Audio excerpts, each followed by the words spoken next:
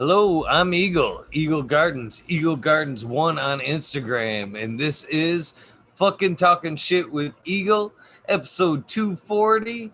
Hope you guys had an amazing Tuesday. I know I did. I've had a very productive day. But enough of that. We've got the man in the house that you guys have been waiting to see. Rasta Bob. Bob on the job, as it says on the screen there. How you doing, brother? I'm doing great, man. Give thanks for life, give thanks for the moment, and give thanks for truth, and give thanks for the giving of thanks. Rastafari. So, yeah, man, I've succumbed to the peer pressure. As I was telling before, this is the most Instagram messages I've gotten in one day. So I couldn't forget. I had to be on time and, try to make it there. I even had to go and fool the show early to make sure I didn't fall asleep because this is like my bedtime. I get up at 4 o'clock and then I catch you. That's when I like to catch a show in the morning or some early show or the other. And I said, Michigan is great. I really must start the show by saying, Michigan, you really, the hospitality was wonderful. So thank you very much. I really appreciate it. Each and every one that reached out to me, between Painted Lady and, Matt, Spartan, Smiley, the whole gang, the whole culture, the whole community. I met a lot of people and I really give thanks. It's really great. So whatever is necessary of me. Definitely a lot of good growers here in Michigan and good community, that's for sure. Yeah, man. The hype is not overhype. It's real. It's a real deal. It's no hype. It's real. It's real. I mean, the hype is there. You have a lot of what you call them, suits as we call them, but chads or whatever. But I can tell you the community, the culture, the real people. Yeah, man. 100%. Authentic people are 100%. The culture itself, it's there. And when I talk about a culture, this is something that surpasses skin color and height and sex and age, This is the culture of ganja, the ganja. So when people say medicinal cannabis, the marijuana, the ganja to us combines all elements, exclusive almost of monetary gain. So just think of everything of ganja except the monetary, and you have encompassed ganja, that giving aspect. So even with your plants there, all those that you have in the back, when you have something special, you don't keep it for yourself. You have in your mind, man, Smiley has to taste this, or my uncle has to taste this. There's something about that sharing, that communal spirit that is there, that there's no money to be gained on this. This is just something I have to share with you. So this is not drugs. When people buy a good stash of drugs, they hide in the corner and do it by themselves. When you have a good jar of herb, you have to share it. So that whole spirit that encompasses it, I really felt it in Michigan. So give thanks. And right across the globe, you see that ganja community really stepping forward. So that spiritual, communal security and aspect. Even the fire reliefs you see going on there, we didn't have to do that, but people taking up on their own, to do it. So, the communal security, I really have to say that Rastafari, it's evident. So give thanks. Yeah, I mean, it is a great community and very giving. The more I see the community, give. This year in particular, I've found it's been one heck of a year for genetics. People starting gardens, wanting to learn, people passing out, gear here. Here's some seeds to get you started, and whatever you need to know. It's got to happen, and I don't think that at this point that they could even put it in the back, even if they wanted to. I don't think they could stop it now. No way, no way. And it's just so much a part of the fabric of what constitute ganja that it cannot be left behind. So you will never see it. Some people might see it from the top or see it from the lower end, but it's a scale of which that will never be left behind. And I don't see it going anywhere. A lot of people are worried in the community about the grassroots farmers and the small ones. And that is just with any conglomerate that takes place. You're going to find that. But I don't think the percentage of decrease that you would normally see is going to go away. So like the mom and dad butcher shops and the mom and dad bakeries that kind of disappeared with the conglomerate bakeries and so forth that came in, I don't think you're gonna see the cannabis craft market disappear at all. I see it's gonna get much stronger and much standard, in my opinion. Yeah, I believe so too. At one point, I did doubt it, but I don't think that can ever happen. Like you said, I think there'll always be that, almost want to come together in like a farmer's market atmosphere, like you were talking about earlier. You got to try some of this. No, you got to try some of this. It would be nice to see a farmer's market, people just sitting up with, nice baskets of some buds, just walking Well, up. that is how it is Good. in Jamaica, and that is how it is like in the Rastafarian community. So even the term of lamb's bread, I can understand why they could coin it as a certain genetic. So, for example, in the 70s, in 80s coming up, there might have been a limited amount of influence of ganja in Jamaica. So, the original Indian strains, the high sativas that we have, they might have had maybe 4 or 5 variants across the island.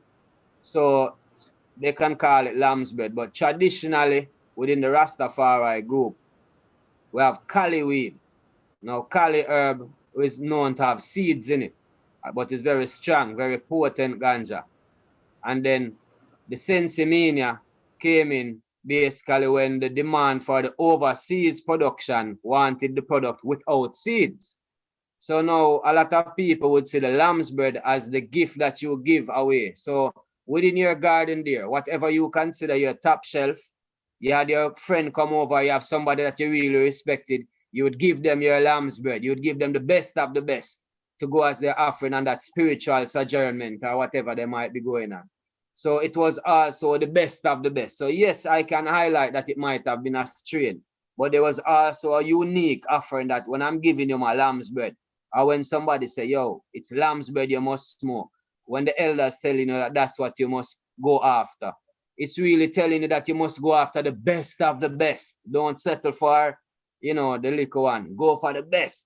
So it was a whole influence that came along with it. So as I said, that giving the community, we're looking to see it diversify in everywhere. Because in no Rastaman farm, that farm ganja, you see ganja alone. You're going to see vegetables, you're going to see fruits, you're going to see berries, you're going to see flowers. It's all in one. So it's the same thing where I talk about that communal spirit. So for example, the ganja is going to start like this. So you like your craft cannabis. And then now when you travel, you don't want to go to a big grocery store. You're going to say, hey, do you have a farmer's market? Do you have a local market? You want to get some local tomatoes. Even your diet want to change now. You want to support those small little shops. You don't want to maybe a big food chain. You want to find a shop that's local, that only can be found here. That chef, if the chef doesn't turn up today, the food is not going to taste the same. So you understand, you get to appreciate those craft things in life or those unique offerings that each individual microclimate and micro places have to offer. So that whole lifestyle, I am seeing that expanding more and more within mankind. We're going to move away more from that conglomerate looking offering, that convenience. And I really think that convenience has been the biggest killer of mankind, if you want to say, in all aspects. That's been one of our biggest downfall. It's been a good monetary gain for some, making things convenient, but on the other side, so when we start to appreciate these unique offerings, I really look forward to this movement getting more and more, and we appreciate the arts and different offering in these areas. Oh, yeah. So, with more and more people growing, that's one thing that, I'm going to try to stay away from this subject as much as I can. But, what's going on a world basis there, it's teaching us to be more suspicious, more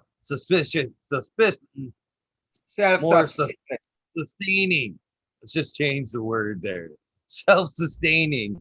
Uh, and growing our own cannabis is going to be one of them things.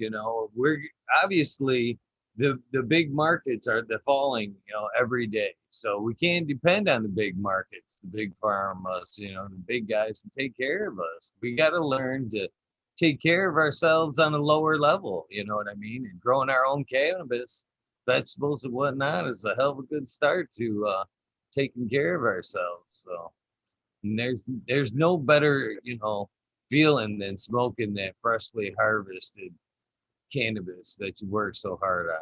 It's very gratifying. Very gratifying. And then you're safe. You feel so comfortable because you know everything about it. You don't have to worry about what happened to it. How did it travel here? Did they stuff it in a gas can and drive with it over here? That's why it smells like diesel. I'm not really sure. But when you're safe about this, now you know your food that you eat, you're consuming is safe. So that's what I'm saying. I'm looking forward to that ripple effect just really taking over. It's really that appreciation of the value then. Put it this way, the value that was placed on the top, you really start to appreciate now the butcher that lives in your area or, that person that makes your clothes in the area. So little things like this, that appreciation is going to get more and more significant, just like how you appreciate your homegrown. So if someone is to ask me, which one is the best strain? Nothing is better than homegrown. No matter where, anywhere you travel, I want the homegrown. So nothing is better than homegrown. That's number one. So I'm just so curious to know about the start. I mean, I can't even, first of all, I want to say, it's awesome to hear somebody like yourself that's obviously been around cannabis your whole life and still be so passionate about it. It really does, show me the importance of cannabis and your heritage. So that's pretty awesome. It gives me hope that I'm not going to ever burn out with it, that it's just going to get, go deeper and deeper into my soul. And it has, man. My love affair with this plant has gotten more deeper and deeper as the years have passed. So, tell me a little bit about, growing up and, your first actually experiences with the cannabis, if you don't mind. well, ganja is a part of our culture in Jamaica. So it's almost like cigarettes and drinking. So it's not really something that is very far-fetched from any human being interacting with it on a daily basis. However, the stigma was still always applied. Ganja makes you lazy, ganja makes you worthless, you're not gonna get a job. And a lot of even being Rastafari, even the looks like this, it's very hard to fit into the social fabric of the upper side of society. So you find that it was illegal up until really 2015. Believe it or not, most people think ganja was legal in Jamaica.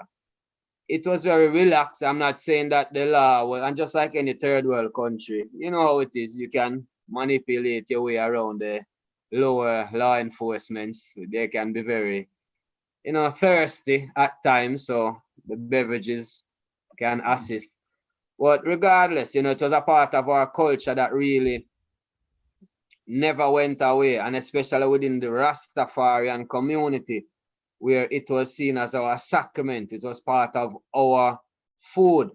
This is part of what sent people to school. This was part of our medicine.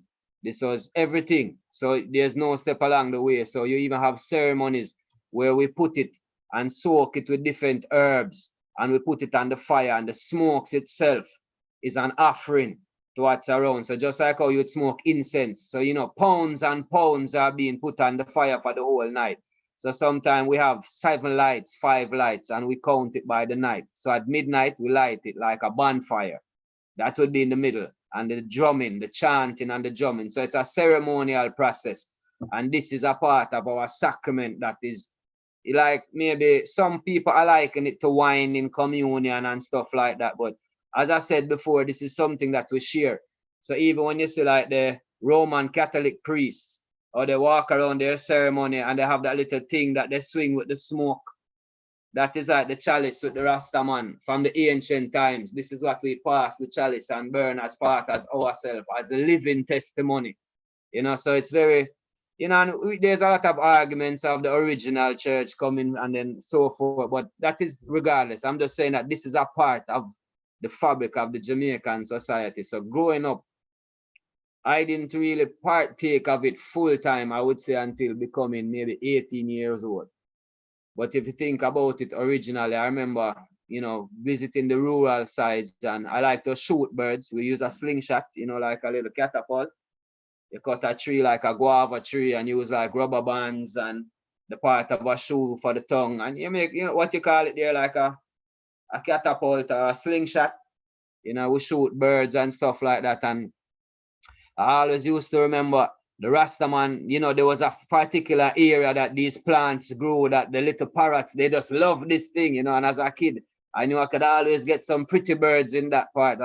But there was a crazy Rasta man that if he caught you in his field, and I didn't know what was so special about these plants, because this was maybe like 6, 7 growing up, And then by the time I got to about 9 year old, I remember on a hike in the Blue Mountain Peak with my father, and he went over a fence and he showed me, said, this is ganja, this is marijuana, this is what the government is fighting. So he didn't take a part of it. He's not a partaker himself, but he wasn't one that was very adamantly, he just say you have to be careful. He was just saying that the law is very aggressive against it. So now I remember immediately clicked in my head. It's like, oh, no wonder he didn't like us shooting birds in his field, because now we were running through the field, shooting birds as little kids, and it's like a marijuana field and you have bunch of kids shooting birds, so I can imagine why he was so upset. So it's this growing coming along, and then I would say I went to the States for high school. Actually went to Southern Illinois, a little town called Carbondale, Southern Illinois. SIU is a famous community, like a college town. When the college is in session, it looks good. When the college is out of session, it's like a ghost town. But it was really nice. And it was a good, that's where I got to see, a lot of people interact with it. But when they would show me ganja, what they would say is marijuana, I would say, no man, this is not what weed looks like. It was like look like something from underneath the lawnmower. Like when you cut the lawn and underneath the lawnmower was like brick and thick. I was like, no man, this is not ganja. So it wasn't very attractive to me. But the type of people that would consume it, I find myself that was the crowd I kind of like to hang out with. They weren't very judgmental, and I'd say like the American experience was kind of rough, the typical, you didn't know anything about gangs and so forth. So you quickly kind of learned, okay, let me not wear this color and let me not wear this. So, you kind of learn quickly how to fit in. But I really realized that the ones that consume ganja were, whether they were the Mexicans or whether they were white or whether they were black or Latino, it didn't really matter, the Asian. Those were always the mixed crowd, if you understand what I mean. They weren't so cliquish. So that's why you hear me talking about this culture of ganja. I really saw it from a younger time coming in, that it has something, it carries a different energy, my brother. It carries something that it takes off the glasses that society puts on you. It takes off the glasses and let you really see clearly what you really need to see. So that crowd was also, upon returning back to Jamaica, that was the end of high school. You get a job and you look for, and a lot of my family were involved in the trade, cousins, aunties. And as I said, this was a cash crop. So put it this way, if you plant an acre of tomatoes, you can invest and plant a quarter acre of ganja, and you're going to make the same amount of money, if not more, that you can send your kids to school or pay your bills or things like that. So I wouldn't say they really were heavy consumers, but definitely the agricultural parts, being from the rural side of Jamaica, the country, that's where it grows well. So if you're planting to support yourself and your family, it was just seen as a risky cash crop that people would drive 3-4 hours to come and buy it from you once you had any good stuff. So I had an auntie and an uncle that were really, apparently they were really good at doing what they do.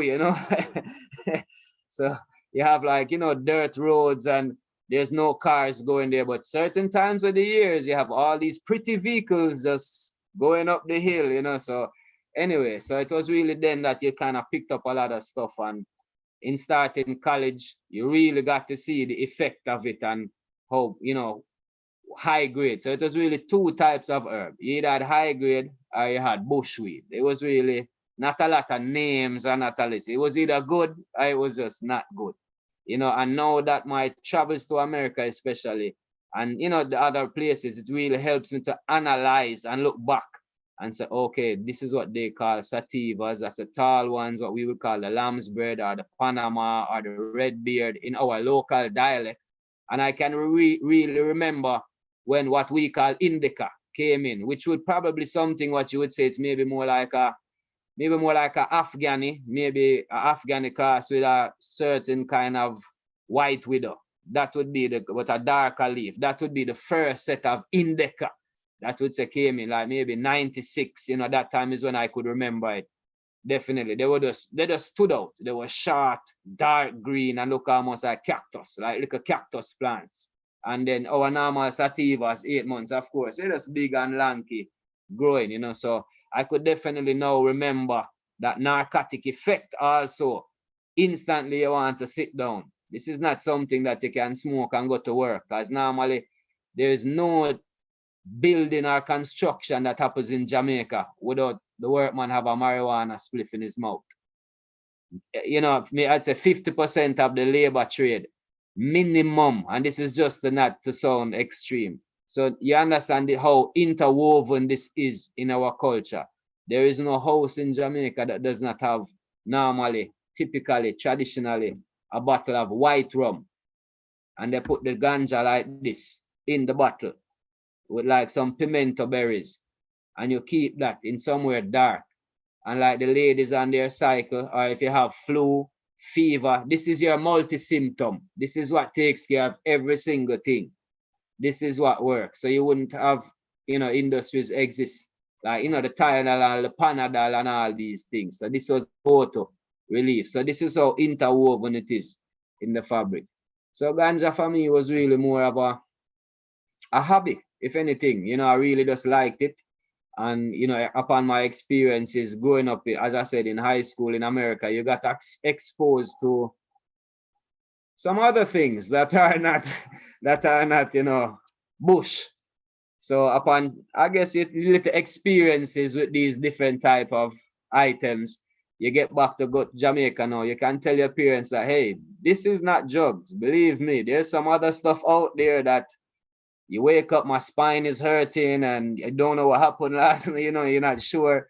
So this thing is not drugs, because my experience, I was really kind of hyper. A lot of my thoughts move a lot of fast. And I realized after my first smoking a split, everything calmed right down. I can have a decent, within myself, I just felt a little balanced, a little more balanced. So from then, it was just an experience for me, and I really always say, how do you grow this? So I used to have some seeds from my auntie and my uncle, and put it this way, every herb in Jamaica would come with seeds. So you call it bog seed, as you would term it. So you always try to plant it, but then you have to find ways to hide it. So, you have like the hedges that grow in between every houses. They have like a hedge line of trees, some kind of bush. So I'd put like one in a pot, and as it would grow tall enough, I'd bring down the pot. So it always stay in like line with the hedge. So as the tree would grow, I'd bring down the pot and bring down the pot, and just start figuring out what a male is from a female. And this was maybe like, 18, 19 coming up. So it's maybe like, 2099, something like that. I'm not even, about that time. So it was really just a hobby for me, honestly. And then upon finishing college, a lot of my cousins were like, yo, there's some seeds that we need to get, and you have some friends that can get us some. And, so we just start swapping seeds from different parishes, and it was really cool now to see the colors and the different varieties. And I'm like, whoa, this is where, the flavors start coming in, and you really start realizing a difference of the different microclimates in Jamaica that can affect the herb, because we didn't do much. Light is very expensive. So to really grow from light, the energy bill is there. So once you find the microclimate that a herb would fit, you see you get the best out of the herbs. So that is where when we get a lot of the African strains, we try to find a part in Jamaica that replicate the climate of where that strain is coming from. So whether it's from Ghana or from the South Africa, or, from these places, Angola or whatever, we replicate, put it in the best area, whether it's out by east, that's kind of dry, or it's by the Westmoreland that gets that rain, that kind of heavy humidity, so it really was really nice to see the high elevation herbs, the low one. And, as I said, it was really just a pleasure. So it was more of an entertainment thing for me. in terms of, you know, you can select these strain or you get the phenotype and pick out of all these fields from different areas.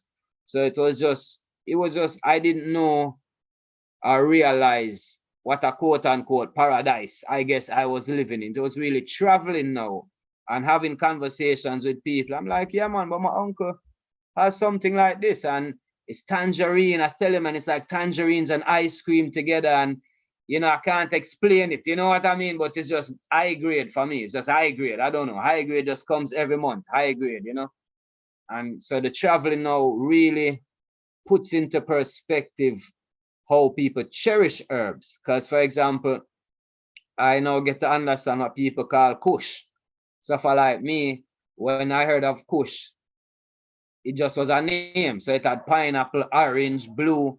But I remember like the old woody kind of mycelium, kind of earthy kind of tones, what the breeders would categorize as Kush. So I start listening to a lot of these breeders, and it helps me to somewhat translate to the Jamaican diaspora, just so we can now have the same information correlating back and forth. So what you would call a photo period or fast genetics are these. We were always breeding for that because we had these plants that took forever to flower. You know, they took like 6 months, 7 months, 8 months to flower. So we figured out that we could get some genetics that we call them lollipop herbs. So what you would call autoflower. So as soon as they start, by the time they got to like, you know, a foot and a half, they start flowering up in the short day. So it was a very good herb to breed our long-term ones with. So, you know, so it was really, you know, so I'm looking back now, it was really, as I said, it's really just a joy to see the industry manifest. And it's really just now a lot of memories and conversations. So that's why these things, you know, genetic memory farms, you know, Clackamas Code, there are some people that really put perspective on the knowledge that I guess the traditional farmer didn't put perspective of. It was just a way of surviving. So making a ferment, using things from the bush to really enhance your growth. That was just things that we just had to do naturally. You know, it's not something that we could read in a book or remember, write down our strains, because we would get, it was an extra charge then. You know, they'll charge you for organized crime. They find you a lot of written information. So not only growing, not only cultivation. No, they're going to hit you with an organized crime if they find you with a little booklet that shows strains and years and things like that. So a lot of these information are really just kept in the head for the growers, you know. So it's really good now that we're at a point where we can share this information, you know. So as I said before, the journey just continues, my brother. The journey continues. And I can't tell you that it's then and now, but I really give thanks because you're looking at a time where people are being killed for a spliff. And this was something that was accepted within the community, just for even having locks.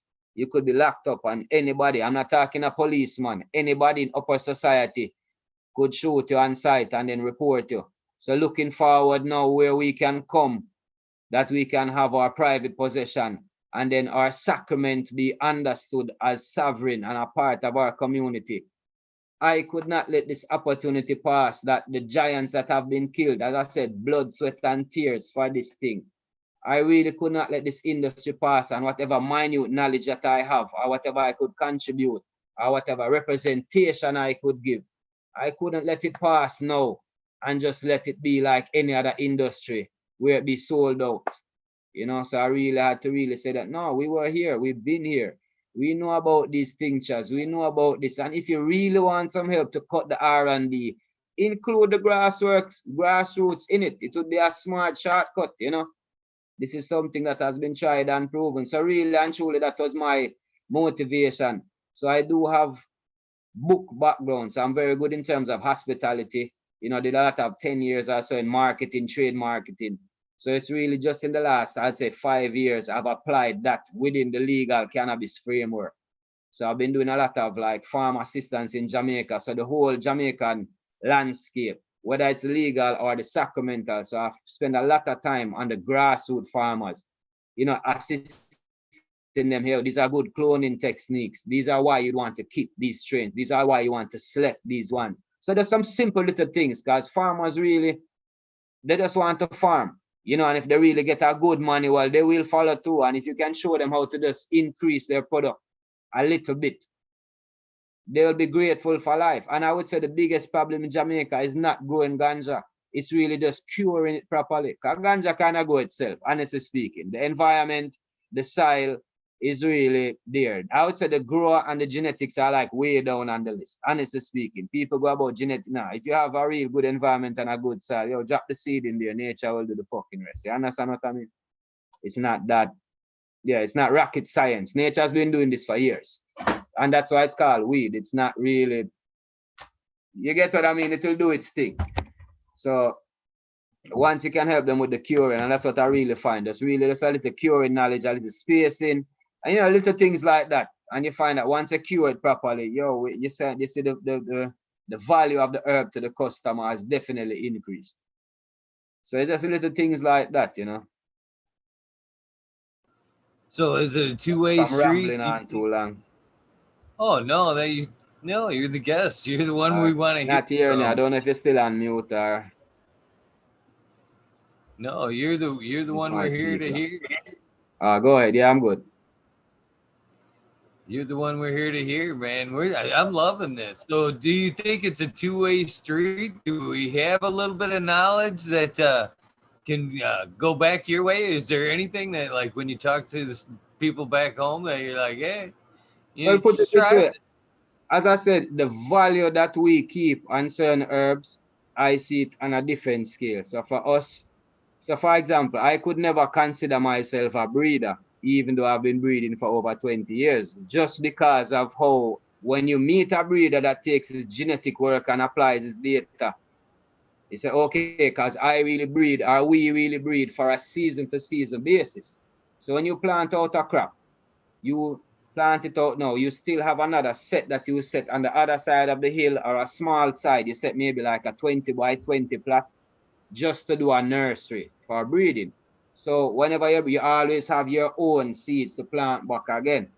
So that is just a tradition once you're planting. So the genetics of breeding is not like that. So it's really based on nature. So if you put out 50 trees in your nursery and you pull out maybe half on, you know, you leave maybe 10 males. You try to find even 5 to 10 males that are really good and you leave them to do the breeding.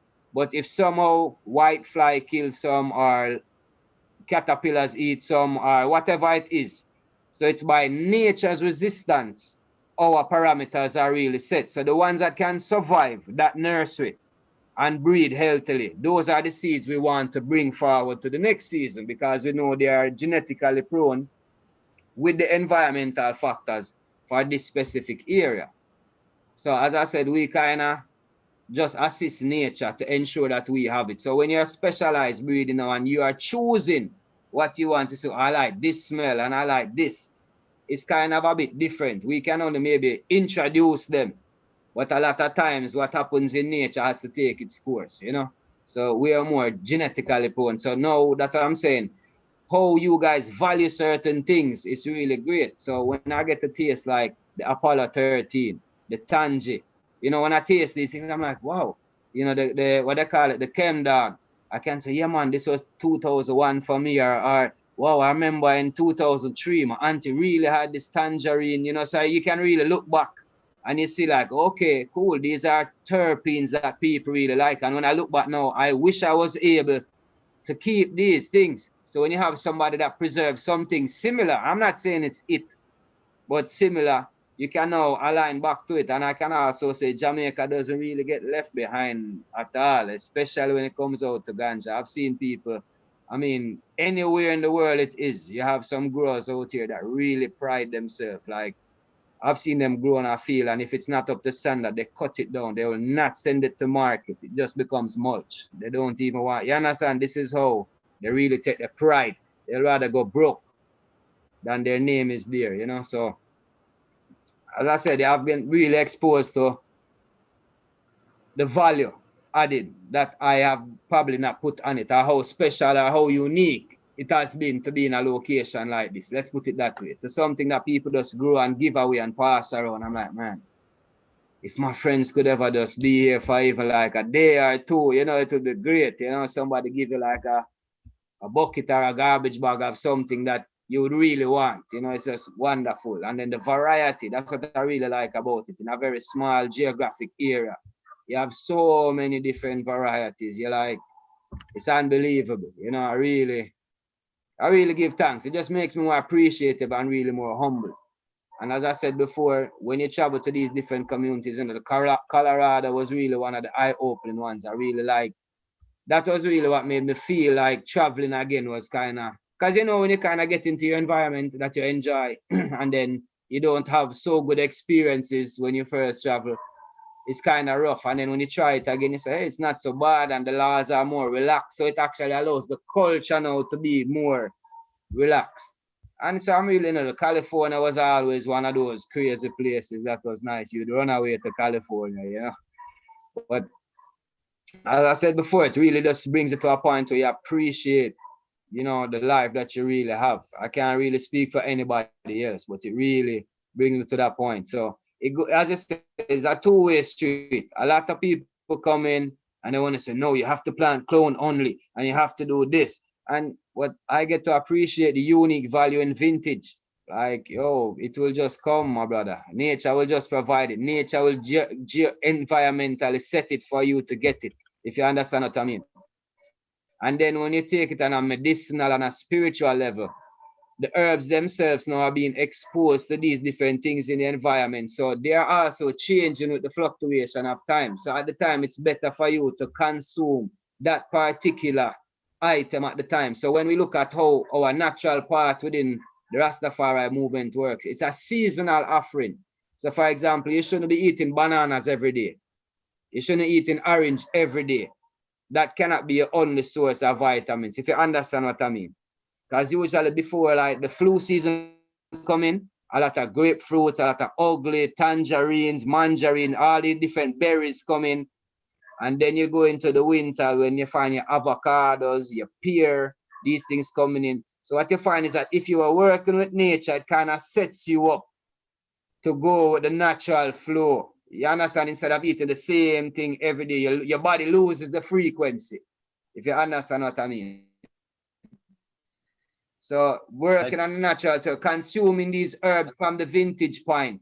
It's not only on a mental level, on an emotional, spiritual, it's more of a balancing thing for your body to consume as well.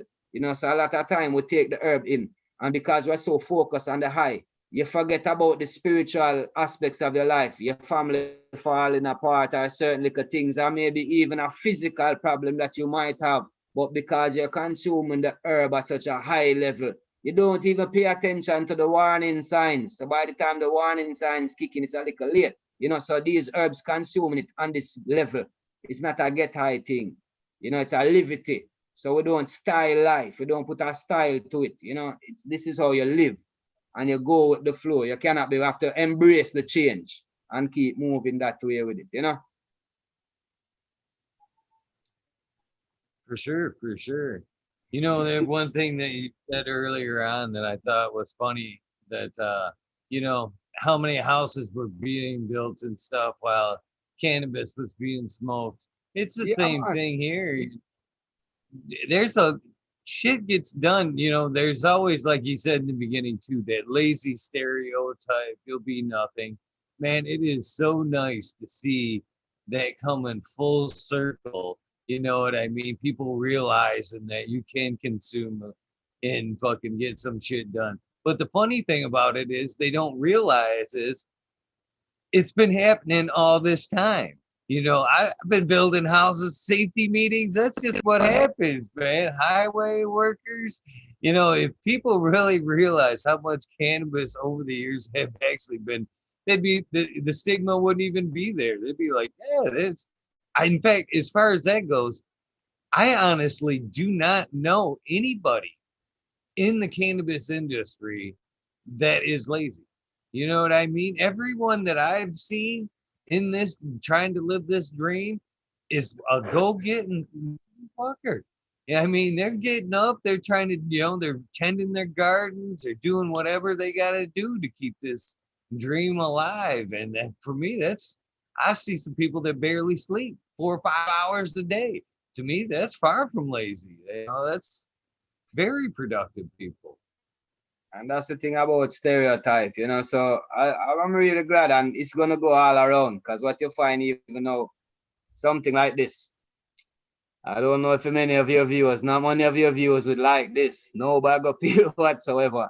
But even things like these are becoming appreciated again. You know, there's some simple things just because right now you have the ability to do it. You don't have three, four, you're not only trying to get to market or trying to, you know, you can really now express yourself freely. So I find that even the herbs itself are not so stressed, they're not so pressured. You know, everything is forcing more freely. And the whole organic movement, I mean, I like to see how it's moving forward. You know, I really, really like to see that getting more and more out there. That's really my, you know, because it's not only about good herb. If people get so peculiar about your herb, why you're not peculiar about what you're taking into your body? The lotion that you're putting on your skin. I mean, your people take care of your heart and your lungs, and those are organs. Your skin is the biggest organ on your body. So what are these products that you're putting on it? What are these soaps? What are these things, you know? So you have to raise that consciousness. And once you start to apply it, you find that the whole balance of life start moving in a little better. So even the same soap nuts that we use to wash off your plants or that we recommend, yeah man, use it in your laundry, use it to make your shampoo and those things, you know, baking soda and water, your vinegar and water for your conditioner, things like that. Well, I guess you don't have to worry about it too much, you know, but everything like that is different. You're right, though. You know, we were talking the other night about cannabis on a world scale and like the export, how it may, you know, affect prices and other. I'm like, export? There shouldn't be no export. It's so versatile. You know what I mean? We should, whatever's left, we should be making plastics, hempcrete. You know what I mean? You know, export. What the heck is export? You know, there's not such a thing. There's so many uses for it. There shouldn't be any leftovers. You Yeah, you're know, right like about that. And I think when it does, if it does go commercial, when you have those big states like Missouri and Nebraska, and I mean they have big machinery, and I know they're just waiting to get in. I'm sure they're gonna find ways to diversify the portfolio, 100%. Cause that's one thing I realized. America kind of have a very patriotic thing about it that I really like. You know, they really like that American made. You understand? They really take pride in their stuff. And that is something that every nation should really strive towards. You get what I'm trying to say? If you can build it within yourself and sustain yourself, and why should you be really trying to go outside of your means, you know? And that's just a common sense thing. Put it this way, bananas are pretty much available. And this is a lot of these webcasts and these web seminars, a lot of, you know, some people say repeated information, but it's relevant to a point where, you know, you have to keep moving at it because we have been fed a lot of the same junk for years. If you understand what I mean, we have been fed a lot of the same trash. So, you know, bananas, you can get it in any state, in any district at all in the United States. And you don't grow a lot of bananas there. So it's the same thing where you're gonna have certain products that can move around, but the demand of what the customer will demand is what's gonna drive it. You know, so the regular people, I don't know how many of us are lining up to go at the dispensary. How many times do you shop at the dispensary? my friend, I've been a grower for a long time. The only time you'll see me in a dispensary is if I'm like ill-planned trip where I'm like, oh fuck, it took more joints to get here than I thought. I'm gonna have to stop on the way home. That's about the only time you see me, and I'm only getting just enough to get me home. So it's rare, but it happens. It happens occasionally. And that's what I'm trying to say. I think most people are gonna either increase your growing or your families or but whatever your source is, I don't think it's gonna be a big switch. You know, put it that way. But you have a new set of market entrants that you're gonna need marketing too. You know what I mean? And these people are marketing to them. They're gonna be successful in getting it because it's the same stream. It's the guy in the white suit telling them to go here and prescribe this. So they're kind of used to getting a prescription and going here and getting it filled. And, you know, they've been into that. So we have not been really into that. When you check out a lot of those workers and all those things that you're saying, how many of them claim insurance and all these things? You know, if they really did a lot of those and file and see if people that consume marijuana on a scale, if they have less files claimed and all these things, they might see it out, because I just find it that these people have quote unquote more stressful lives, and ganja is a thing that has been noted to help you to deal with the stress like easier. Any dis-ease you have, any discomfort, you know, so it allows you to deal with the realities of your life a little easier. Some people say clouds your vision and you see your life slip, but hey, you know, as I said before, it's a bit less stressful on your mind. So there's nothing nicer than when you finish a hard day work, you have a two spliffer, you have a spliffer while you're on the job. You know, you, oh, my wife is annoying, or the kids I haven't done this, but you can work away and you can still focus and get your work done without the mental pressure out balancing life. You can control it, you know. So we really find that this is a part that I'm looking to say. A lot of people's mental health have not been really evaluated, so to speak. And when you have this available, you know, you don't need that evaluation. The balance becomes a lot more.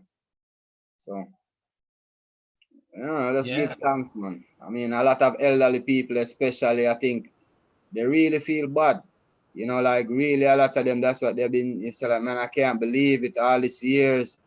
You know, look how, you know, I've demonized this thing. I have followed people and, you know, even, and they will even confess, my own son, I've moved him out of the house and just because he was smoking. And I really liked him, you know. It's only the smoking why I kicked him out. I'm like, he's your son, but okay, you know. So you understand when you hear these things, you know, it's like, you know, as if families coming together a little more. Yeah, you understand what I mean? I really find it getting, I don't know if it's just me, my pipe dreams. I'm just glad to see that I'm in the reality that it's moving in that direction. But that's the reality I'm choosing to see, and that's what I'm seeing happening, my brother. You know, I tell you, it's happened here. And, you know, I come from a very, very, very, very different upbringing than most. Cannabis has always been open around me. You know what I mean? And so, like, anytime you went to like any of my family's house, relatives' house, it's been right as soon as you walk in, it's like, what do you got? Fire it up, man! Don't even. I mean, that's it's no even hellos. It's always been fire it up. You know, you walk right to the kitchen table where we're playing cards, dice, What whatever. you trying to say? Society has caught up with you and your family. Society is finally catching up with you guys. I hope so. And even, you know, as I've cultivated and I've smoked through the years, you know, I never really hit it. You know what I mean? I didn't necessarily do it right in front of my kids, but I didn't hide it. I never thought it was something that I should be ashamed of. And, you know, my kids are older now. They're fucking 20, 25, 21. You know, youngest is 17. And, you know, the older two now, you know, I don't drink. I don't drink no alcohol. And I, you know, I've never ever said to any of them, you know, I'd rather see you smoke cannabis. You know, it's their choice. And the oldest two have naturally leaned towards cannabis. So, you know, I've never even had that moment where I've had like a beer or anything with my kids. It's like now when we go up, you know, my daughter comes up, we get to smoke cannabis, you know, we do. And it's the same thing, you know, let's try this, try this. I've been to cannabis cups with my daughter, I've been to hash bashes with my daughter. And, you know, it's cannabis in I'm my looking forward family's to that. bonding And thing.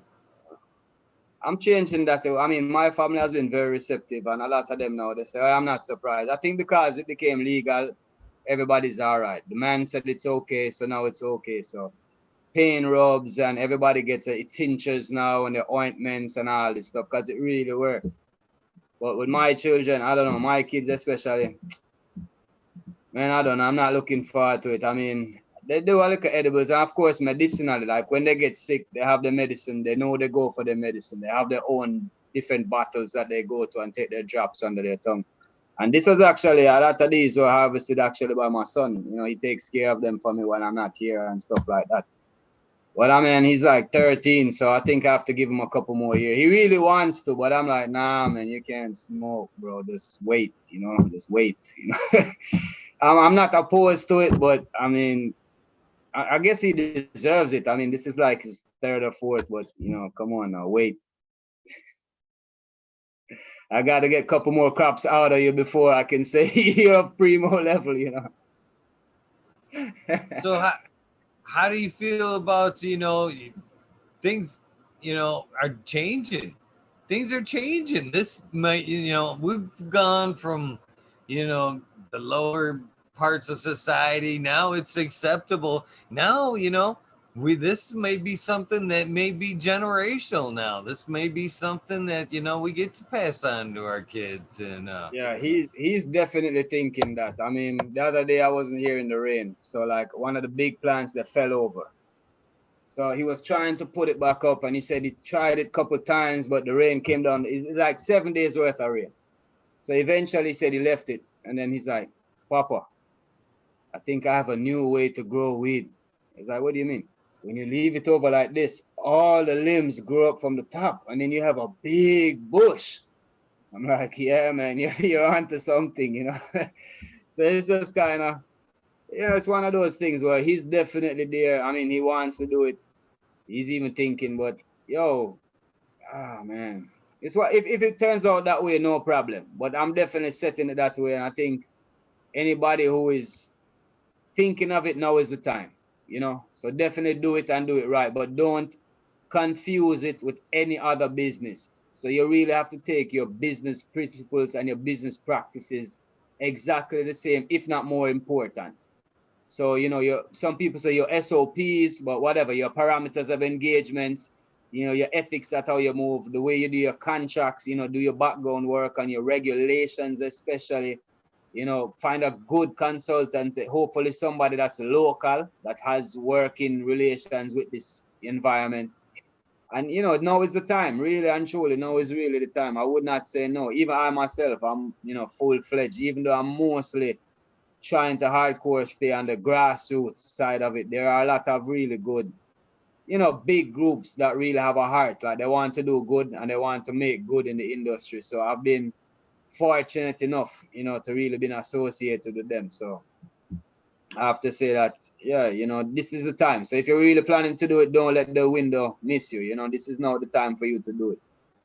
You know, it's not really about making the big bucks, but you can really be comfortable in terms of less stress by doing what you love. And when you're doing what you love, it's almost like you're not working. So even though it's the same money, maybe less,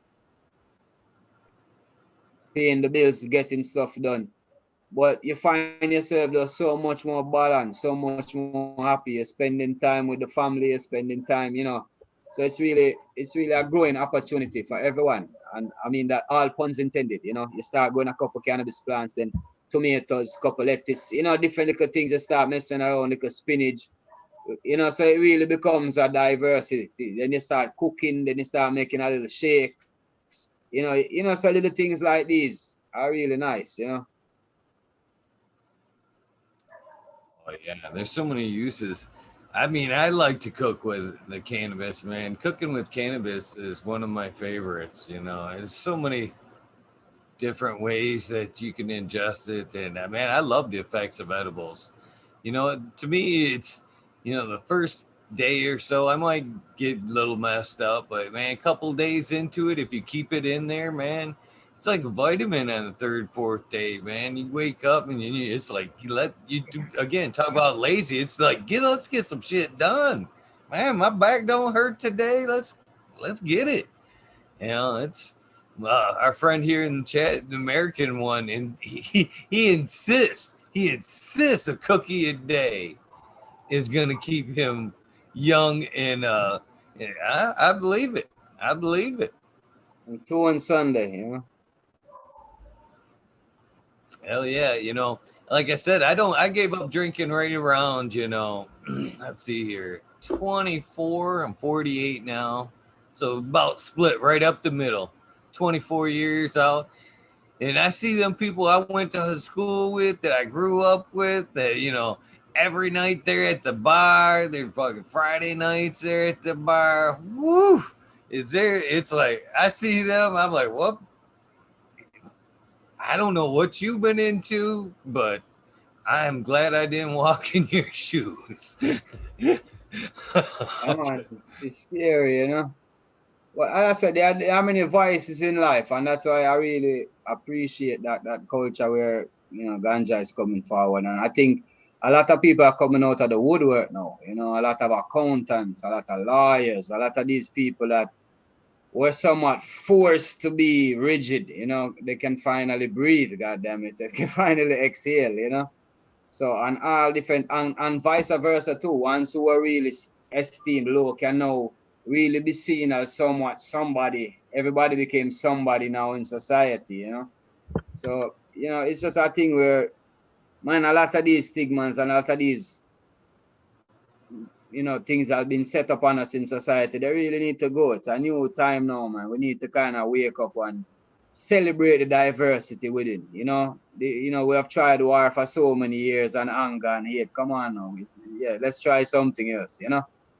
And yeah, if they say this is the happy job and peace and love, man, if that's the worst it can do, and let you sleep and let you eat, if that's the worst it can do, yeah, I'm all for it. You know what I mean? Just imagine if you can actually do something else. I love to hear the stories of the people that are coming out of the closet, if you will. And a lot of times I don't even say anything. I could sit there and back up every bit of their story, but I don't take it. I don't like to even try to take that away from them. That fire that they have, when they're telling their story, I just sit there, suck it all up, going, I knew it.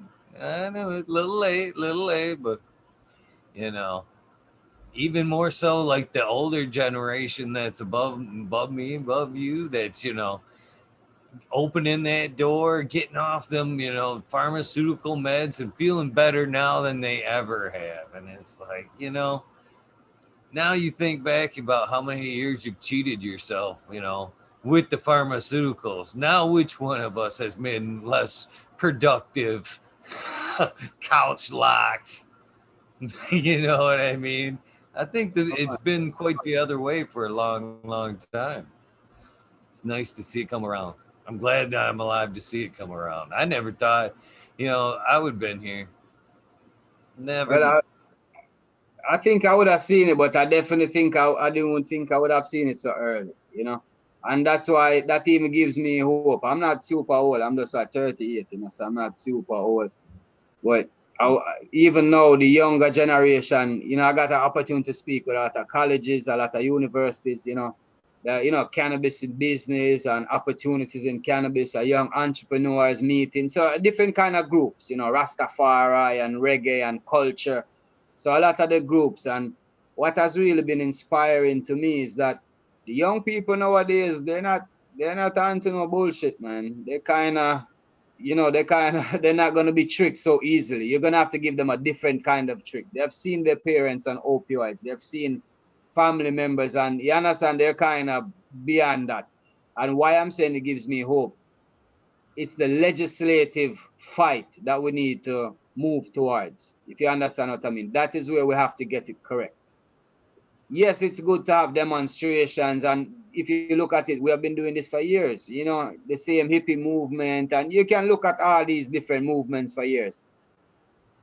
But once we get it legislatively correct, that is where you're gonna see the true empowerment now being, you know, balanced within society. And it's a scary thing for the upper level people, for that 5% or the 3% or whatever. But and I think that's the big fear with the ganja releasing. If you understand what I mean, that freedom of mind, that freedom of opportunity, and that freedom of will now that we are actually able and capable now of doing this, that is really scary to them, because it's been known as a freedom herb. It frees your mind.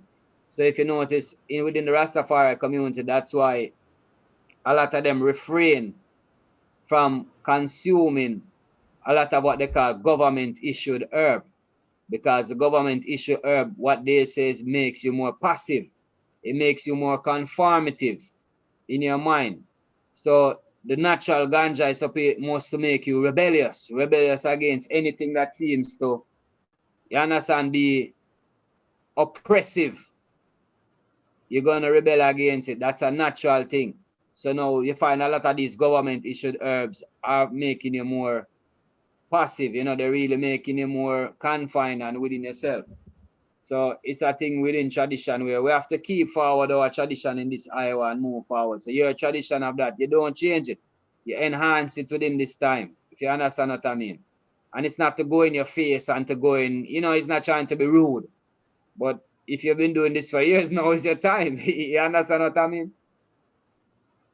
It's funny that you kind of bring that up, and this probably isn't what you mean, but I almost at one point was scared of the cannabis getting legalized because I was afraid, honestly afraid on another level. Like they were giving it to us, just as a here you go, smoke you guys yourself silly while we're doing something diabolical over here. Why you guys are all just doing whatever, we're gonna be screwing you over here. So I don't know. And again, I think it's sad, and it's right along that levels.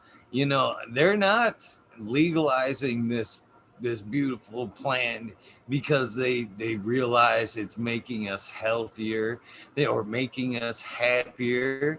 They're legalizing it because they finally realize they can fucking make money off it. That's it. That's it. It's not for our welfare. And they're not legalizing it for our welfare, for medical reasons. They're just going, oh, yeah, we can make money. That's the only reason why it's slipping Well, I through. think it's what left, you know, because as I said before, the people are getting very antsy, and this generation is not going to take it. So that's what I'm saying. Even when you have states and places that can vote for itself. So that's why even the federalization, you know, I haven't really read up a lot, but I don't know. But now on the federal level, the individual power of the states is not going to be so significant again. You understand what I mean? So on that side now you have to wonder what they're coming with. And that's really for any country. It's not totally my concern 100%.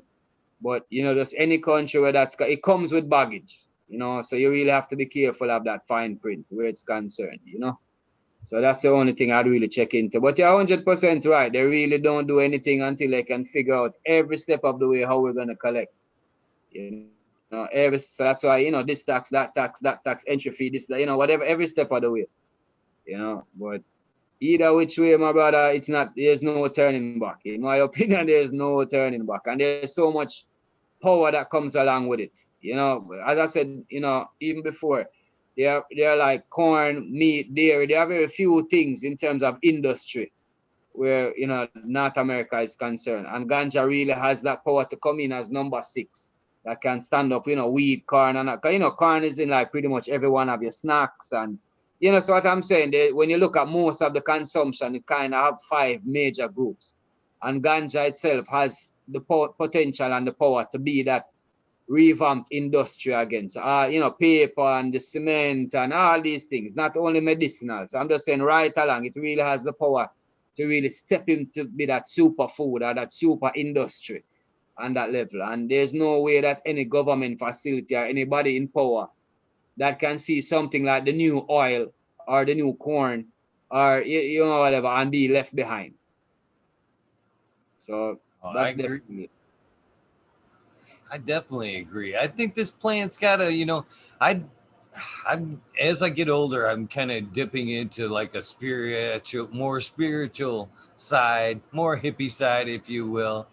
But the more I look into plants, biology, and stuff, I realize that they can communicate, with each other, with us, even though on levels we probably can't pick up on yet.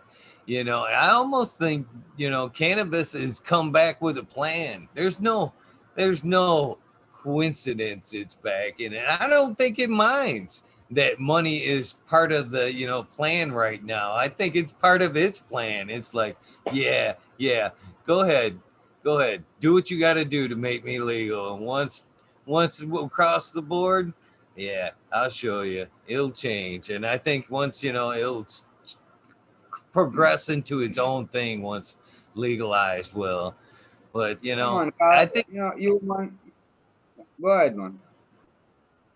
I don't think it's no coincidence that it's emerging, with other herbal remedies right now, along with this. And again, I don't want to get down that road that, what's going on in the world right now.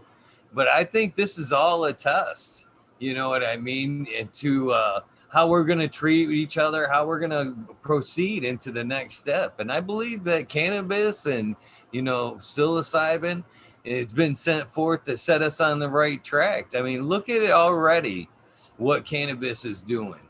There's so many growers that have been growing, and now they go from growing to, these salts just don't seem right. I want to dip my feet into organic, you know, microbiology and all this other stuff. I mean, it's opening minds, it's expanding, it's just slowly coaching us to be better stewards of the earth, to learn more about our surroundings, take a deeper approach to how we're handling everything around us, what we're doing with our waste, seeing if we can recycle shit.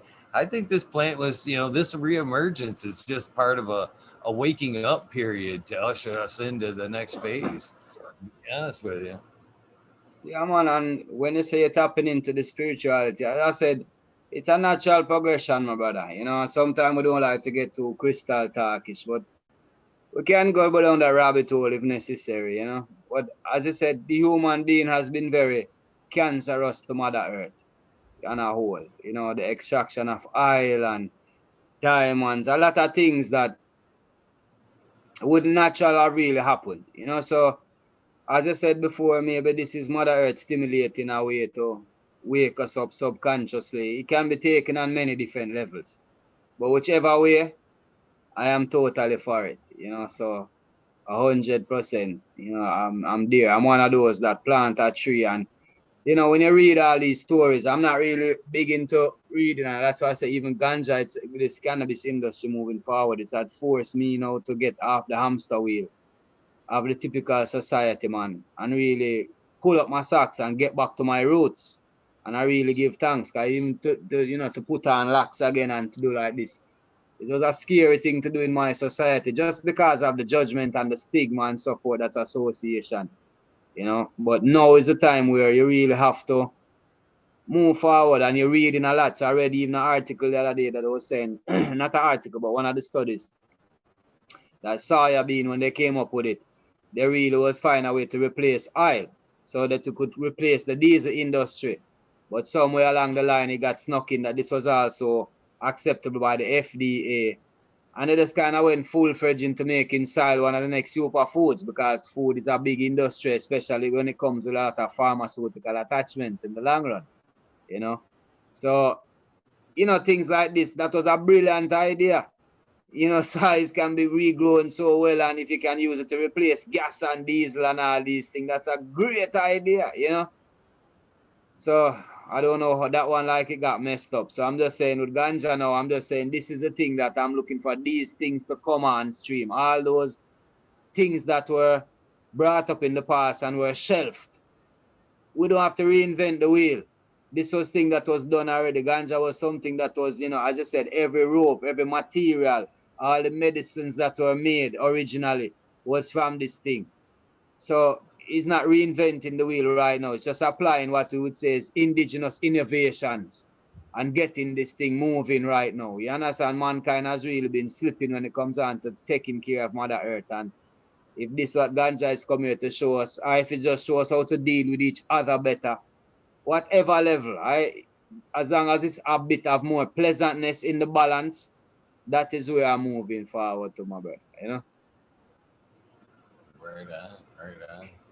It's awesome that you've been in the community for so long, dropping knowledge and helping people, get their garden started. It's it's very gratifying, man. It's, you know, how many times have you helped somebody get their garden going, and then, you know, stop back by, and then they're practically dragging you into that space to see their updates and how proud of themselves they are. I mean, it's very gratifying. It's very gratifying. And I would say it's very humbling because within myself, honestly, I don't think myself is a good grower. You know, it's like something that it's just so natural of a thing that why I don't even understand it. But you know, the community has been really great. And even all right, suppose I tell you that before maybe 15, I would say consciously, I would not smoke, I would not consume anybody's ganja. Even when I travel, I have no problem not smoking.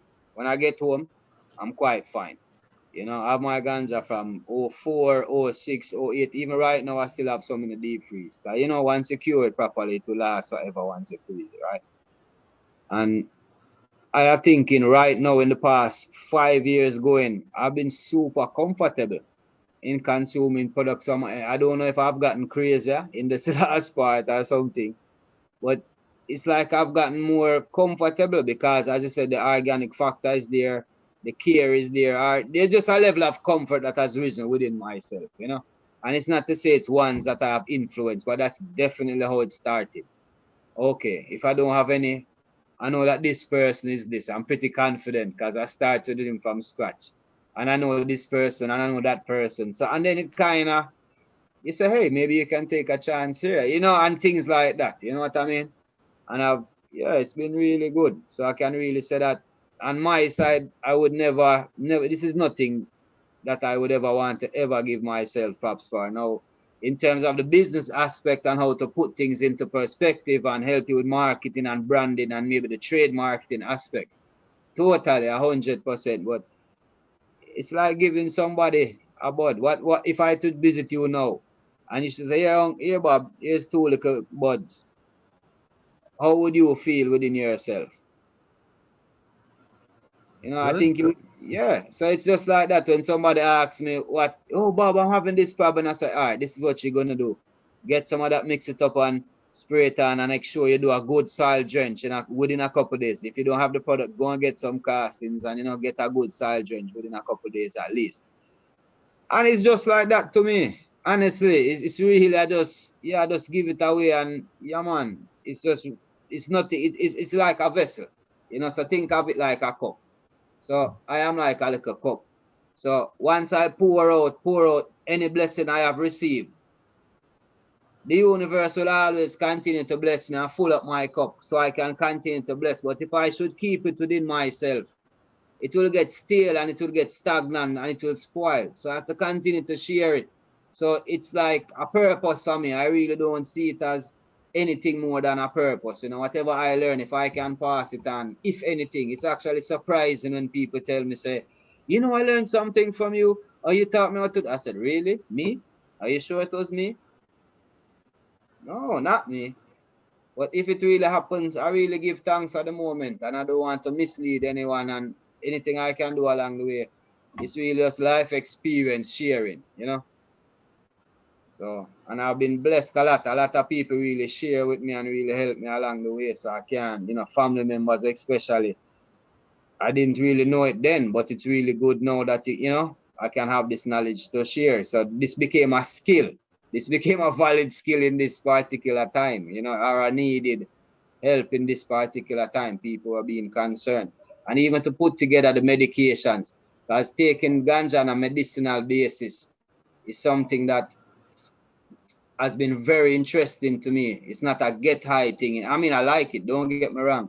But when you see the medicinal benefit and people telling you that, yo, I used to have a tumor here and it shrunk, or I used to have this problem and I don't have it anymore, it makes you get conscious because now you really don't want to deliver something that is misleading because this person is not seeking. It's not like me or you where, okay, it's not my particular flavor, but I like the buzz, so I still consume it. So I didn't like that GMO, that garlic thing was not my, but the punchline was great. So hey, I'm all with the GMO, you know.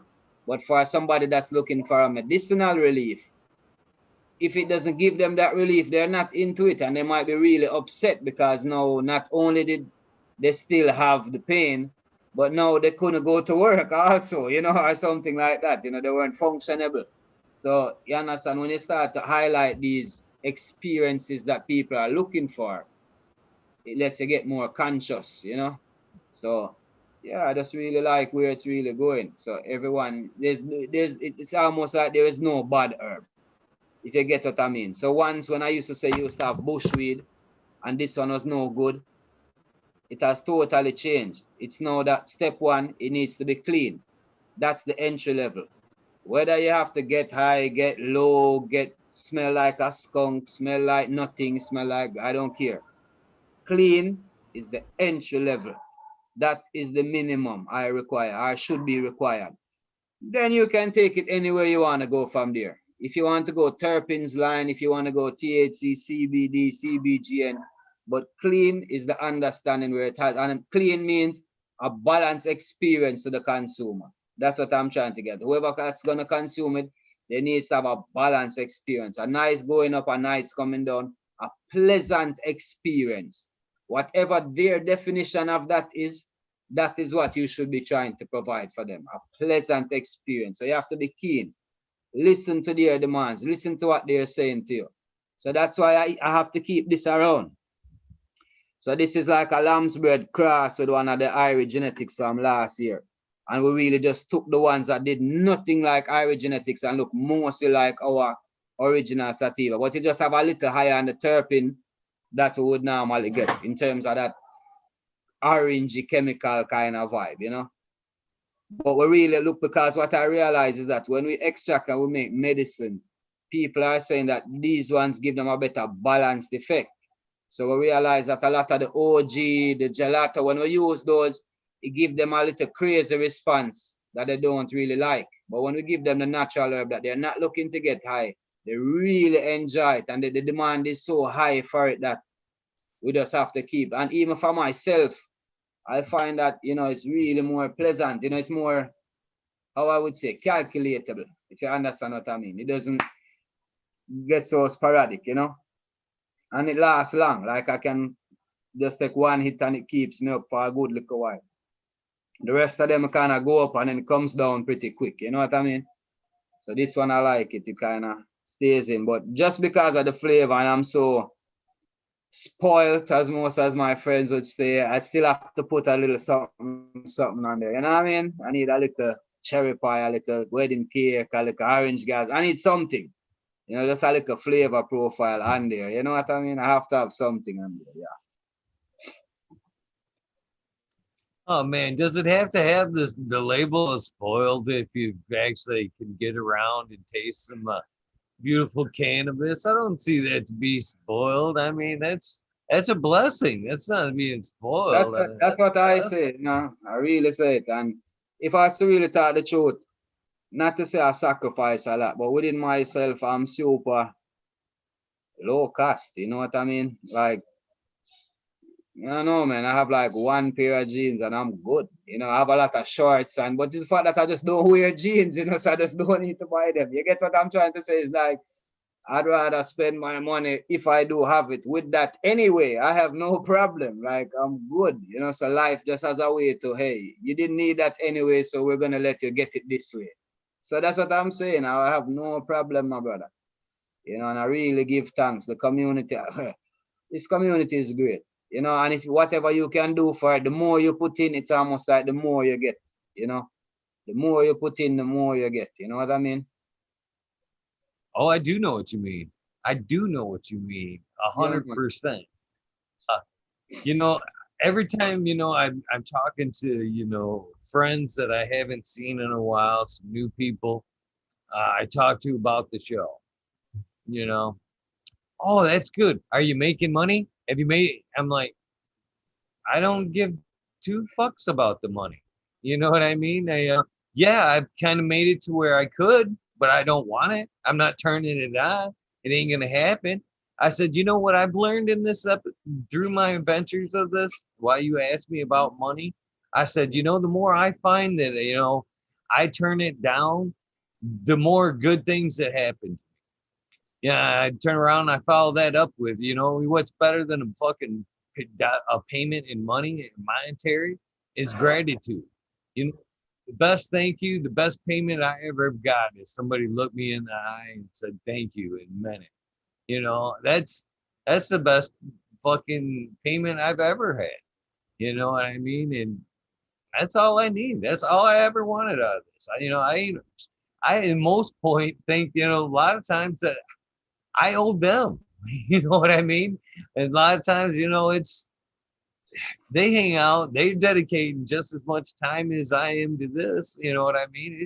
This is this is a blessing on my end. I say that all the time. Pay for what? You know how many people, you know how lucky I am? I don't even know how many people are in chat right now. 68 people watching right now. You know how lucky I am to fucking hang out and just sit down and smoke with, 60, 70 people on a nightly basis? That's soul filling right there. When In I the middle shut of this off, in the middle of a my feet don't even. pandemic. You know what I mean? I have had such a good night. It's so easy to do. You know what I mean? I don't, I don't plan to ever change anything the way I do handle this right now. And Yeah, it ain't not even about this. I give away boatloads of cannabis, boatloads of cannabis. People ain't got the money, and then I see people too that fucking, that because I'll be the first to admit I kind of operate on a scale. You know what I mean? I should have that right. If somebody comes up to me and doesn't have that mic, I should have the right to compensate, take the money out of my pocket or whatever you want and do that. You know what I mean? And if you're perfectly healthy and you've got a little bit extra, well, I should be able to charge you the normal. You know what I mean? But I definitely have a scale, and sorry if some people don't like that, but it's very true. Some people can't afford it and they need it. And I'll be damned if I'm going to let that dollar amount, stand in my way or their way. Ain't gonna happen. Just like that, my brother. Just like that. Give it away. So I know you've kind of said there that you don't prefer any in particular there, but man, you've done some travels. So have you found anything that in your travels that you're like, whoa, now that right there, Um, that is some. as I said, I appreciate everything, my brother, really and truly. But stand out. Ah, man, it's really hard. But I remember a couple years ago there was a shishka berry. Yeah, thought that grown really had a pomegranate kind of look, and it was just ugly looking, like, you know, yeah, like a lychee, swollen lychee fruit, big like pomegranate sized buds, and it would hit hard. I remember that one, and couple Bruce Banners did really good, and I can definitely say the Painted Lady, while I was in Michigan, she had a peach crescendo that was kinda, yeah, it was different. I must say, it was really different. And that was probably one of the most recent ones that I can say, off the top. But generally, on a whole, I really like earthy tones like coffee kind of strain. I have a personal strain for myself. I call it the ginger skunk. And this is from maybe like 2002, 2003. And I've done it back maybe 4 times. And it's something that once, like the next grow season, I always put out a couple seeds just for myself. It's just something that I like. Super nice high, and it's like, you can smoke one hit or you can smoke a couple. It's just one of those strains. It will take you as far as, if you want to go real high, it will just go with you. But if you want to just take one hit and it will just put you, I don't know how to explain it, but it's super smooth and it has a gingery kind of taste. I don't know, but yeah, real nice, real nice herb. But I mean, personally, I really like doing stuff like this. So I have a real good selection of what they have been called landrace cultivars. So even like terminologies like these, it's been really good to travel and learn what the international lingua is, so I can, interface. But I like crossbreeding. So a lot of times, if somebody has something and I get a gift from someone, just because I know it might not do good outdoor in Jamaica, when I do plant it, I always have either a local female or a local male ready to breed with it. And I look forward to like the second or third breeding set. So like earlier in this year, we did a Colombian. So I had a real nice Colombian, you know, because we're planning to do some business down that side and we got some good Colombian. And I was like, wow, they took even like 4 months before you kind of even knew, 3 months, 4 months before you even knew what they were. You know, like you're like not sure if this is a male or a female. They were big and I think that time the top strains were like the wedding cake, the cherry pie, in terms of the exotics, you know. So we put that Colombian on it, and those seeds after it, wow, they were great. Because I didn't like the cherry pie whatsoever. It was just a nice taste to a strain, but it just didn't get me high, you know. So it wasn't really for me. But the cross to the Colombian, my brother, if you had like schizophrenia or anything like that, that would trip your paranoia like right away. That was like right here, you know, like you know, really, really racy, like super racy, like yeah, man, I have to go water. It's like you start talking even fast. You know, a lot of herbs, how the herb, yeah, slow you down, man. What's going on, Eagle? This one was at the total opposite. Yo, Eagle, what's going on? Yeah, man, everything good, man. All right, we're gonna go up to the hill now. Okay, you want some jerk chicken? Okay, you know, it would just make you click, you know. So as I said, I really like experience. So that's why even on my resume, I just put experience cultivator. So it has nothing to do with planting, but the whole experience. I want to know what you kind of like. So it goes from your palate, your personality, and what you're expecting. And I really try to, you know, somehow put it in a package, if you understand what I mean. So that's really where, you know, me personally, I like that pleasure part of it. When I can really deliver the whole package, the whole entourage kind of effect, I really kind of like that, you know. And if I can do it from a herb point of view, that's great. Right on, right on. Yeah, I hope that I can smoke down with you sometime you get to Michigan here. I want a 4 months heads up because I'm gonna have something for you that you're gonna go back Well, and remembering too. put it Yeah, this by way. the way, too. Probably blushing right now.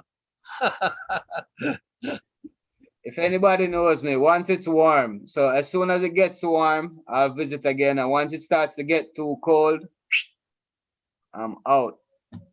So once it gets warm, I'm definitely gonna come by and see what's going on. Right on, right on. That just tells me I should be dropping some. If I'm wanting to wow you by the time it gets warm, I should be dropping some fire for you right now. I'm gonna have to look through my bank and be like, I want something that's gonna wow Rasta Bob. So I'm gonna have to go through and pick out a winner. I've got a hell of a bank, man. One hell of a bank. So I've I'm seen how gonna your take Michigan guys roll, man. I mean, I've seen how your Michigan guys roll, so I'm not underestimating anybody. That's one thing. A lot of people call me from like, you know, I have good connections in California and so forth, and they're like, yeah, it's 2 years now you haven't come to California, and we're seeing you in Michigan. What is going on? Like, I don't know, you know. So, yo, just do the maths. Do the maths. It's simple math, you know. Like, yo, I guess I don't have to go to Cali. I'm all right, you know. So do the maths. You can figure it out. You understand what I mean?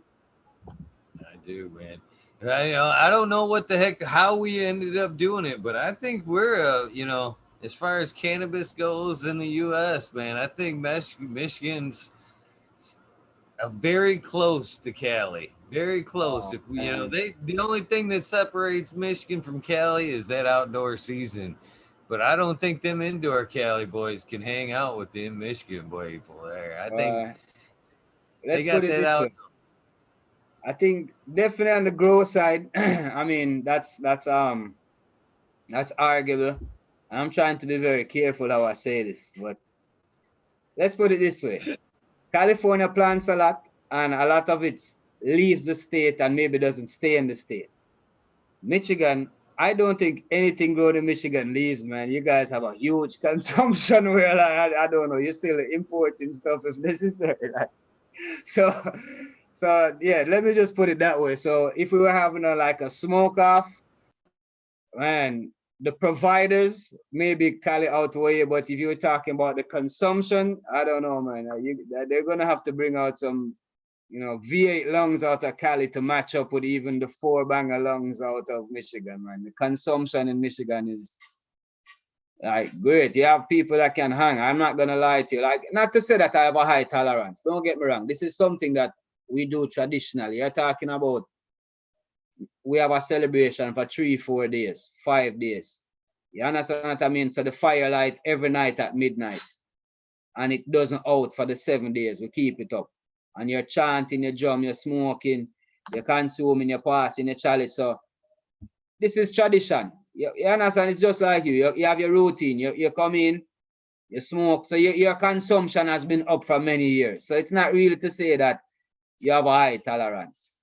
However, that being said aside, you travel a lot and you're like, man, maybe I smoke a lot. Everybody's knocked out in the couch and I don't know what's going on. But Michigan boys, you guys can hang. I tell you that much, man. You guys are really up there in terms of consuming.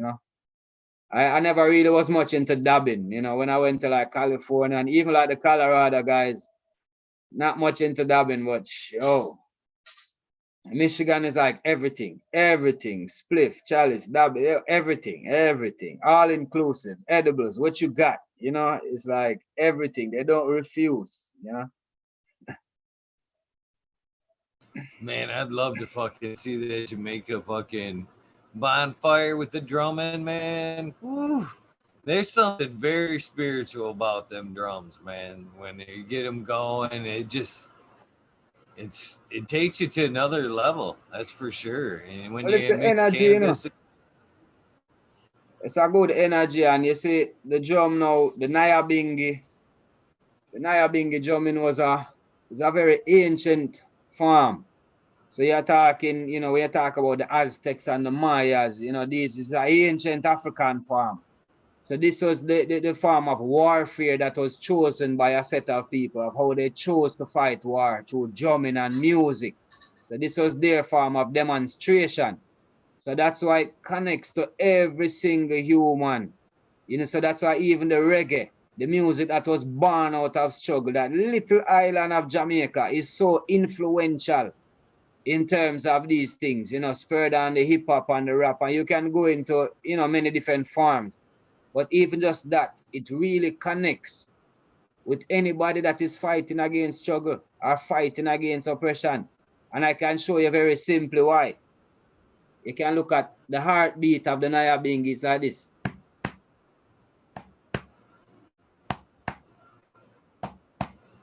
One by one, one by one. So you see any song you sing to it, because it's the heartbeat. Every human, you have a heartbeat. So it have to connect.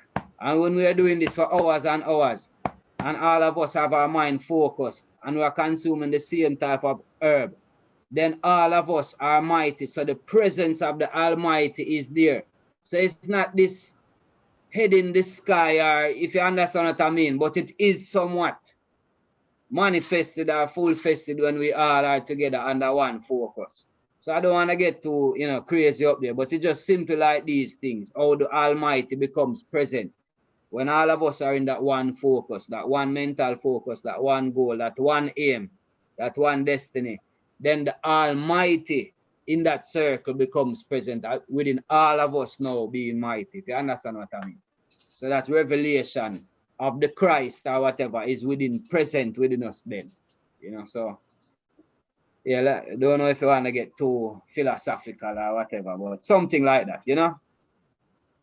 I believe everything you just said. It was like 2 weeks ago that, I was lucky enough to not sit in, but be a part of like a tribal drum session. And it was just that, man. I had never known it to be so intoxicating, but you could feel it as the drums would go and faster. You could, just like you said, you could feel everybody's energy kind of be drawn towards the drum, and it was like it was all kind of joined in one big, energy there, and it was very powerful. It was Yeah, very man. powerful, Yeah, man. and I loved every bit of it, man. It was a good experience, man, and it just happened to be in a canvas, so we're all enjoying cannabis while we're listening to the drums and everything, and it was, man, I would definitely sit in another one if I have without different herbs hesitation. and different celebrations. So even like when you do like your mushrooms, your golden teachers and these things.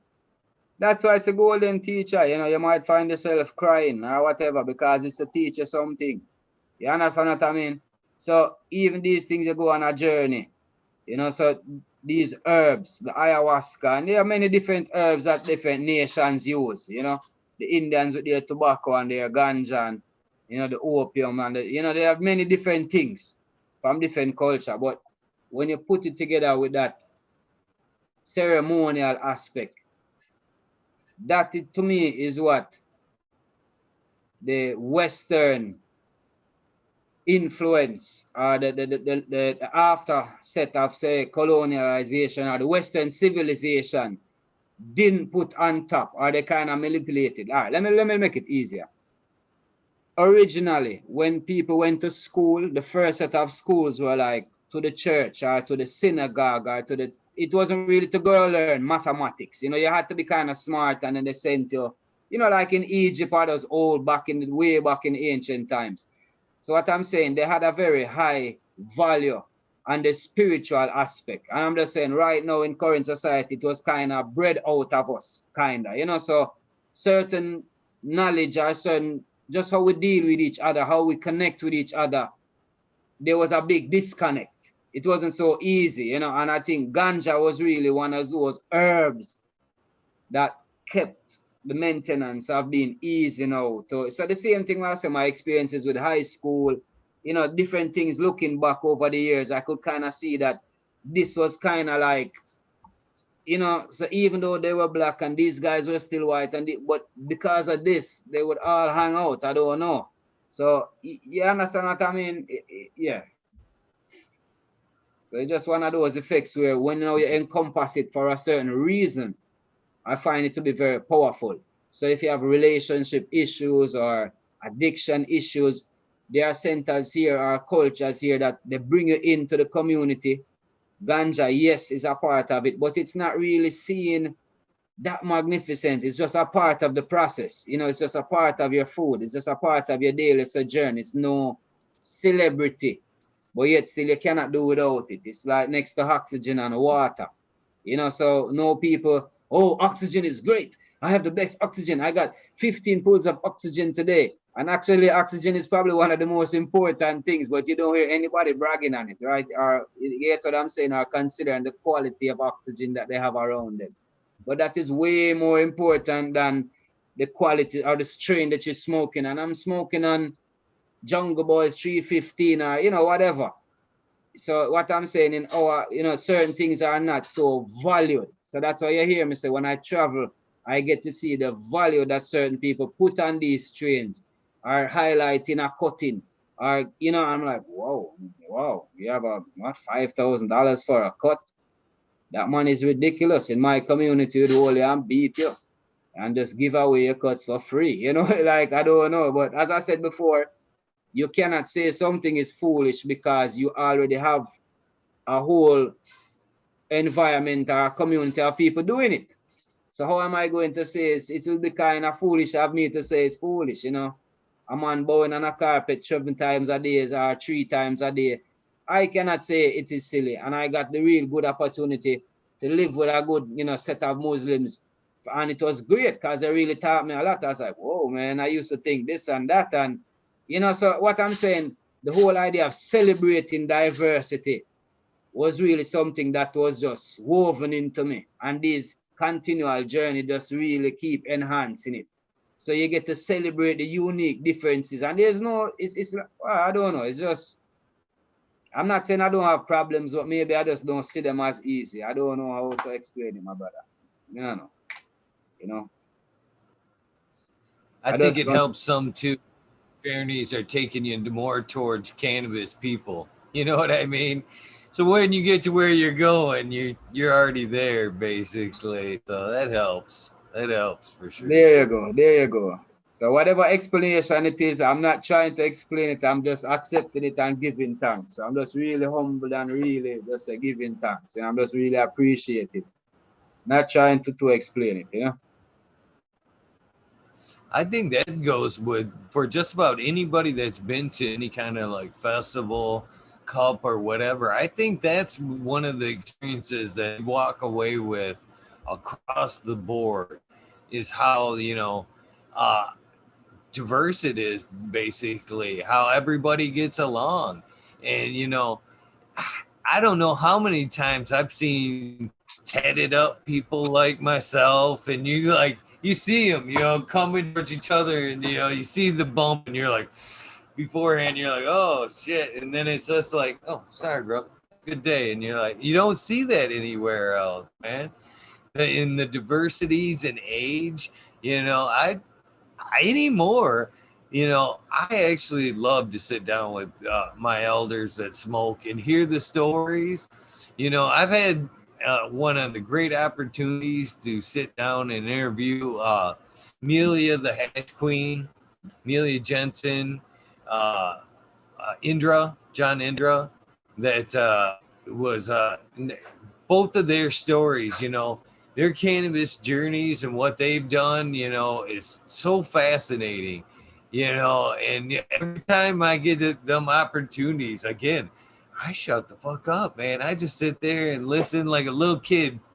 When it's intro, that's no lie, man. I jump up, I cross my feet like this, and like sitting here the whole time they're on. I'm like, yes, glued to the TV, the speaker, just, you know, I say it all the time, man. These journeys I listen to make me feel like such a slacker. Your cannabis journeys have taken you across the world. Spiritual journeys, man. I need to get off my ass and get some shit done. It's oh man, it is. It's You hit it's a great point. to see the diversity. You hit a point And that really been even kind of. the younger ones who change in the game. You hit a point that I really, when you talk about a spiritual side, like growing up, ganja is a woman kind of, a woman heavy industry, you know. And I guess within the travels, you kind of get to see it being a male dominated space, and it's something that not really worried me, but I'm just kind of was really looking forward to seeing there's something about the balance, within Rastafari has really brought a thing, the man, woman, and child. So I know certain people get that Trinity aspect, the Father, Son, Holy Ghost, or whatever it is, but that man, woman, and child balance within the whole thing. It was really, as I said, my auntie and so forth, and women has really been influential. She's the one that first taught me about cloning. In Jamaica, we call it spit and joke. That was what she told me. So basically, you're going on like a hill, and you have some trees growing, and you have a couple of them that are just super tall and super branched than anything else. So what we do is like go to a side of the hill and then make a couple rows, and then go to that tree and just cut a couple branches off and put it in your mouth. You have some saliva in your mouth, put it in your mouth, and then you walk across to the other side of the hill and just kind of stick them in rows, so at least, and those rows, you'd have some nice short trees, maybe 2, 3 feet, but all of them will be the same. So it was just something, what just you do with certain trees. So going up now and people talking about cloning, and you can cause like, yeah, man, you got to show me how to do this thing. And yeah, man, we get this gel and we put this, and I'm like, and then I saw you have this water thing and we have this thing that I'm like, all right, cool. And I'm like, but didn't I don't remember using anything coming up. I'm not sure, but I tried, I tried the purple gel thing, and I tried this and I tried that, and I'm not saying it doesn't work, my brother, and go ahead and use it, but I just You know, that was just me, what you know from tradition, what you see doing on the international or the scientific level. And then now you make your own analogy. So when I even do now, say I do give a speech, what I have really confidently will say is that once you take a healthy mother plant and take a cutting off of it with a simple solution of even aloe vera, but even using water only, you should still be able to get roots within 2 weeks. And that's my opinion, and that's my practice. You know, I think aloe vera gel and a little splash of cinnamon might assist if you have like mold problems or certain little, insect issues. It depends on your soil. But once you have a real healthy soil medium and a healthy mother plant, I have no reason why you need anything to root, you know, and that's just been my experience.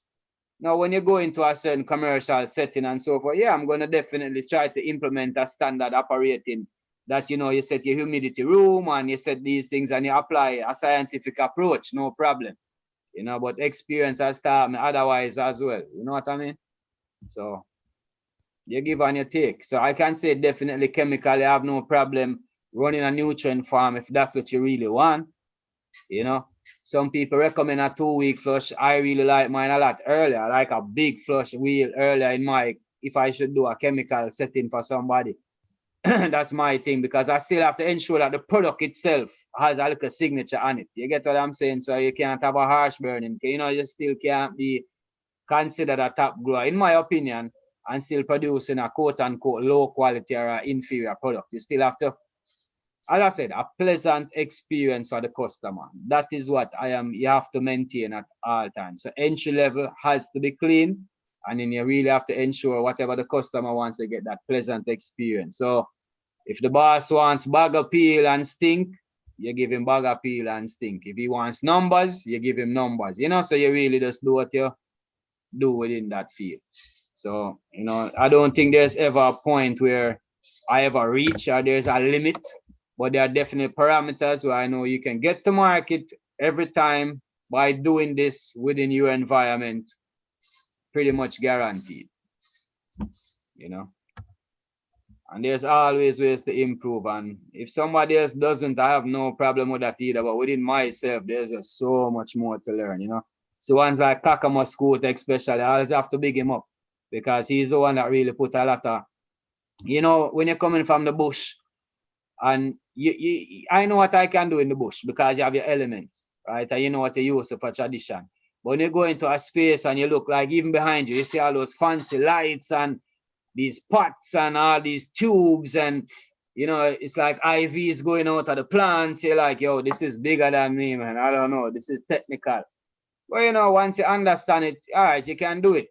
And what I really would even tell people that honestly, if you pay attention in even freaking high school, man, you can be a top grower. Like you don't have to, you know, be a fucking rocket scientist. You understand what I mean? Just pay attention, high basic chemistry, basic stuff. You can understand this thing and you'll be all right. But when you have a one like Clackaman School and that reinforces his principles and it really ties into a lot of the traditions that we have from the bush, I mean, it just makes total holistic sense. So I can just point fingers to him and say, yeah, man. But, look at that guy. He has a lot of things going on. You understand what I mean? It makes it a lot easier. You identify with some stalwarts that align with what you're doing and you take it from there. But there's no way knocking somebody's trade if that's what you're really doing and you're using your thing and you're getting, that's how you're making your bread. Who am I to say no? And I don't have to take the opportunity if I don't want. I don't have to partake in that meal. It's great to know. you know but the variety is key. And you know You understand. I was actually saying that pretty similar a couple of weeks ago, and I think I may have pissed off a few people, along the lines, but I may be misconstrued. But basically, what I was saying that is really similar to what you're saying is, I appreciate the science side of things. There's definitely room for it, but what I was basically saying is content creators, across the board, we're getting deep. You know what I mean? We're getting deep here. We're talking about micros and fungus and KNF and all this stuff, and which is great. Don't get me wrong. It's great. But I almost think it's because we're trying to encourage so many new growers. I'm afraid that, as some of these newer growers turn on and, watch some of this program while we're going 100 miles an hour talking about microbiology, fungus, and all this other shit, they're just going to go, oh, no, I can't do this. You know what I mean? And it's, yes, you can do this. You know what I mean? And I'm right there kind of with you. Basically, I started doing this long before I started looking into microbes and all that.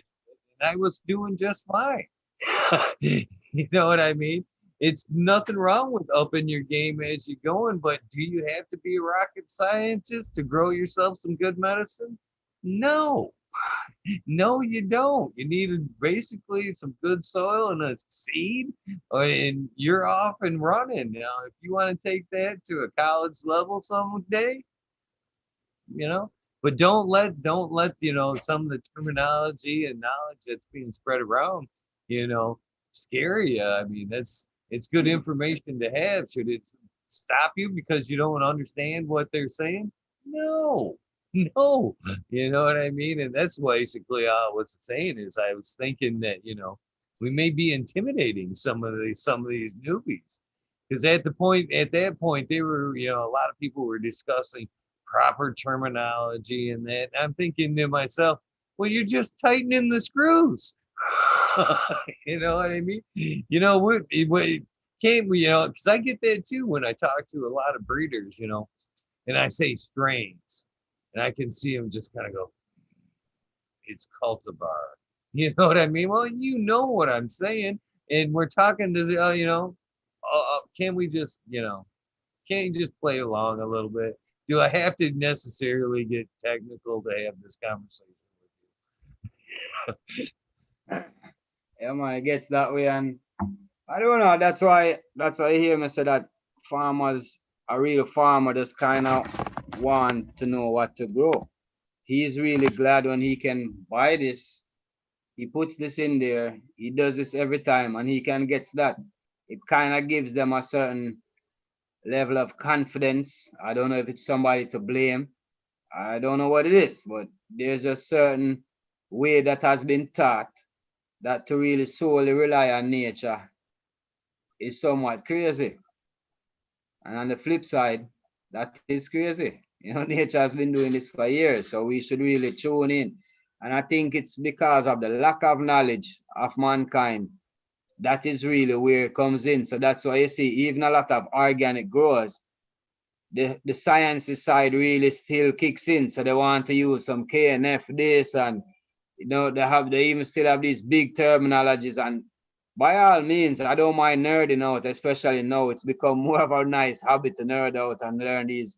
Instead of saying, yeah, man, these cobwebs from the forest, I can say, yeah, it's actually mycelium, man. They call it mycelium. That's the fungal network connecting. So, I get to sound all, like cool and all this stuff. So give thanks for cannabis. I've actually become, somewhat cool, somebody that can sound smart within a certain conversation. But really and truly, when you get on a back to basic level, it's just really appreciating nature. It's just replicating nature as best as you can, and it's not that easy, if you get what I mean. But once you really do and dial it in, I think it's more of an acceptance mode that you have to put yourself into than anything else. You just really have to accept it because it's not as predictable as the chemical route, if you get what I mean, I do. Boy, you brought most of the EO boys over here. They're in chat shouting, Oh, respect. I don't see the chat, man. I don't even know how you told me I was gonna see something. It's a little yellow, red box up there in the top corner there. If you click that, that's where it's at. It's live on YouTube, view stream on YouTube. There you go. Bumbo clap, something happened. Just gotta pause talking, then you can see. Respect. I don't see the chat, man. I don't even know how you told me I was gonna see. So what happening now? So what I should do? Just pause the video, and then you can see the video. Now chat will keep going. Okay. And then what do I do from there? Just You can now chat will keep rolling. It just the video won't play in the background. You can kind of see what there's being said there. Uh, before I get too much further, the American one wanted me to ask a question. He's a good friend, so I'm gonna ask. He Yeah. says, "Eagle, I've heard the stories about the the red dirt in some locations in Jamaica. They say that's the best ganja grows. Can you ask him if that's true?" Yeah, man, I can tell you the clay minerals, even in your soil mix, having a very good clay or a good mixtures of clay is a very good thing to have. So we find that within the southern parishes, a lot of the mid-terrain, yeah, the red soil, a lot of bauxite mining happens as well. So they take away a lot of aluminium and so forth. We have a lot of bauxite mining, unfortunately, in Jamaica. But definitely when it comes down to ganja, especially Afghanica strain, so anybody in Jamaica know it on that side, they really like that kind of soil, they really take off very well because you require less water, and a lot of times those areas are drought areas. So those particular strains, what you find, they're already coming from an environment that is a very low drought area. So they're not really used to getting a lot of water. You understand? They're coming from a desert-like climate. So what you find is that they produce a heavy resin on them, almost like to hydrate themselves almost. It's like they really, if you water them, you don't see that resin content coming up on them. Once you really learn how to put, you water them maybe every 3 weeks at most.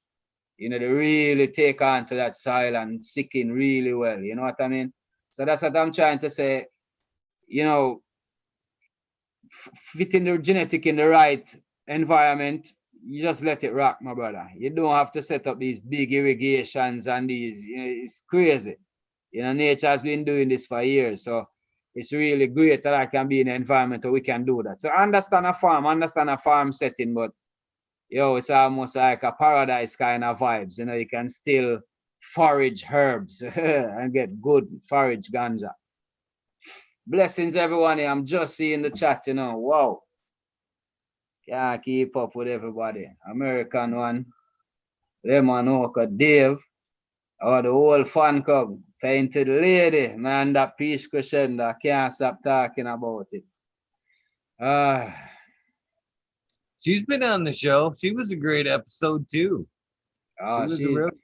She's super, super, super. As I said, man, Michigan was great. Michigan was really great. Yeah, man. Bunch of great people, man, checking you out, man. When I announced that you were gonna come on the show, man, the response was huge. It really was, man. They were stoked.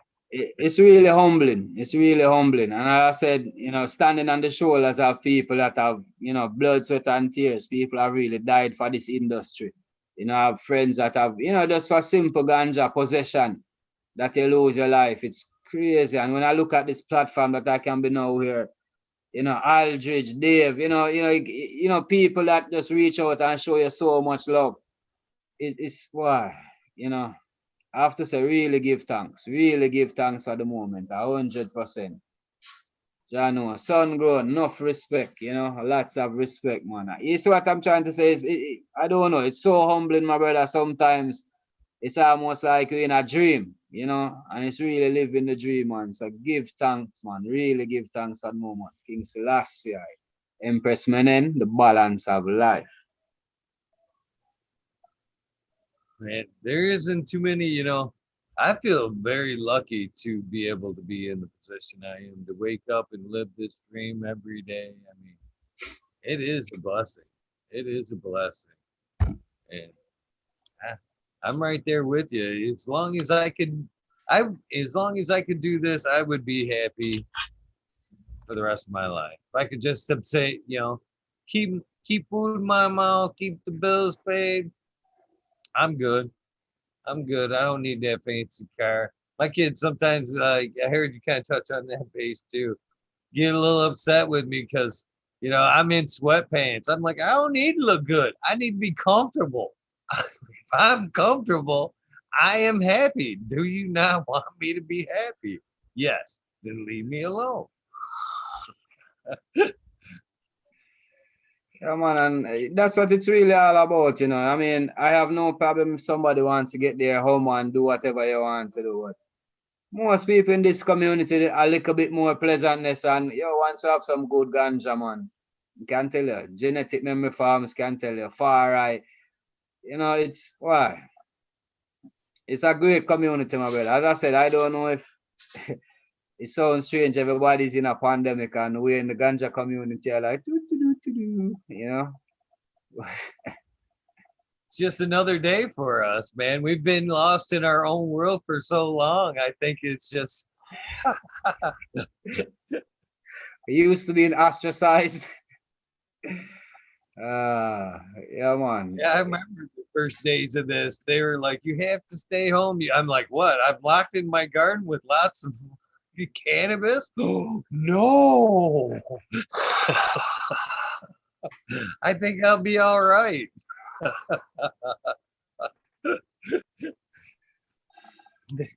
Then when they said that, it's honestly, good for you, and it could be fighting it. I was like, even better. I think at that point, just the size of my joints just got bigger.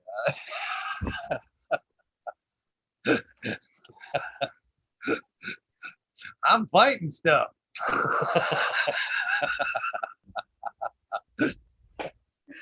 Yeah, man. Same way, sir. Same way.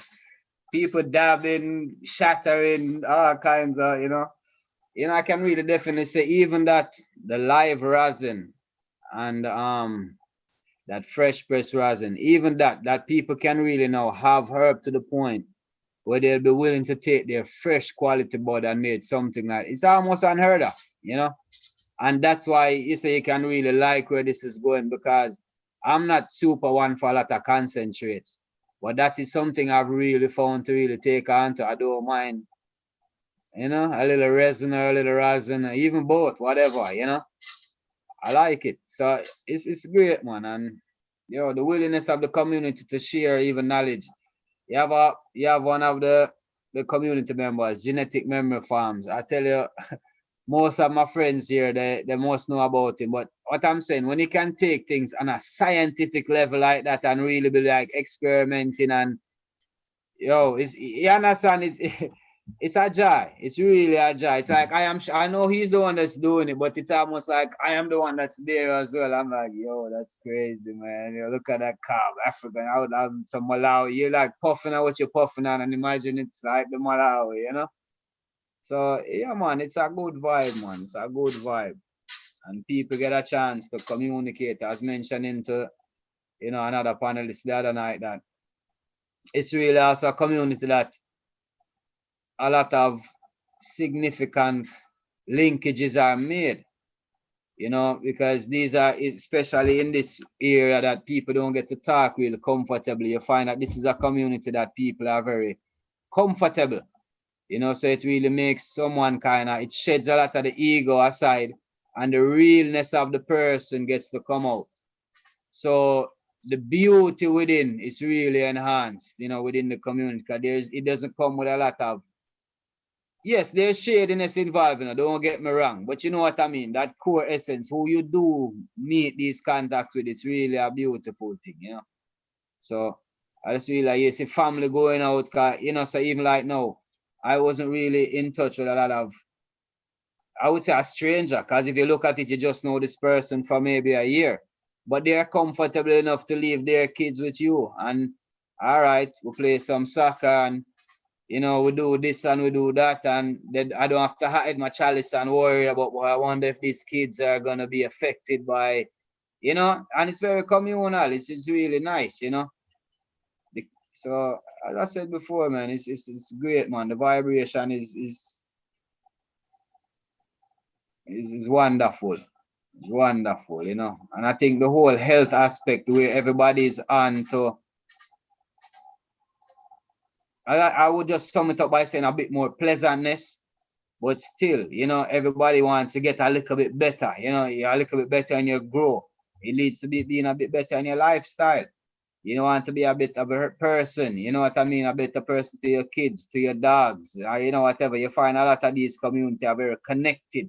It gives you a little of grounding back to your environment and things like that. You know what I mean? Oh, for sure, for sure. It does. It does make you dig deeper into yourself, makes you want to do better. I've definitely have found that in the cannabis community for sure. You know, it's and as far as the giving thing goes, man, I don't know how many times I've been to an event and I load up with stuff to give, man, and almost every time I go to an event, man, we've been swapping stuff. Everybody's brought stuff, man. So many varieties to try from. It's the whole community is it's outstanding. It's outstanding. It's I just can't wait to see as things progress to see. I hope that it can maintain its luster. You know what I mean? As it grows and grows and grows. I don't see how it could not, but It should only grow because, as I'm saying, our kids are getting to see this now. This is the way, this is the liberty. You understand? This is how we commune with each other. So even the barter system within Rastafari, that's why money is not a huge, it's really a barter thing. You have people that come in and they still come and help you build a house and they have no problem with, just cook a pot of meal, cook some food, and once you have some good smokes, the house get done. This person is a carpenter, this person is a welder, and they give you a strength, and we see more and more of that happening now because guess what? They have to eat. And the ganja man is not planting ganja alone. The ganja man has food to eat. Because when we are in the bush, you cannot, survive. You don't have a store nearby. So you have to ensure that you have provision in the ground. So have yam, your corn, your sweet peppers, your onion, your peppers. You have these things, your callaloo, especially your greens, those grow very quickly. So you can eat them a lot. So these things are very harmonious, and I don't think ganja itself is a thing that really likes to be monogamously planted. You know what I mean? Eventually you get motivated, especially on a big scale. I find it much better in a big garden scale.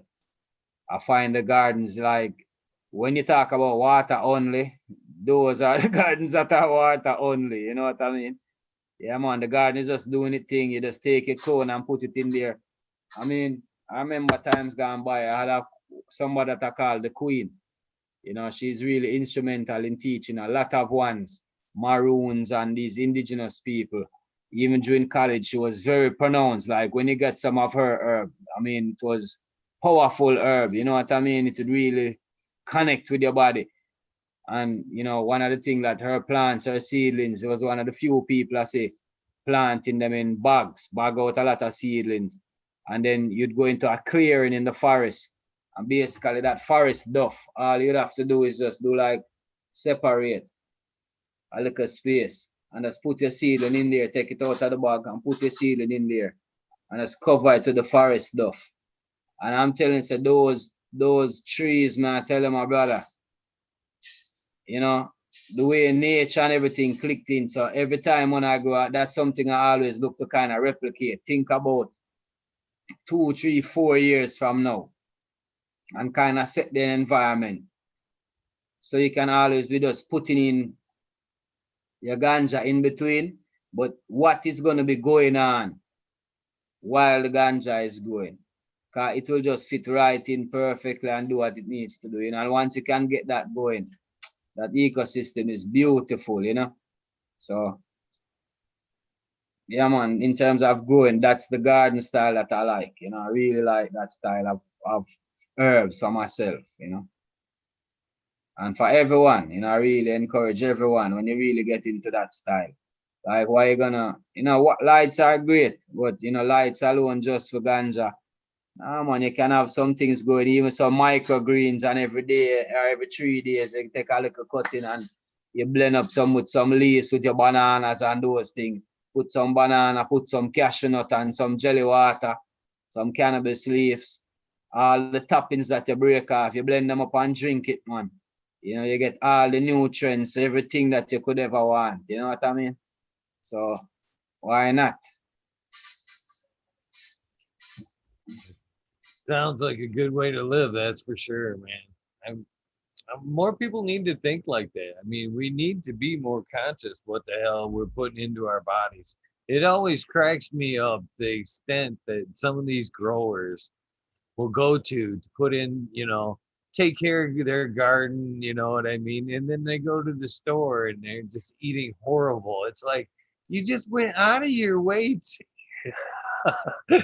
to make sure you're smoking the cleanest cannabis that you can. Then you turn around and you're eating garbage.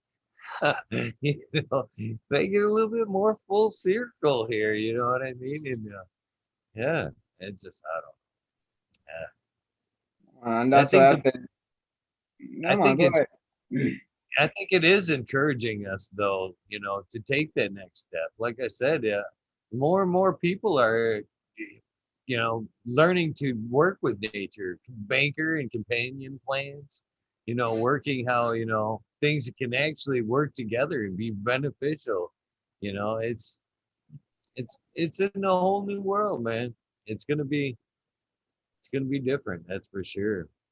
Come Uh, on, like carrots and those things are nice to plant in between. It's because they grow underground and they make space. So by the time you pull them out, the plant is like, midway going into flower and then all that carrot. So whatever that carrot brought up to that root zone is right there and you pop it out so the roots have more space. And if you want to put your little worm casting in between, you know what I mean? So it's just a vibes. It's just a nice little vibes. You know what I mean? So and I just think it's a natural progression. You're gonna live more harmoniously with people around you, and you should be seeking that. Maybe they might not be harmonious towards you, but you get to a point of zen, and that's why I say it's not about getting high. It's almost like even if you're not consuming cannabis, you're almost high. You can't really affect me. I'm good. I'm all right. You can be trying to stress me out, but I'm good. So I really like that aspect of it. But the edibles, I don't know, man. You see the edibles part of ganja. Is what people would call hemp. Yeah, I'm really more looking to see that get on a very large scale. I don't mind the narcotic effects for myself personally, but just like ganja flour, ganja bread, ganja biscuit, ganja Oreo, bumbleclad. Yeah, man. you know, I don't want to sound, too commercialized, but I'm just looking forward to it to get to that point. You know what I mean? Because we use it here a lot in terms of our food, our natural food. Why I'm saying that? And so for the masses, at least they'll be getting, yes, a marketable product, but at least now, us on the communal scale, our natural products and our natural hub will be more accepted and more available to us. So that organic movement or that green life or the plant a tree and yeah, those are the things I'm looking towards, getting more and more prominent. You know what I mean? Infrastructure getting a lot better. So, maybe it's years off, maybe I won't see it, but I think I'm in a place where it's a good start. It's a lot brighter than it was 5 years ago. Let's put it that way, in my opinion, anyway. I don't think we're far from it. I really don't. I really don't. I think, it's gonna once the doors open, it's gonna steamroll. People are looking to get their niche in somewhere, and there's a lot of people that are business savvy. So I think as people see markets kind of get saturated, I think the will to want to take it in different directions is going to be full. There's going to be so many products that's going to be like, wow, I didn't even think we could do that with with Kim. Wow. Yeah, Every it's one going of to these be guys has some stoner friend that's gonna come out of the network, real quick and be like, hey, we can do this, this, and this. So whatever, you know what I mean? But it's a great cool. place to be, a great time to be around, and I say just give thanks to the moment. But on your side, I mean, do you do much breeding on your side, or do you have like that one strain that it's like how I have my ginger skunk that I pretty much try not to leave? Is there any one that you repeat? Which one do you find yourself repeating? I don't like to talk Well, about one that got away. I don't keep a whole lot. I did there for a long time. I would keep what I called cup moms and, have like 20, 30 strains laying around. And actually, there's probably about that running right now. But, that golden one, there for a while, I played that game. But then I started realizing there's so much out there to try. You know what I mean? It's to hold that one to heart forever would be just wrong. It's just wrong. There's so many out there to try and move on. That one's the best until, you harvest the next one. You know what I mean? Then you're like, wow, I don't know exactly what I just seen in that last one. So it's been pretty evolving. Has there been a couple of them that has passed through? Yeah, there's been some good ones, but there's always that next one around the corner. So right now, even right now, I've got so much stuff coming through right now. It has to just be, it has to somewhere in someone in my circle has to go, that knocked me on my ass to be kept. You know what I mean? And just I've got like, okay, I got to keep that for that patient. But other than that, I'm kind of just pushing forward, pushing forward. You know, Yeah, I say vintage production and something good would always come. I see the chat commenting on the roosters in the background. It's kind of funny because where I'm at right now is by my mom's, and you know we used to have like roosters in the back, and then how you like turn on your phone and you see like the Wi-Fi come up. So there was like a couple neighbors in the surrounding. You would see the Wi-Fi say all roosters must die. So I was like, maybe they don't like our roosters, mom. Maybe we should get rid of them. So anyway, we had a bright idea to get rid of them, and it ended up coming right back like somebody neighbor, and they got rid of them. So now they're kind of just wild, running from house to house, living. nice, nice. They should have been happy they were in one spot before, huh? Now Exactly. they're Now, everywhere. and nobody to blame. That's funny. But yeah, man. I mean, That's so. What's it like there? I mean, what's the weather like right there now? You know, right now it's a bit cool. So I'm outside really on the what you call like a patio, a veranda. Yeah, so it's maybe like about 70, pretty 75. stable. Yeah, right now it's towards the end of the hurricane season, so we're getting a lot of activity on and off. So like for the past week, we had maybe 7 days of constant rain. So a lot of landslides, a lot of breakaways, and things like that. A lot of road destruction. So not really so great, but I guess it's a part of the elements where you live. So we just give thanks that nobody close to home is really feeling it, and we just hope that everyone that can avoid it, be avoided. A lot of houses washed away, like as the rivers come down real heavily, so they take a lot of the sides with it. So a lot of roads people can't pass to go home. Houses have like whole houses have washed away with people in it, that they haven't been found yet.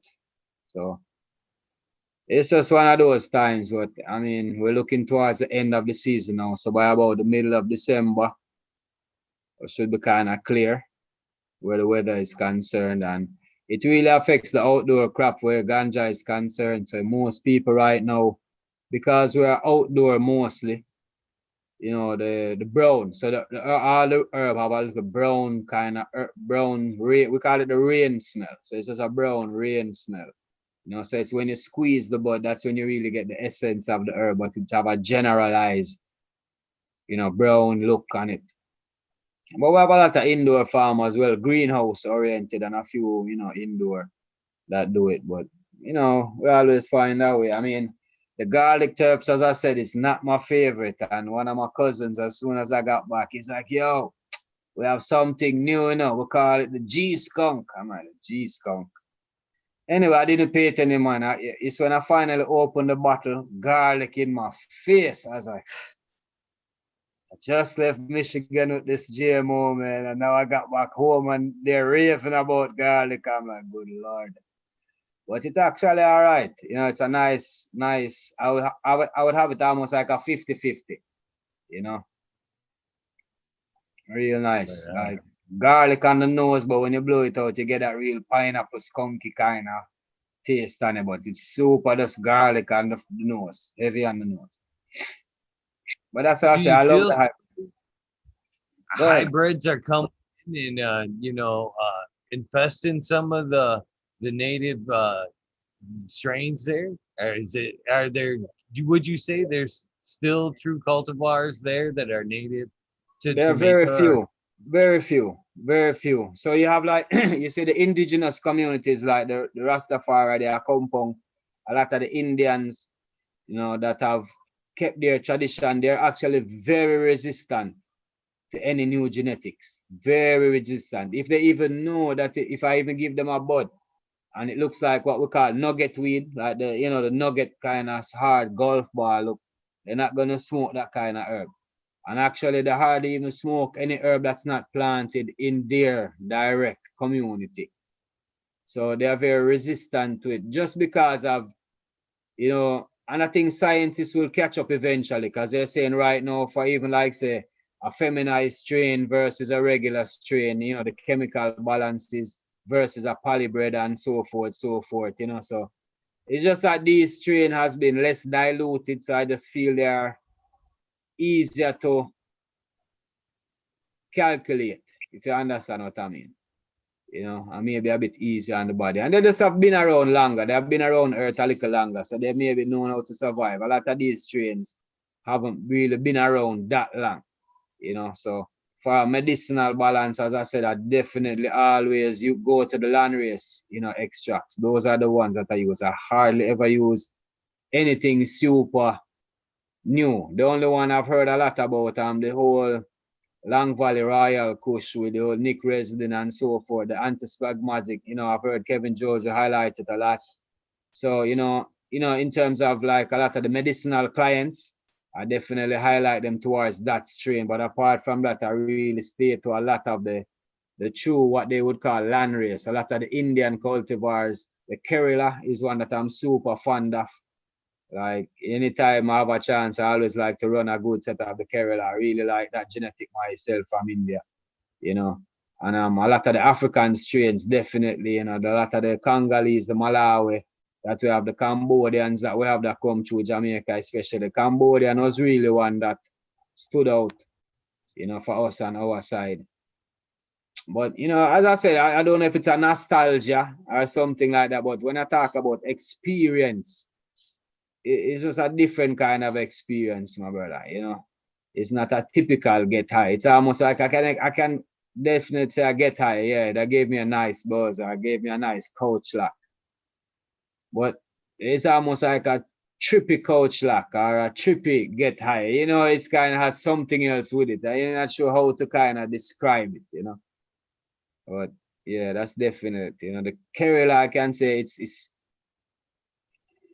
I mean, that was like dreamy. That would be the best description. It's high, but super dreamy. Like, it's like mushroomy with cannabis. I don't know how to explain it, but that was just the experience I can talk about, I'm not super into numbers and so forth, but that was the experience I can definitely remember when that one, you know what I mean?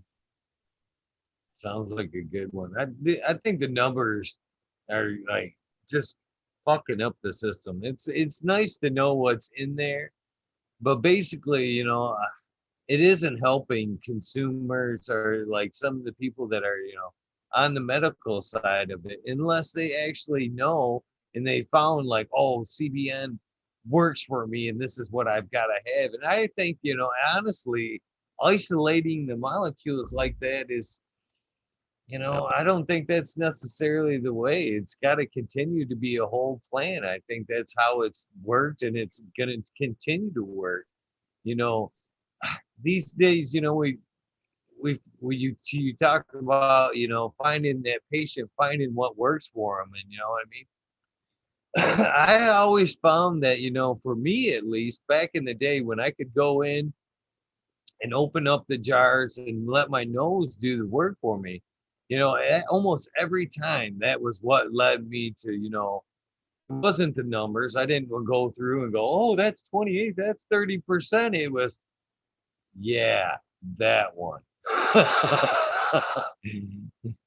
And Yeah, it man. very rarely goes wrong that way. We can't do that anymore. Yeah, man. I can definitely say the numbers. It's a sellable thing, you know. Nobody goes to the bar and say, "Yo, let me get a shot of Everclear," or "What's the strongest alcohol you have on the shelf?" Even if it's whiskey, all of them are 40%, but maybe you like Jack Daniels, this one like Johnny Walker, this one like Irish, but they're all 40%. But something about the terpene profile, the blend, the whatever, it's a different vibe for you, you know.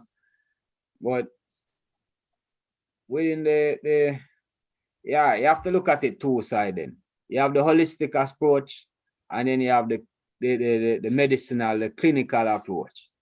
So the scientific side. So even in terms of growing, you know, all the nutrients, the focus about how many nutrients? It's about maybe what 14 to 20 nutrients that they focus on: nitrogen, phosphorus, magnesium, this, that. But there are over 86 different elements overall that exist, or maybe even more. So that's why when you use plant matter, soil matter, and you know, plant matter from the sea especially, you get everything. So that's a more holistic approach. It's the same thing within the chemical side. They might figure out that yes, if I up the CBN, this has this effect. And I'm not going to tell you that it does not work, but you're going to have to do this consistently.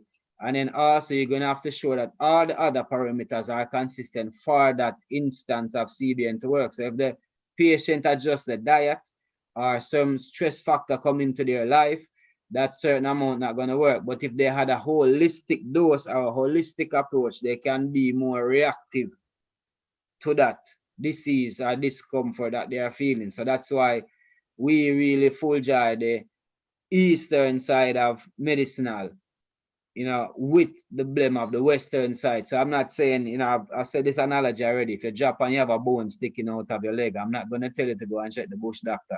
You need to go to hospital and get that bone fixed. You know what I'm saying? Get your x-ray done, get yourself patched up. However, in your healing process now, I'm not going to say get your steroids and get this, because yes, they know that this steroid is good to keep the blood flow down. This one is good to keep the swelling down. This one is good. So they have identified certain chemicals that would do. So it's just like you're farming and you say, okay, I have a little yellow in the beginning of my new growth.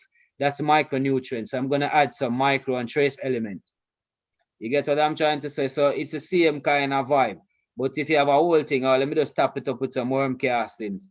All right, that has pretty much everything in there. So the plant will kind of get what it wants. So you see the holistic approach versus the chemical side. So that is it now. After your operation, there are some herbs that you're going to take that will help the aid of the speeding, help the rehabilitation of the blood tissue, and then clean your blood at the same time. So there are the two sides that will always interface with each other. And we're just looking for hopefully that you don't discount one.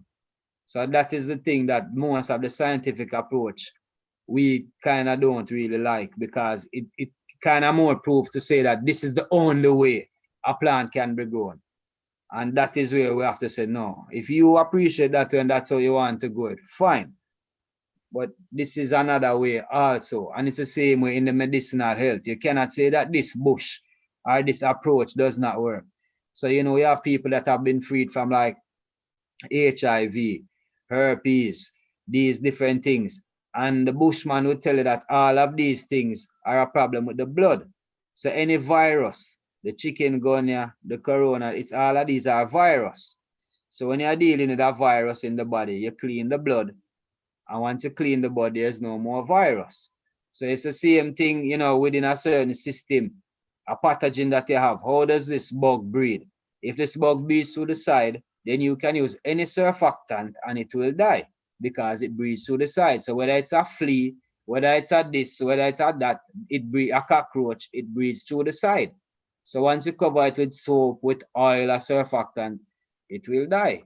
So it's kind of like that approach, the same thing. So if you have this kind of discomfort, a fungal attack, then you're gonna use a positive fungus now to deal with it. If there's a viral approach, so it's just the same thing, from that's what we've been taught from the bush side. So we totally understand the chemical side and the scientific approach, but there's nothing that we're going to discredit the herb side and the herb approach as well. And I think right now everybody, this is launching people into a more holistic side of medicinal or just levity and a whole. And I think it's really the exclusion of a lot of these things into our diet and the pushing and the convenience of a lot of unnatural things that has caused these lot of discomfort over time. If there's a general inclusion or in your diet, you would not be having most of these issues that would be coming up, Yeah, for sure, for sure. Oh man, my ass is killing me. Get some stretches. So how does this show work? Do you have like a timeout where we go stretch and come back, or how does this work? Because am I on the 24-hour one? Make sure that's not what I signed up for. I only have like no, you didn't sign up for the 24-hour one. No. It's up to you. I was gonna check on you anyway to see how you were faring. I mean, if you want to get up, stretch, come back, it's up to you. I mean, no man, I'm just messing around with you. I'm having fun. This has been great. I love that board, by the way. I seen that earlier when you laid it down. I'm thinking, boy, no, that's a nice grinder right there. I don't know too many other people that are dicing their cannabis up like that. And honestly, I grew a cut of we call it the Chem 19, but I think the original breeder said it ended up being wedding cake or some wedding cake, whatever. That's what they ended up naming it. But when I grow a lot of those herbs in the sun, there's no grinder that you can't grind out this herb, my brother. This is a herb where if you to grind it out, you have to put it in the AC for you, and then you can put it into your grinder, or have to put it into the sun. But there's so much gum in it, sticky. Even if it's rock hard, like it's not gonna grind up so easy. It's real sticky. It makes a grinder just stick together. Like you have to be pushing it. So there's nothing more than a sharp knife, and it gets the job done. Nothing wrong with that. I'm not a grinder fan myself, even though I did mention it. I'm not one myself, man. It shreds it up, makes it too fine. I almost think it changes the profile. And then you've got the ones that kind of catch the trichomes and stuff. It's like, I didn't work that hard growing that to dumb my cannabis down. I want it just like I grew it. I ain't trying to change it into something else. Certain herbs, I think, fit the grinder. You have certain herbs, you see, like that's what I call dispenser herb or light bulb, like indoor herb, Like when you can hold a bud and kind of do like this. That's a typical dispenser herb. Like to me, that is the one that's built for the grinder. So, but the typical bud, no man, it's not so easy. Like the homegrown, yeah man. It doesn't work that way so easy at all, I'm not a fan of the crumble. Yeah. Once you can do this with it and it just like dusts down, I'm like, oh man, you don't love your stuff, do you? I think that's standard for dispenser herb. I don't know. It is, but that's not saying much. I mean, you can understand with it though, because especially for the what you call it now, the mold factor. Like if you have a volume, In fact, like you're drying on volume, it's really better to take it to a drier level to ensure most of the crop than to trying to keep a lot of moisture in there when you have a whole lot in a small space. You know, so you can kind of see with them. You understand? So that's why I just say you just kind of get to accept it. So it's almost like getting a burger from round the corner, your corner shop that grinds the meat and actually puts all the stuff together like a backyard barbecue uncle's burger versus like a regular patty or whatever, you know? It's kind of that kind of vibe. The whole packaging, the whole, you just have to expect something. Once you go commercial, just expect it's gonna, yeah, it's not gonna be this. It's gonna be this. So just accept it for what it is. So that's why I've just kind of accepted it. So that's why I just term it dispenser herb, you know? Yeah, so if a home grower give me this, I'm like, why you have a dispenser herb, man? It's like, man, you should never as a home grower have that. Never. Ever, ever, ever. I agree. I agree. You know, I have a hard time when I go in there and put that buck, man. I hate to see that. I come back out and I go, oh man. All right, that's what I get for not being prepared. That's just the price I have to be for not being prepared. I mean, it's hard to go without, and I guess especially now because you don't have to. But yeah, I mean, you see, for example, even when I plant out, it's kind of a religion or a routine. You know, like before your crop come in, just stop smoking. I'm not smoking anything until my bud is ready to smoke. You know, and I find that 2 weeks or the 3 weeks or whatever it might take. I mean, it took a while to get there. I didn't tell you that the first couple of years it was easy, but after a while, you know, it really gets nice, that little breaker. When you go back and boom, you hit it, you're like, oh wow, you know? Yeah, I've been missing this. Yeah, so this one, the crowd favorite.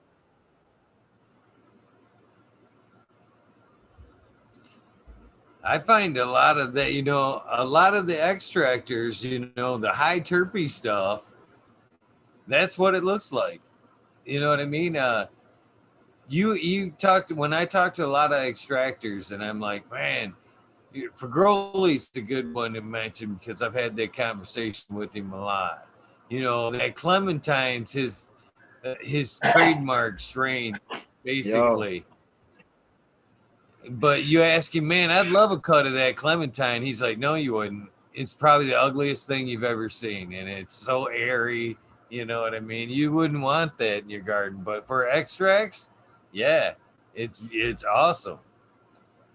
yeah, we have a good cut of the Clementine here, actually.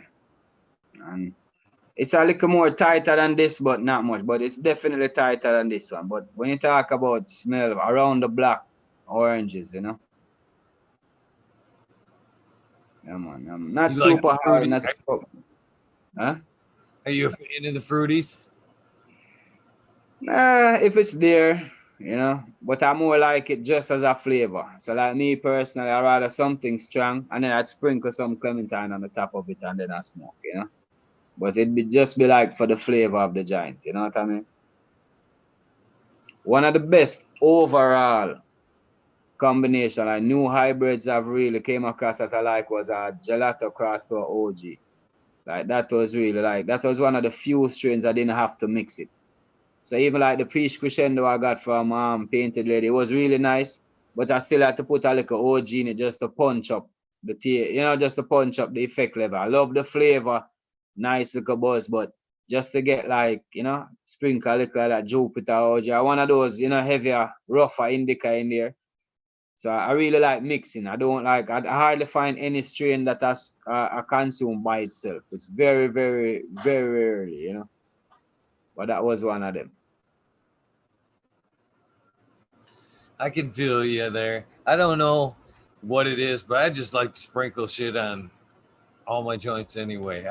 I love me some bubble hash, and I sprinkle bubble hash freely on everything. Like you Well, said, it could be fire, whatever, but there's just something about a little bubble in there. Buy you a little time, thicken up that smoke. I love the thick smoke of a good bubble hash too. It's just Woo! Yeah, Good stuff. yeah. There was the Slurricane, the Mac 1 2 was super sweet. That was a flavor. It wasn't super strong. I mean, yeah, it was a good herb, don't get me wrong. But the flavor was really more reminiscent, you know. So it had a nice eye, but the flavor was really sweet, kind of berryish, earthy, kind of like my type. Like I kind of like that kind of herb, you know. Yeah, from the Jupiter OG. Yeah, man, nice. Like really pleasant flavor OG, you know. Can't complain at all.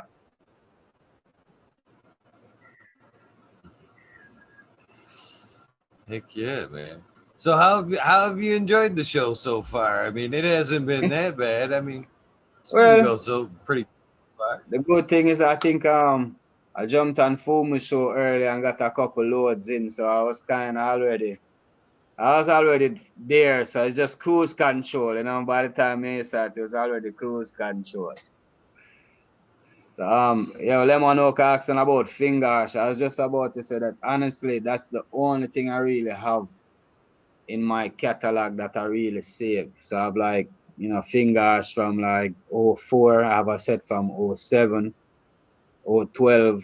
You know, I have that. Like I just looked at them the other day from I got back, cause I just got back and I like, mm, just you know take off a little chunk off of it. So just like now that I'm smoking this, you just put a little piece in there, you know. Yeah, man. But it's like when I made the oil from that, so that's what we call hash oil. So like what you call charas. You make the charas, so you rub the plant and you get the good. So when you collect the gum from that now, we make the oil from that. So that is what we call hash oil. So it's different from when you use the bud and make ganja oil. So this is ganja oil, and then when you use it from the hash oil. So that one you find to be super potent, you know, like a couple rice grains and yeah man, you're good. Like nice, you know. That to me, for me, that is the caviar. I always call it the caviar. It's for me, it's the best of the best, and that's the scissor hash. That's probably the closest to charas I'll ever get is a wet trim, and that what builds up on the scissors. I'm terrible because I like the wet trim. Yeah, I'm not so fan of the dry, but man, I am sitting there like I don't even know what to compare it. As it builds up on my scissors, I've got like a little cup right here. I've got a little, I trim, I got my little cup and a razor blade. Every time I see it build up, I'm like scratch. And Yeah that's, man.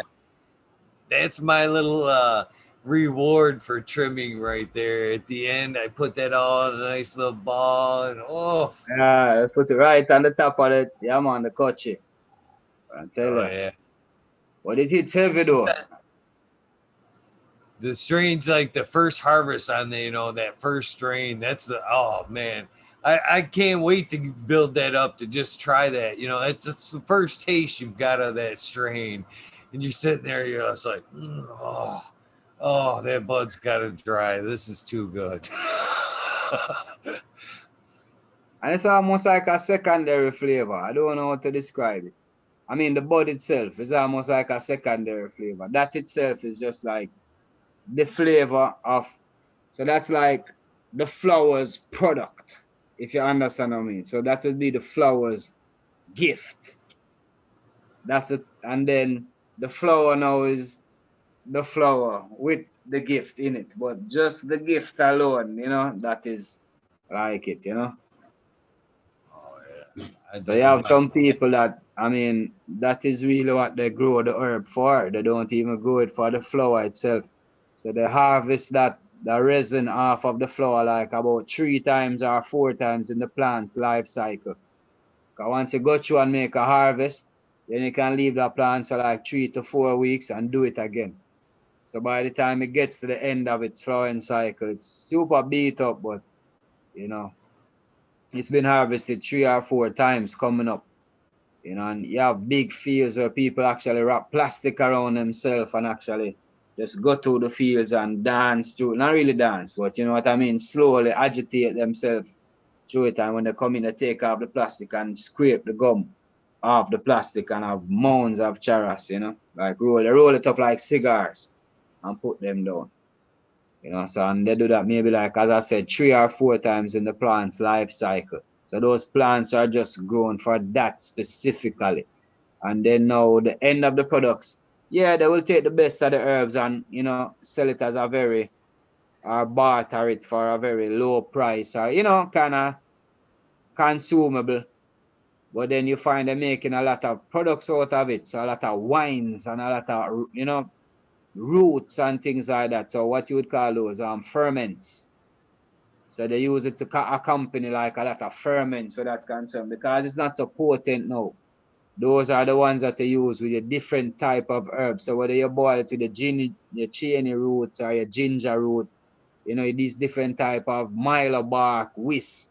They have all these different bush in the forest and in the woods that they use to boil and make their teas and their ferments as medicine. And then the ganja is the king of the medicine. You have that boiling in there, you cool it and you bottle that, and you know that is really your different medicines. And this is all purpose. From cancer to blood issues, to prostate issues, to liver issues, different. So you have a different herb that is specific. For example, you can agree that they say ginger is pretty good for your stomach. So like if you have an upset stomach, right? So if you are somebody that is prone to a gut problem now, they will tell you to make a ferment, with the ginger, but the ganja now would still be the medicine that enhances the ginger's medicinal properties of that. So if you have a specific herb that's good for migraines, then the ganja now would enhance that herb's medicinal properties for the migraine. So you don't really leave it out. So that's what I'm saying. The ganja itself, yes, it's a good medicine, and the smoking has been marketed well by the Rasta man. Till even right now, people don't believe that you have Rasta man that live and do not smoke, which you do have a very big community of Rasta man that do not smoke herb. But it has been marketed very well, through the marketing of Bob Marley. Bob Marley and the Jamaica Tourist Board, he did well for the Rasta man. So that is just how it goes. But in terms of it being a part of the fabric of society, it is a definite direct part of it, 100%, everything along the way.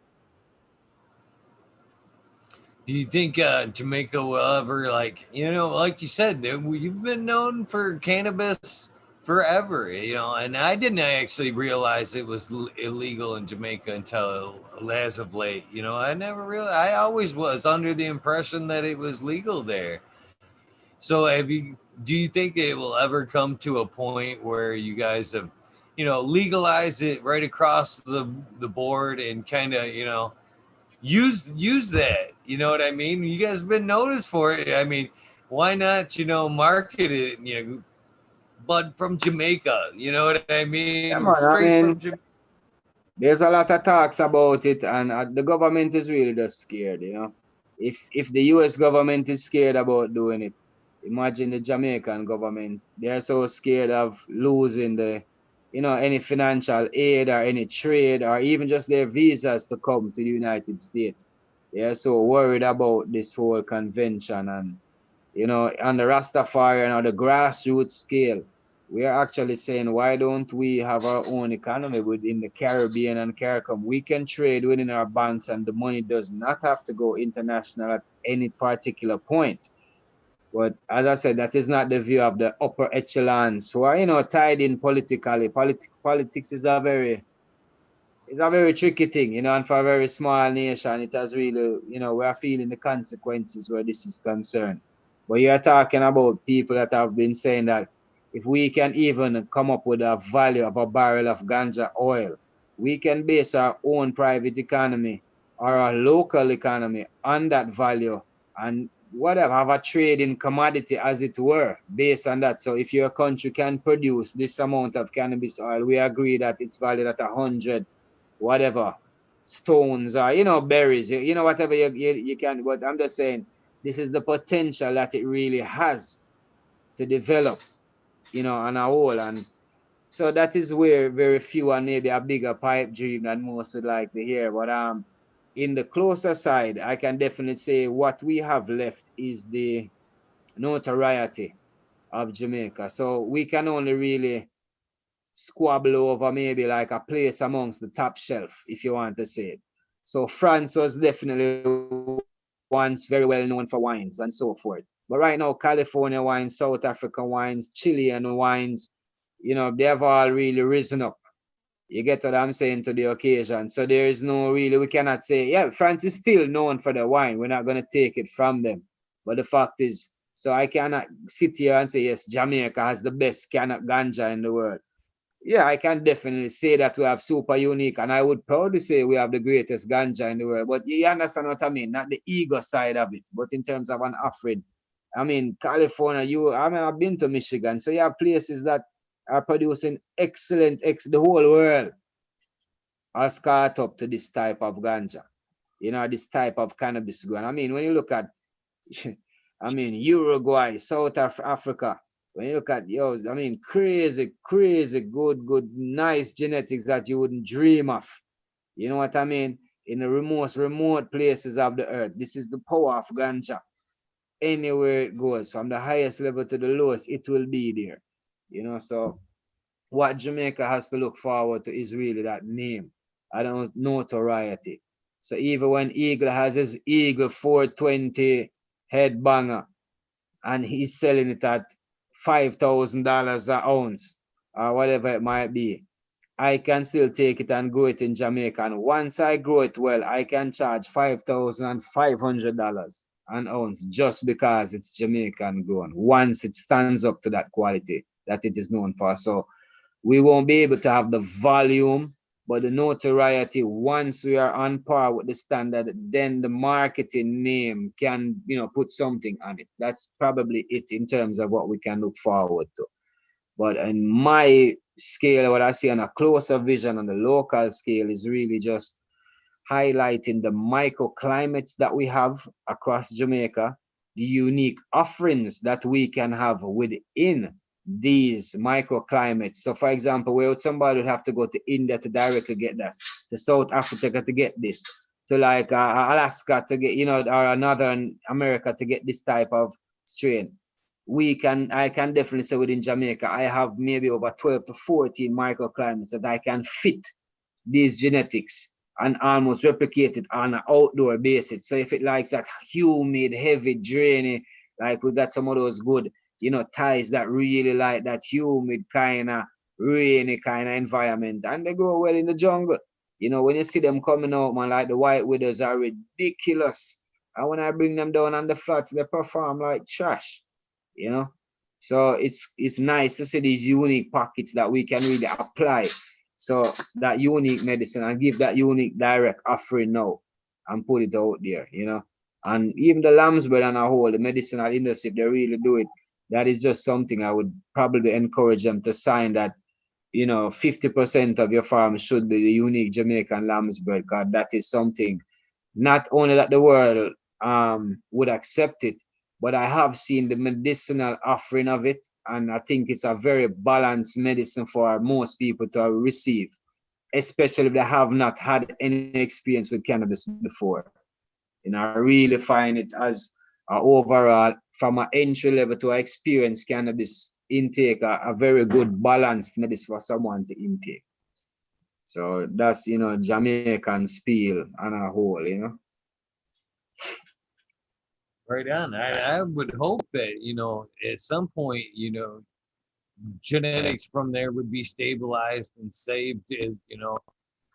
I've said that too, many a times that, as far as breeding goes, we need to and I know so many people hate to hear this because there's so many people breeding, but we almost need to slow down and, stabilize and protect a lot of the strains that are out there before they get lost. And we're moving so fast, and the possibilities of great ones that, have medical benefits that we haven't even discovered yet.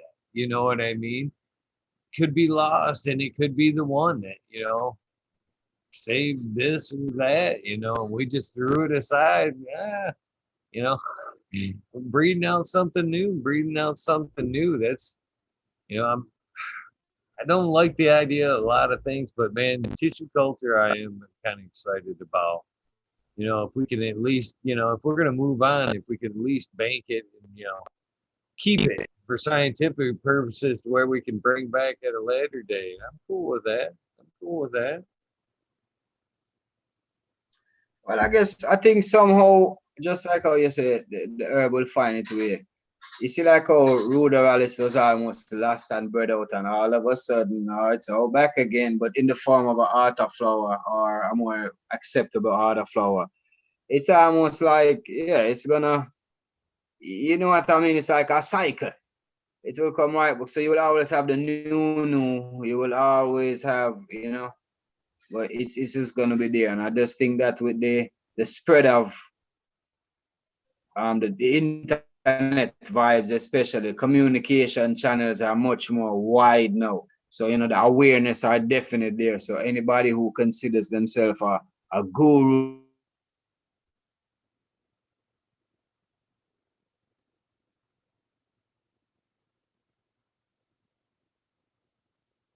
of the herbs and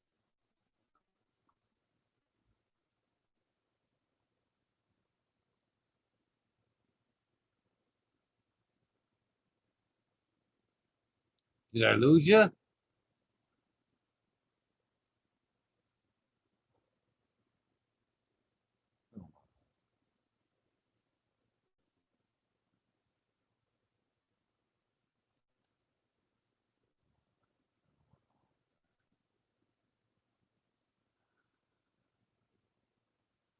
Damn. Am I still alive or did I just lose Rasta? Rasta Bob Heap Rose. Thank you, Johnny Caney. I thought it was me. I thought it was me. Oh man. I know, right? Hopefully he'll pop back in at least to say goodbye. Man, what a great episode this has been, man. What an honor for Ross Bob to check in. Hopefully he'll at least come back to sign off and say goodbye. But I understand things happen. Oh, there he is. Oh yeah. am I up and running? Yeah. Thank you for coming back, by the way. I think the internet, I don't know what happened. I just It it happens, man. I was sitting here thinking I had seen you freeze up, and I was like, I heard the voice stop, and I was like, no, no, no, no, no. And then they like pause for a second. I'm like, am I here? And they're like, no, he's froze. And then you disappeared. I was like, well, hopefully he'll at least come back and say goodbye or whatever. I think I had too much. I think I had too much oxygen in my lungs, so I needed to take a break and get some herb on the board. So just give me a minute. I'm getting to it. I'm letting the forces know I'm getting to it. Okay, no need to interfere. I like your attitude. I like your attitude. Maybe I've got too much oxygen. It's pretty fun. Genetic Memory Farms would like me to ask you about Cali weed and if you think it has different effects. Cali weed, like the Cali mist, like that kind of. Oh, well, what we talk Cali, Colli. Okay. Now I'm picking up what he's saying. All right, the Cali weed. Now Cali weed to us is Collie. So that's basically herb that has been bred. That's a seeded herb. Cali herb. So like Sinsemina is without seed and Cansimida, but we say Cali herb.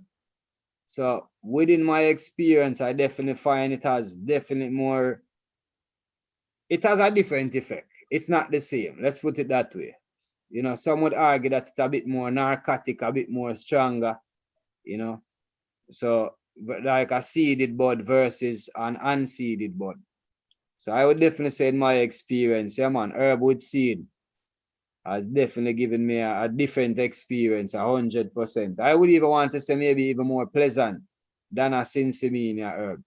The only difference with a Sinsemina herb now, because of my method of cutting up, it's like easier. I can just cut up the herb without worrying about the seeds, But we can't cut up the seeds because it will destroy the breed. So we have to really nurture the seeds. So it's a part of the art when we're breaking up our herbs. So this is how traditionally, you know, if you don't have your cutting board in Jamaica, you normally have your herb.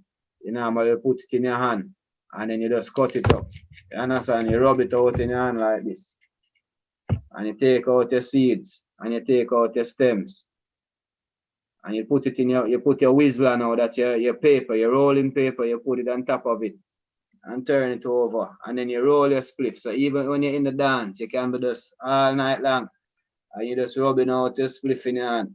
So you don't have to need a cutting board, you don't need a grinder, you don't need anything. And you just keep the thing going, you know.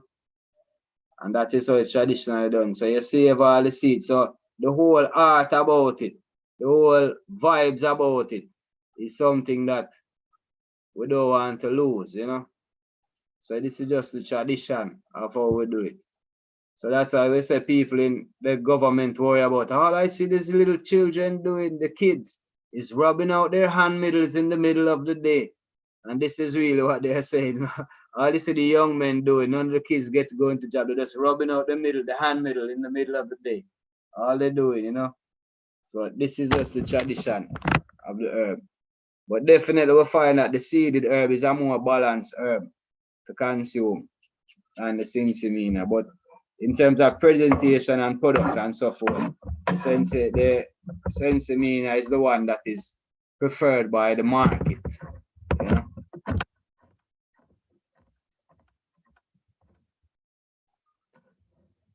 I've asked breeders that question and I never get that good of an answer, by the way.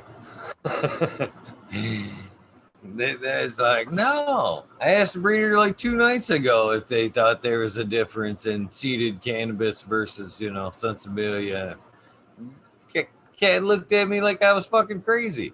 I'm like, no, it's ugly. You don't want that shit. I'm like, there's no other extra trichome productions. You don't think there's, a little more grease? No, nothing.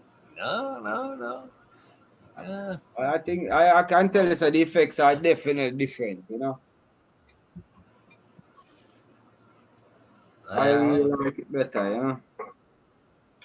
But for ease of production, I don't think it's super huge to say it's noticeably, like crazy off the charts different. You understand what I mean? But I find the experience to be a much better, more balanced effect in my opinion. You know. But as Well, I why said, would it's going through a different phase. You know what I mean? It's making production of seeds, so it seems like a different chemical processes would have to be going on. It only would make sense for it to be a little bit different. yeah, man. And for example, put it this way, even a lot of ladies that come in for, whether treatment or so forth within the community. And these are a lot of younger ladies, and what you find is that, remember, your body is meant to go through certain cycles. So now you find yourself at 30 years old and you have not had a child before. There are gonna be certain stresses that's gonna come on to you differently because your body has an expectation that it should have reproduced already. You get me? So you're gonna express yourself differently. Your chemical hormones, your attitudes, a lot of things are gonna be different. So it seems likewise within the plant, it would have expected itself to be pollinated or be bred already. So that's why you find a lot of time that certain breeders, they have a certain trick. If they have a strain that is prone to hermaphroditism, and these are all what you call them bro science or myths or whatever you call them. So you have a strain that you like and it's prone, like you did it 2-3 times already and it got a little hermaphroditic. What a lot of them will do is take some pollen and pollinate a branch of it. And they'll find that the hermaphroditic rate of that plant goes down.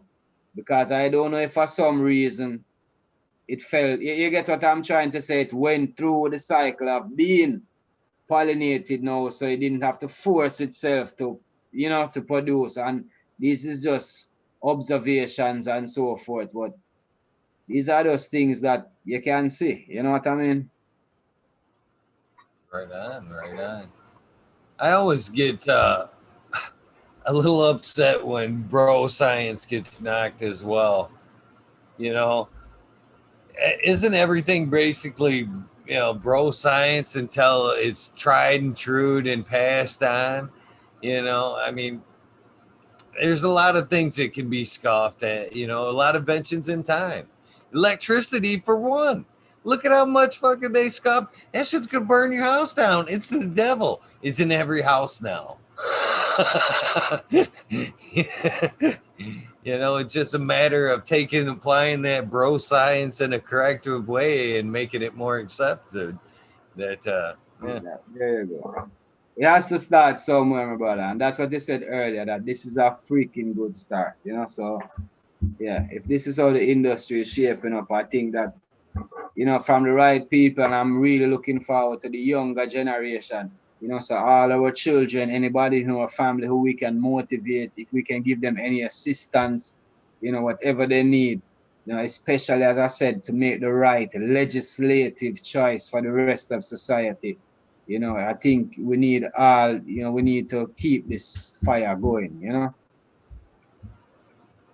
Yeah, I'm almost scared to see what they can come up with next. I mean, the rosin was strong enough. Some of the ways that we're already ingesting it's pretty strong, and they've actually there's actually the few of them there that had, we're not happy with dabs or just vaporizing it. Now we're going to start shoving suppositories up our ass to get high. I mean, they're already trying to take it every way we can, ingest it. I'd hate to see where it's going to go next. Well, in terms of getting high, that's what you're going to get high. Yeah, I don't consider myself a quitter, but man, I might have to tap out. Well, but if you have a medicinal problem, and I suppose, no pun intended, if that's gonna help, then I suppose you can go ahead and yeah, do what you need. Yeah, I'll consume the traditional route myself, but if, like you said, if that's the only way, power to you. I'm gonna take Yeah, your word for it. Hope I'll never have to find out, but yeah. And actually, if it's a more curative, and that's what I really like about the herbal and the Eastern approach, it's a more curative approach.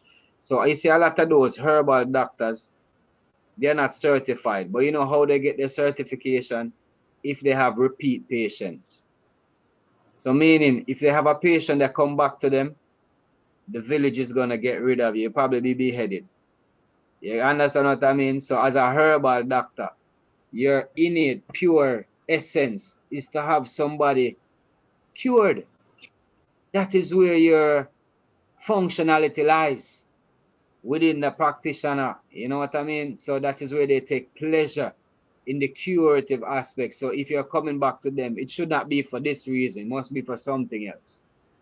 So that's why I say when you take on this herbal side, your herb should be your food is your medicine and your medicine is your food. So once it moves us to that point where the things that we consume every day are, being our medicinal. So there's no separation between the medicinal and the recreational, and you get what I'm saying? It's all in one. It's just the balance in which you're gonna do it. So for example, now we can eat garlic every day. So you eat your garlic and eggs in the morning. Then at lunchtime you have a little fried rice with garlic. Then for evening maybe you have some steak and stuff, and garlic is in there. But now when you're getting sick and you have a little sniffles, you chop up some garlic, you put it in a jar with some honey and some lime juice. And now you're taking that garlic as a medicine. So you're taking it now medicinally. So the herb is no different. You consume it every day in many different ways. However, now if you're going to take it medicinally, you have a different approach that you're going to take to consume it, and a different methodology that you're going to use to attack this direct disease that you're facing. So I'm really just looking forward to more and more of these connections, not the disconnect between the herb and the science, the more connection between the bro science and the science coming together. That is where I'm really loving it.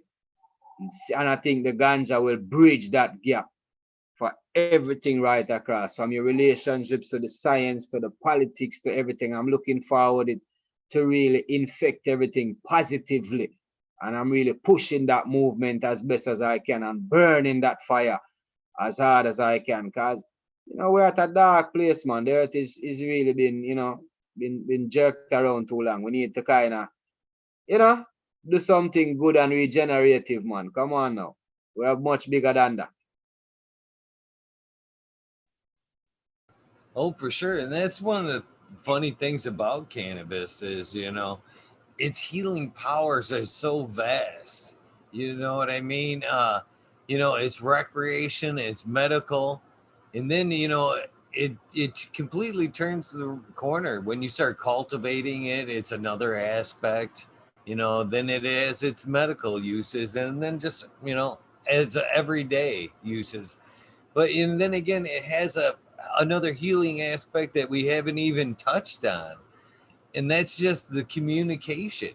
How many times have you been with somebody, had the conversation, no cannabis even involved? You know what I mean? You just bumped into somebody, and the conversation between you has got you so uplifted. You know what I mean?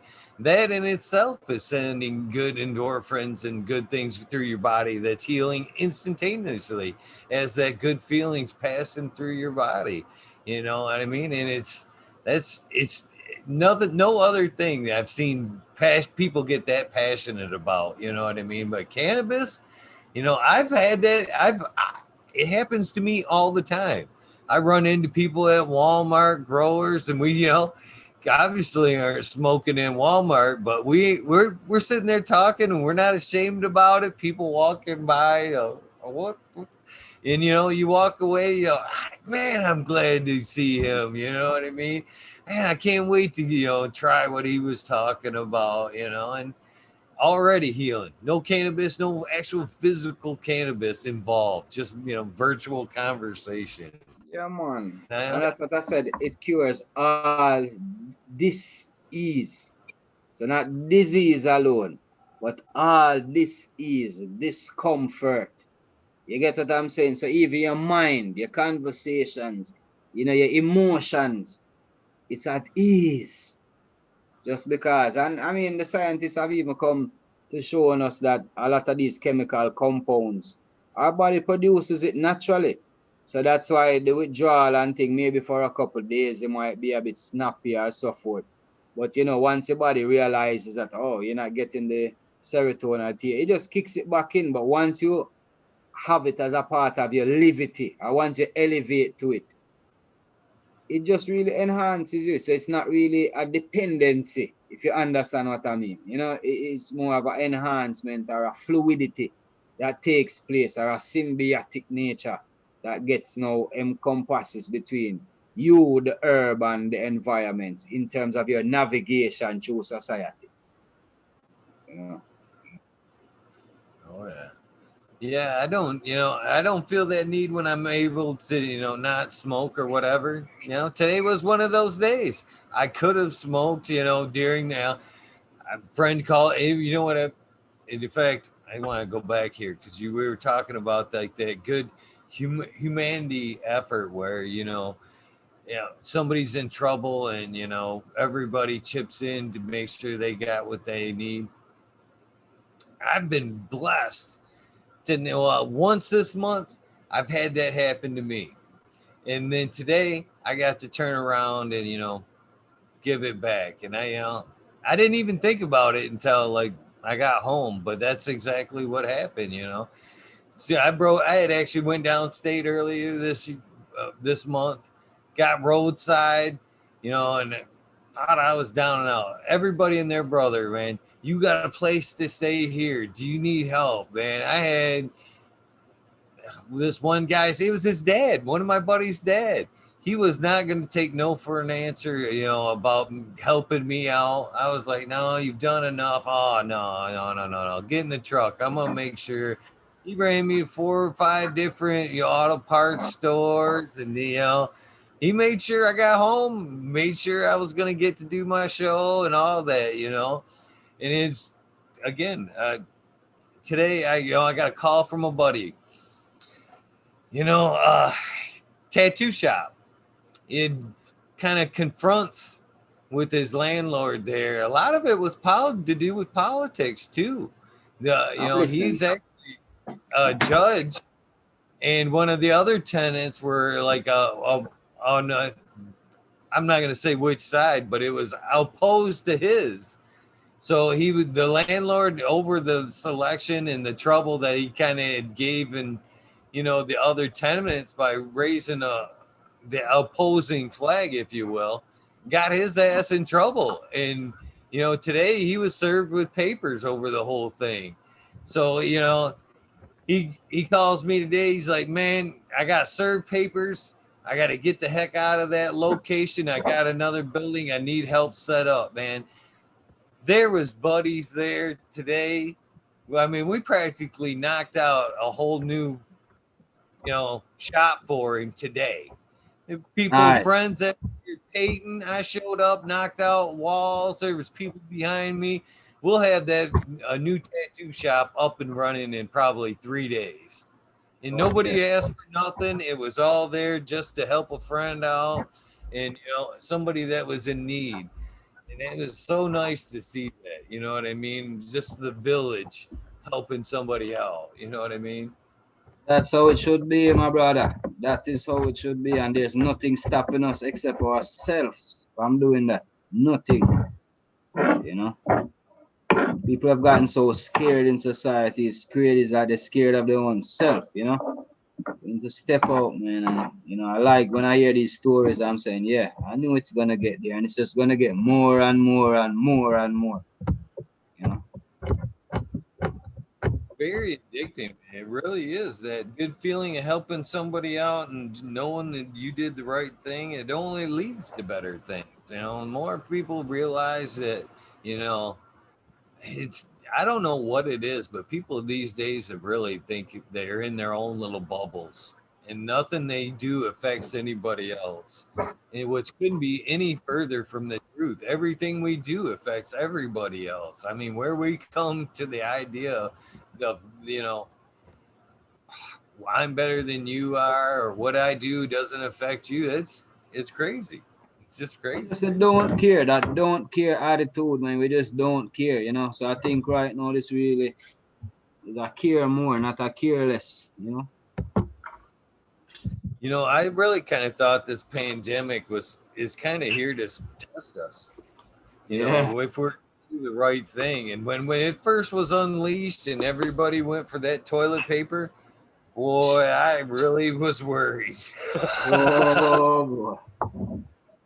I was like, oh man, things are. I really questioned humanity at that point, but I'm very glad to see that it didn't last long. You know, people as things get tighter, and we got it, like you were saying in the beginning. You know, and this forced. You know, look at your home front, spend some time with your neighbors. You know, and all that good stuff. It was needed. It was needed. You know, I've seen communities change in the last few months, helping each other out, and it's A kind of slight nice. joke. A slight joke on the toilet paper. A friend was showing me that one of the most Googled items during that time was alternatives for toilet paper.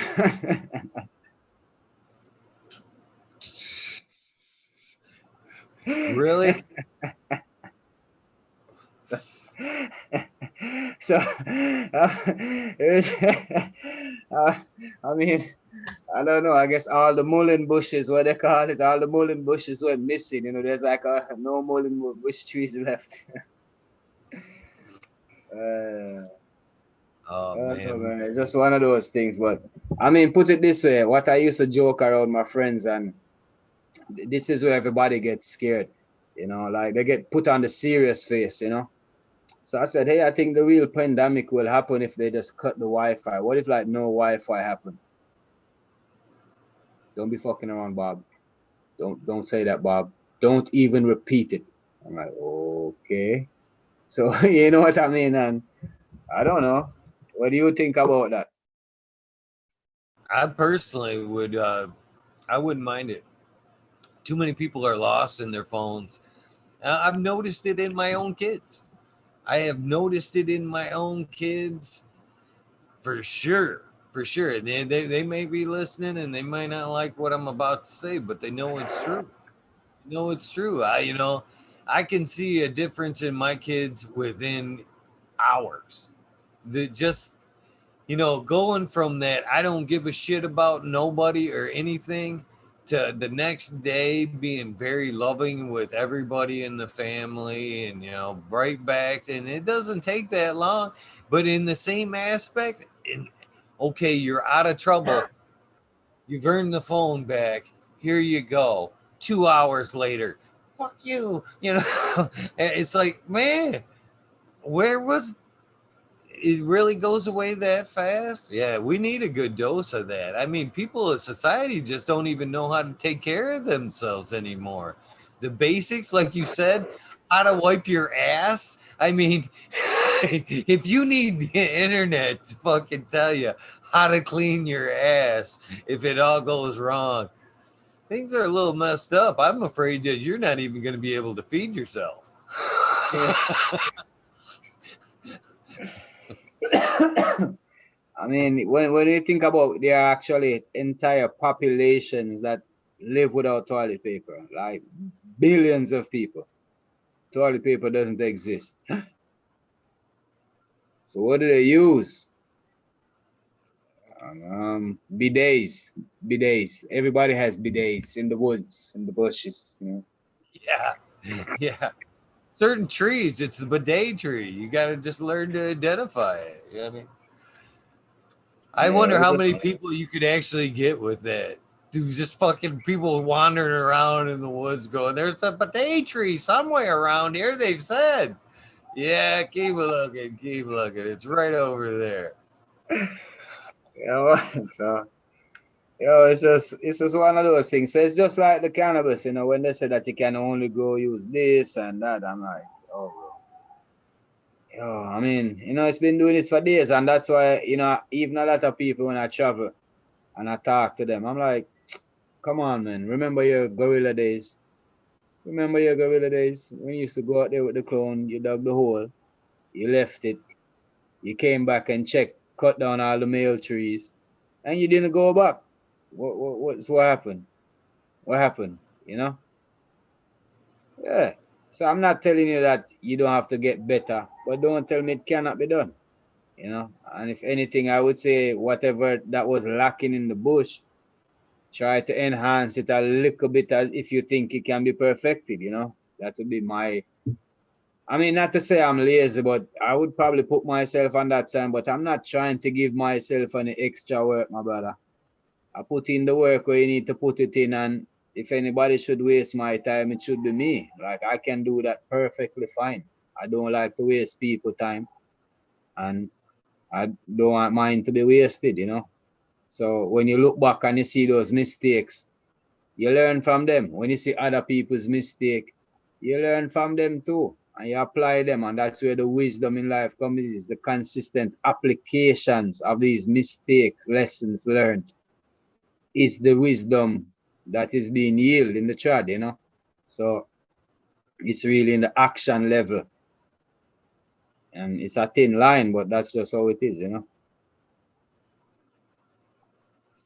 Yeah, I think a lot of that too, people, let that fear of making that mistake hold them back for so many things in life that, like you said, there's no shame in stumbling and falling and learning from that lesson. More times than not, people fucking try something for the first time and they fucking, oh my, they have so much fun. Yeah, you can do it. You know why? You tried. You know what I mean? There's so many people just not willing to make that first step out there, and they live such sheltered lives. It's sad, when it's just a lesson, a simple lesson. You know what I mean? And and they make you stronger. There's so many people that are afraid of those lessons. It's sad. Live in that comfort zone. I want to tell you sometime when you really get out there and to that level, when you step it up, you circumference and come up, you realize that it's in these moments of fear that you grow. So after a while, you kind of start searching out these fear zones within yourself. So even something like this, I don't like the public speaking. I don't really like the fame. I'm not really, I tried after music and, a lot of things like that, a lot of entertainment early in life.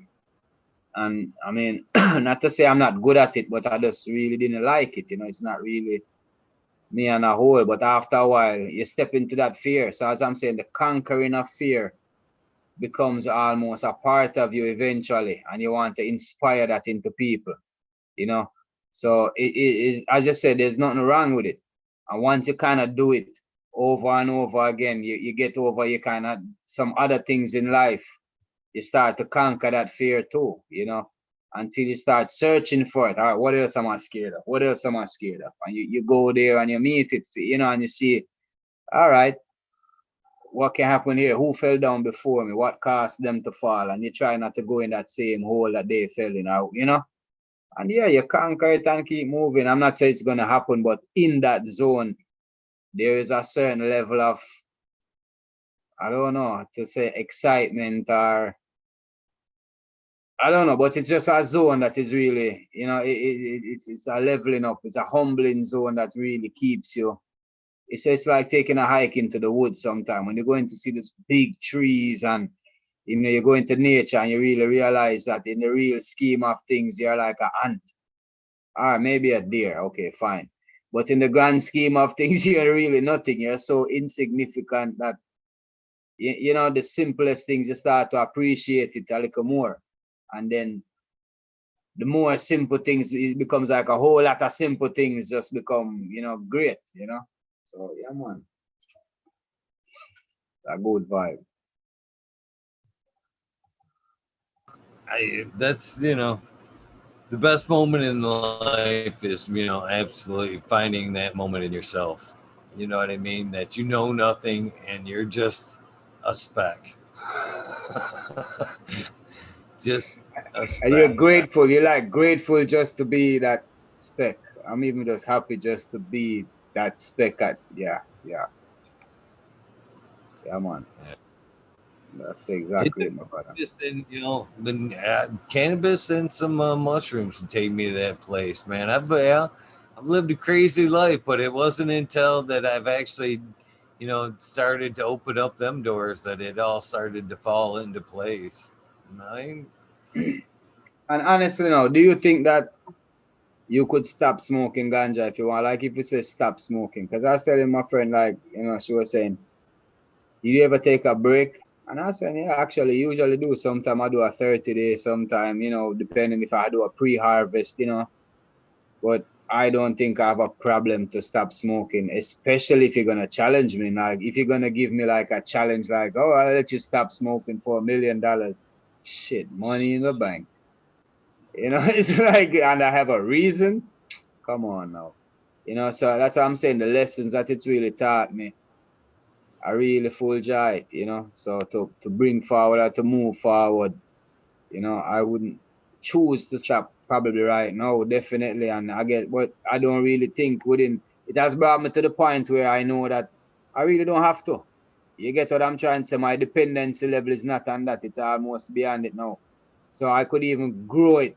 Like it's supremely nice to grow off a feel and don't consume it. And just hear people talk about how the experience is wonderful. I think that has been one of my most pleasurable experience. I myself have didn't consume any point of those, the 2, 3 cups that I put out. But just to how you hear people, and you really, it's like you put a different focus into it, if you understand what I mean, So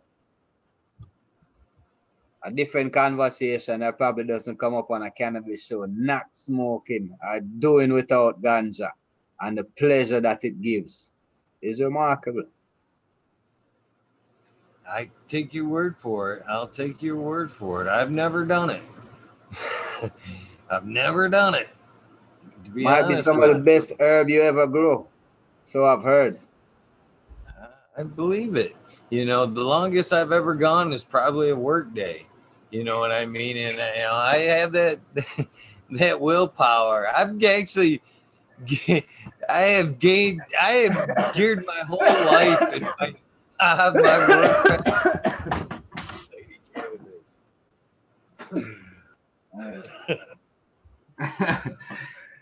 All right, sounds good.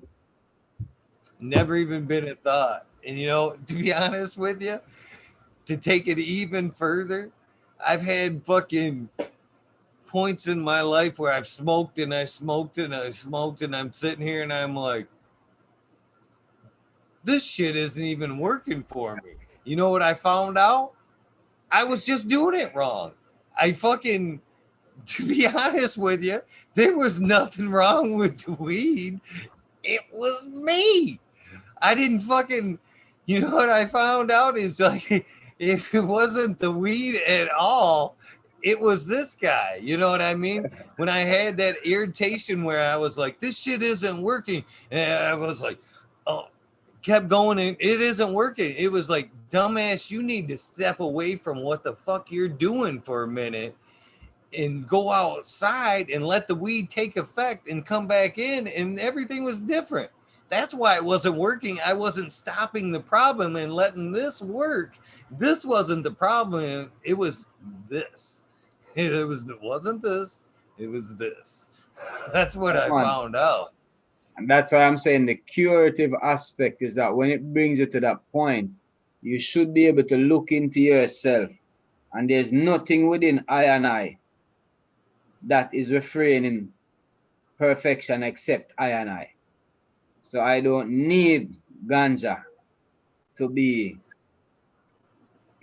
fluent in society or to be not a menace to society. And that's what I'm saying. Not really say a master, but it really takes to the point of, just like I say, I don't have to be crabby to my kids. I don't have to be grumpy to my neighbors. I can be nice to this person. So even to yourself, you start to be nice to yourself and you start to treat yourself a little bit better. And these things. So it's just a level. And I really, as I said, I just look forward to all the dimensions.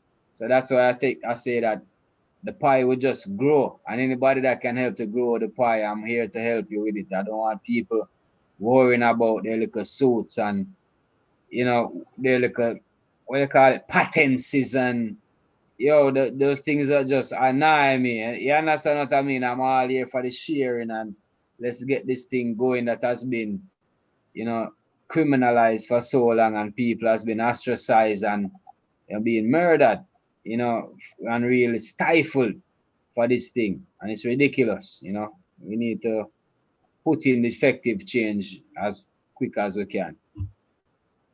And it's shows like these are doing it. So as I say, I give thanks. Fumo is one of them, done with the embracing organics. A lot of them, as I said, platforms like these, Eagle definitely. You put it out there. I mean, look at the chat right now. I can't really see it so good, but there are still people awake at what, 3 o'clock or something like that in the morning.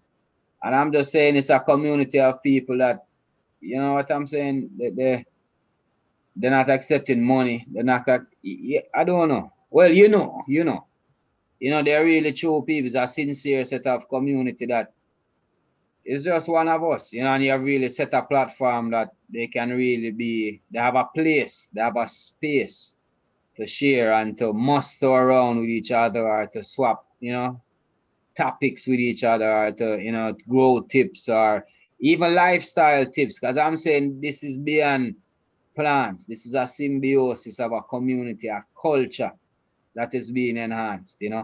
So at every single level, don't ever think it's one thing. Yes, I would say get to one thing. So if you are good at growing, grow. Because the breeders, more time, they are good growers and they should be good growers, but they cannot grow it everywhere to get to everybody. If you are a distributor, distribute. If you are somebody that can do research and really help with people understanding, that is most important.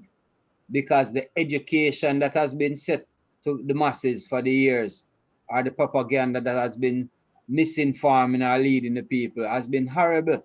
So we need to put it into a attractive way that is palatable and that is pleasant and showing the great side of this so that the growers and the breeders and everybody else in the industry can do what they're doing and fit in and feel comfortable with doing what they're doing. But the educational level needs to be implemented.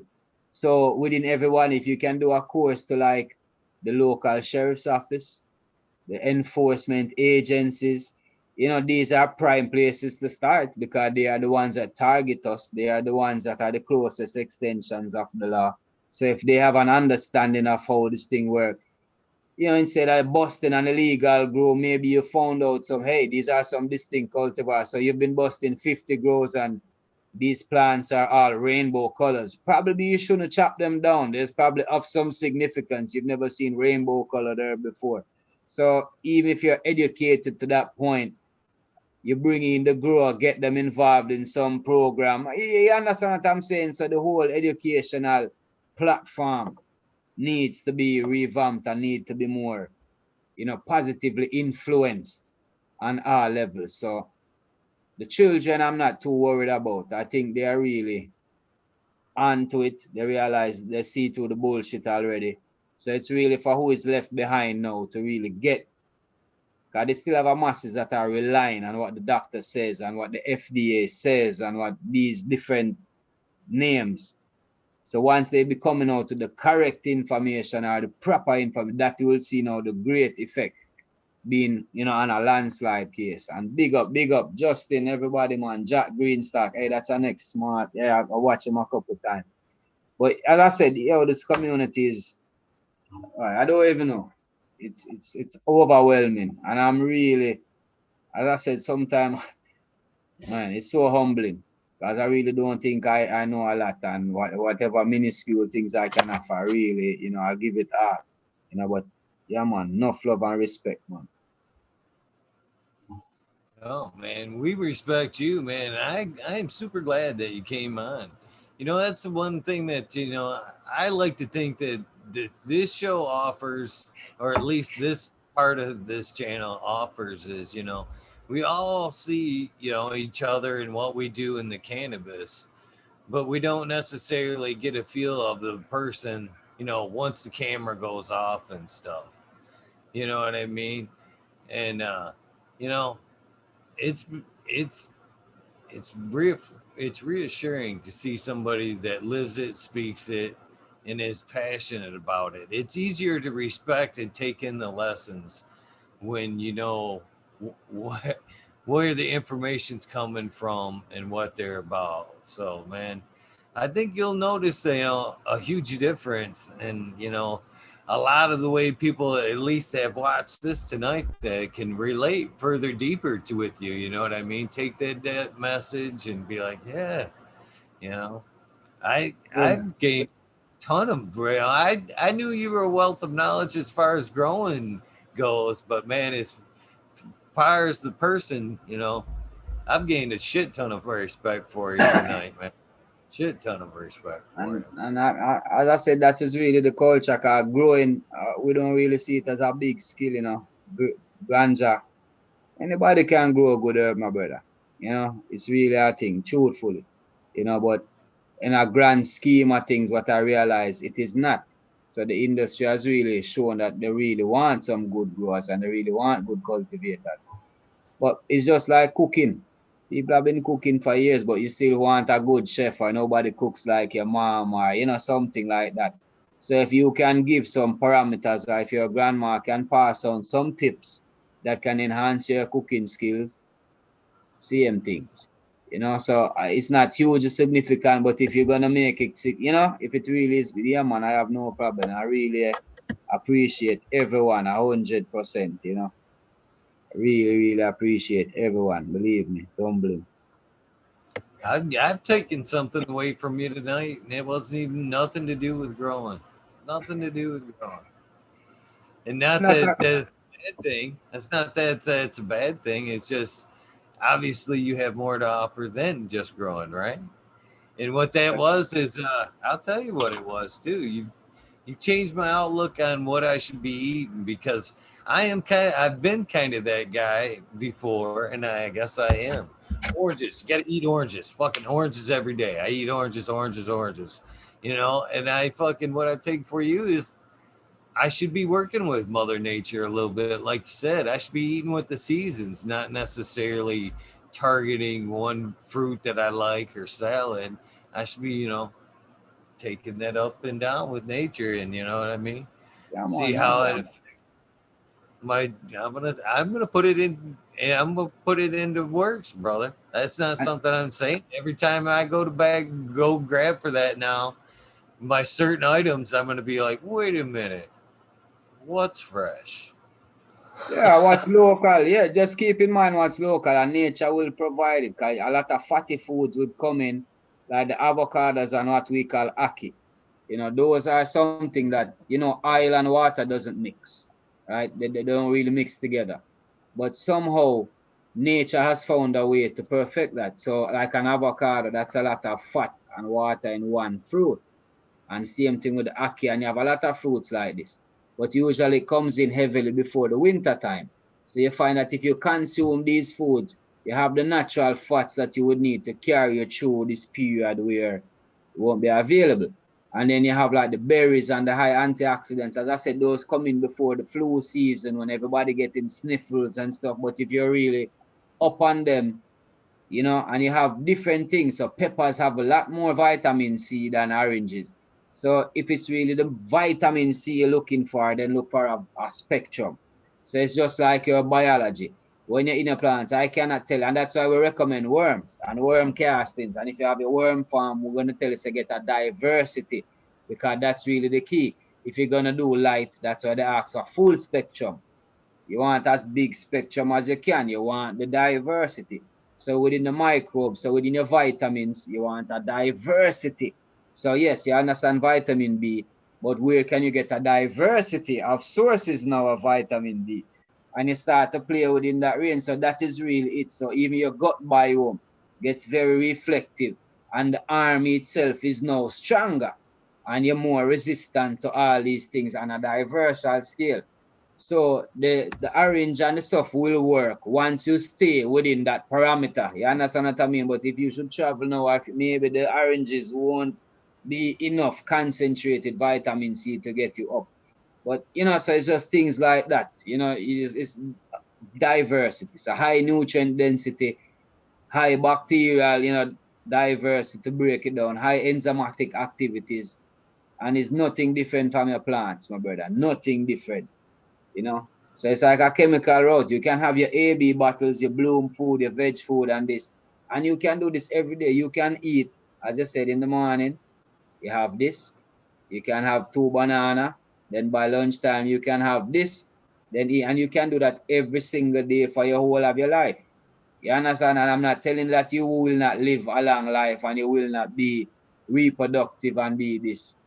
But I would just say, I think a more balanced life is a diversity, of elements will get you there. You know what I'm trying to say? So the same thing that you would do for your plants, you can do it for yourself. If you understand it on that level and the mycology, then you're onto something. You have fermented foods and this, that. You take it into yourself for your account. And what you find is that you control yourself because your mind is very powerful. So, for example, we are a nature, so plants like to reproduce, just like we have a nature, we are man. So, sexually, we have these drives. Now, if we should really follow through on all these drives, you're gonna end up with a lot of kids, or maybe a lot of STDs, or stuff like that. If you were to really follow every urge you have, but you use your mind to control yourself and you say, okay, I'm going to be with this person or I'm going to have these two, three relations, whatever it is, you find a way to control yourself. And the next level is your stomach. You realize that, yeah, I like cake, I like this, but if you just eat this right around the clock, you don't wake up and you're 300 pounds overweight. It kind of takes time to happen, you know. So it's the same thing. After a while, your mind controls and then after a while, you don't even worry about the taste anymore because it's so nutritionally valid to your body, the way you feel it, the effects that you feel. You don't even worry about the taste anymore. So you have acclimatized yourself to that taste because now you know what it leads to. So even when you eat like a chocolate or you smell a candy, you might get sick after a while because you have now changed your gut biome to accept this. So you maybe cannot accept it anymore. You try to eat a burger that you hadn't eaten in 1 year. You're gonna be sick for a couple of days. So it's like this. So you can really do it. It's not you're very affectionate with people. And it's the same thing. You can't love everybody. You get your heart broken too much. So even though the community is strong and the community is sharing and giving, don't think it's a lot of suckers in the community. Don't think you can come in and manipulate your way around and you're gonna get away with it. No man, we have a lot of cousins and we have a lot of friends around. You understand what I mean? It's not gonna work that way so easy. Our friend Trip, he does a lot of good gifts, but he can take you on a bad trip as well. So it's that community. And we don't have to enforce that part. That is something, the gorilla part of it is not something that, you understand what I mean? We don't have this like a without saying. That's an understood word. But the way we show love in the community, that is more important than anything else. Rastafari. So it's not beating on the chest and no need for that. So I love. These arms are built to embrace and to show love and how we can help and pour out things. Rastafari, man.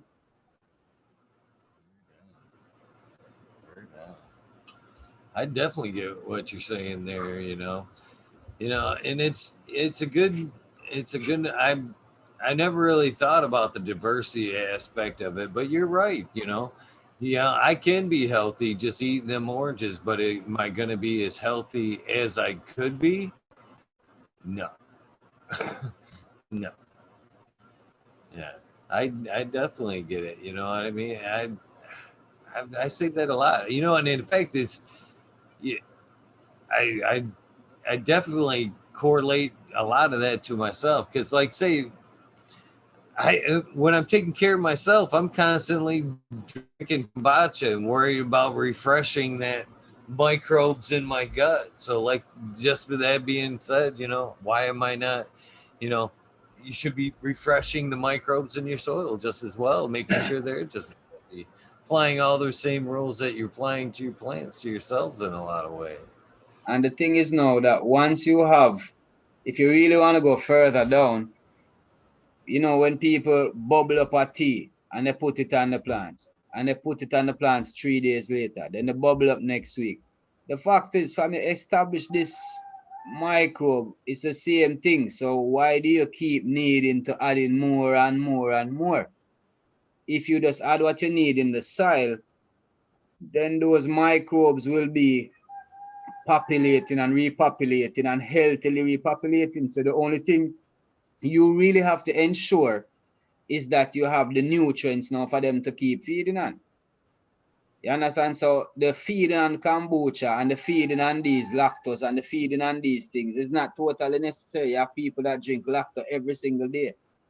But when you think about it, do you give your plants lactose every single day?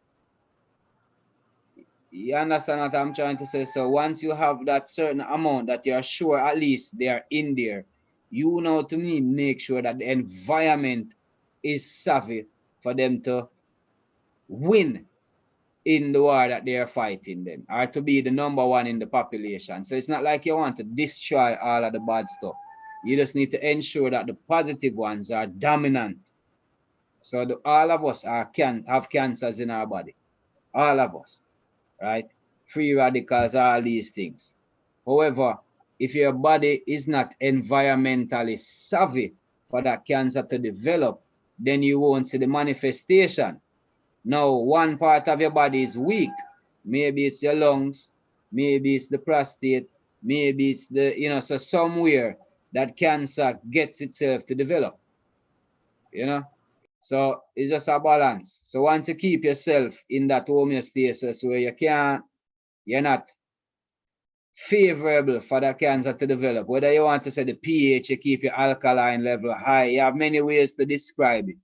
you know, the slime and the mucus level in the body. So slime and mucus is two fairly similar. Mucus is more negative. Slime would be considered more positive. So you need a lot of slime in your gut biome to move. But if you have mucus, that's more favorable for cancer forming agents, you know, on the negative side. So as I'm saying, it's the same balance. So whatever you understand for your soil in keeping those type of bacteria dominance and those protozoas and those, is the same thing for your body. It's the same way it functions, you know. So whatever you can do to enhance and to keep those levels high, then you won't have the development about. Don't know if I lost any viewers or lost anybody, you know. But aye. Yeah, you got one of my other guests coming up.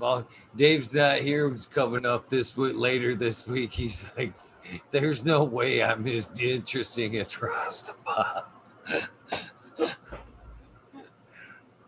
Go on, Dave. Even a quickie, man. No problem. Everybody have a place, man. And I don't really think there's no interest. I just different. You have a community that, yeah, I'm just a different character, you know. And I'm more than willing to help and share, man. So enough love and respect, man. Greatly appreciate everything. You understand?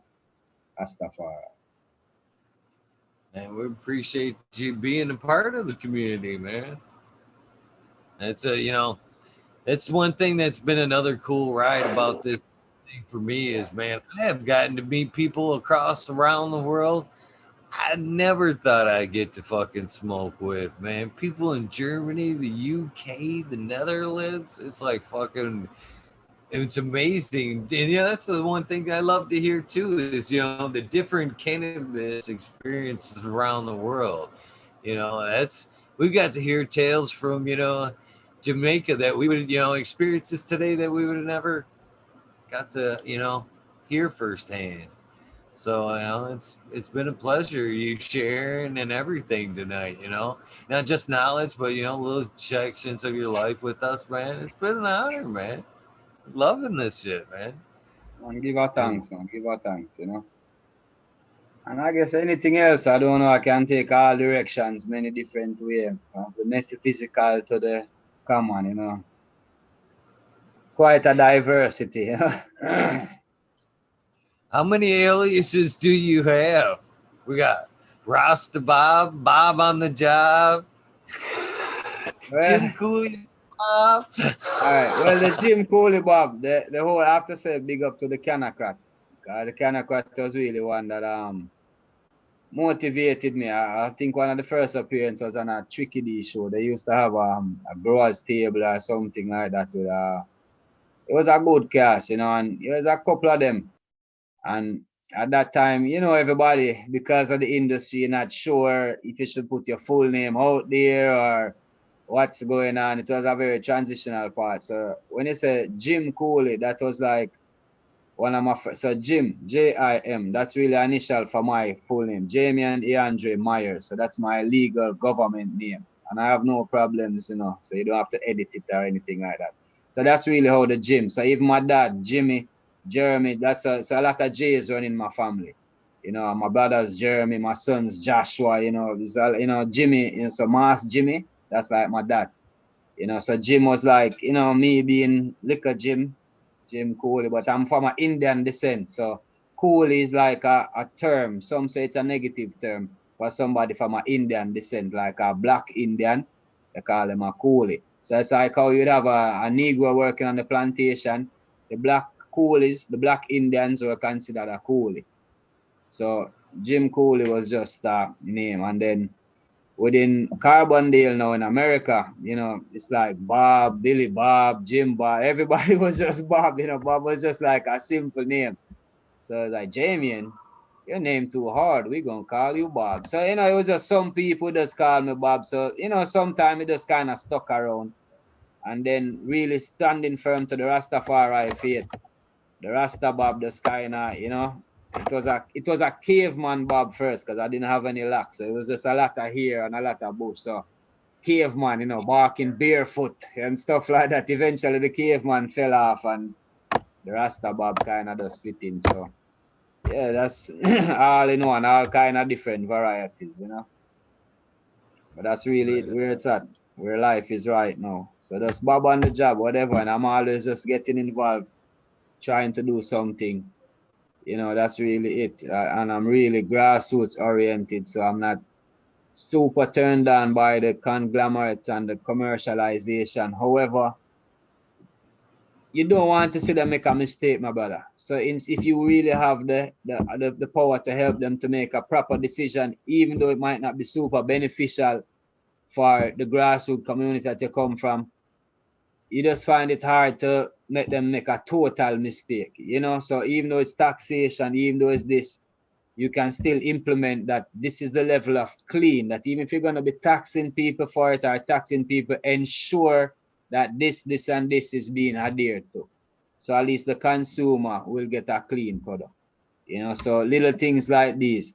So for example, having a scientist, having a biologist, having these people close at hands are people who are heavily vested in these kinds of education are key. These are the ones that you want to be making the legislation. You don't want a lawyer writing up these things. They need to get proper recommendations are fully set, and then the lawyer just translates it into a law language, based on what the scientific or the biological or the grassroots community, all that has implemented and put together. So that is really, where I see myself really trying to put out as much. So anything at all, it goes from a garden, is really just keeping it as simple as possible. And I really like parameters. I don't really like the hard and fast, because what works for me in my environment maybe not going to work for you. You understand? But there are some general things that we can accept, that this is the maximum and this is the minimum, and then the parameters in between, let's fit in. So the minimum entry of clean should be this, and this. You know what I mean? So we know the bacterial, the mole count, I have no problem. The lead, the cadmium, use up all these technologies to do whatever you need. But keep, that should be the more emphasis instead of the THC numbers and the this and the that, Right on, right on. And that isn't, oh, probably know as well as I do, that level of clean seems, it's funny how they can almost make it seem like the level is like super high, but then they'll take your moldy sample and then let you take it, radiate it with a light and bring it back. But now it's okay, presto changeo. It's still there, but it's not as good. You know what I mean? That's not a level of clean. That's a level of trickery. You know what I mean? It's dead, but it's still present. Basically, is what you're saying. I mean, that's not acceptable. You know what I mean? And here it's still going on. Even bad stuff that they find, you know, that's been turned into them. Let it go back out. Let your let your processor take care of that. You know what I mean? Let's turn that crappy stuff into some extracts and we'll put it back out on the market. I have trouble with some of that. You know what I mean? Well, my brother, that's what I'm saying. If you're playing the commercial role, you have to accept some things. Remember, we discussed that earlier. If you're stepping into the commercial role, I mean, how many McDonald's burgers, how many of them chicken nuggets are you sure really nuggets, man? None. None. I stopped eating chicken nuggets when my dog stopped eating chicken nuggets, brother. When I flipped the nugget over to my dog and he was like, I was like, fuck them nuggets. That ain't right. If he ain't eating it, I ain't eating it. That's I mean, even to the day, if I pitch it like I go to McDonald's and I shamefully pitch my dog a burger, he goes at it in the most way you wouldn't think. He will open it up and he'll eat the one side that has nothing on it first, and then he'll nudge off the meat and eat the other side of the bun with the mustard and ketchup. And then he's like, well, I guess I'm still hungry. I'll eat that meat, but he flips it apart first, which again makes me go, man, I don't think I want one of them burgers.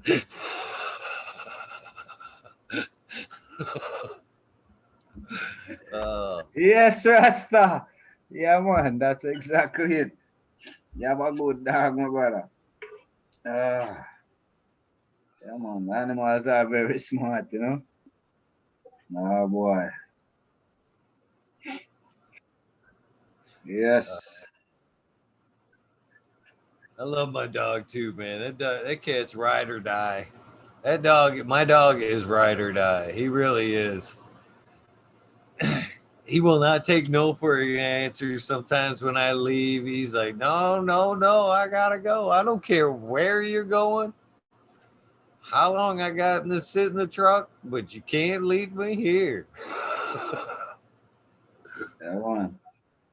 I shit you not, man. We went to the store yesterday, and we came home, and he knew he was home. And I had to drag him out of the truck. He was like, I ain't ready to go back in there yet. I should have took his advice because he was right. We should have drove around for a little bit longer. Again, man, he knows. He's a smarter dog than I give him credit for.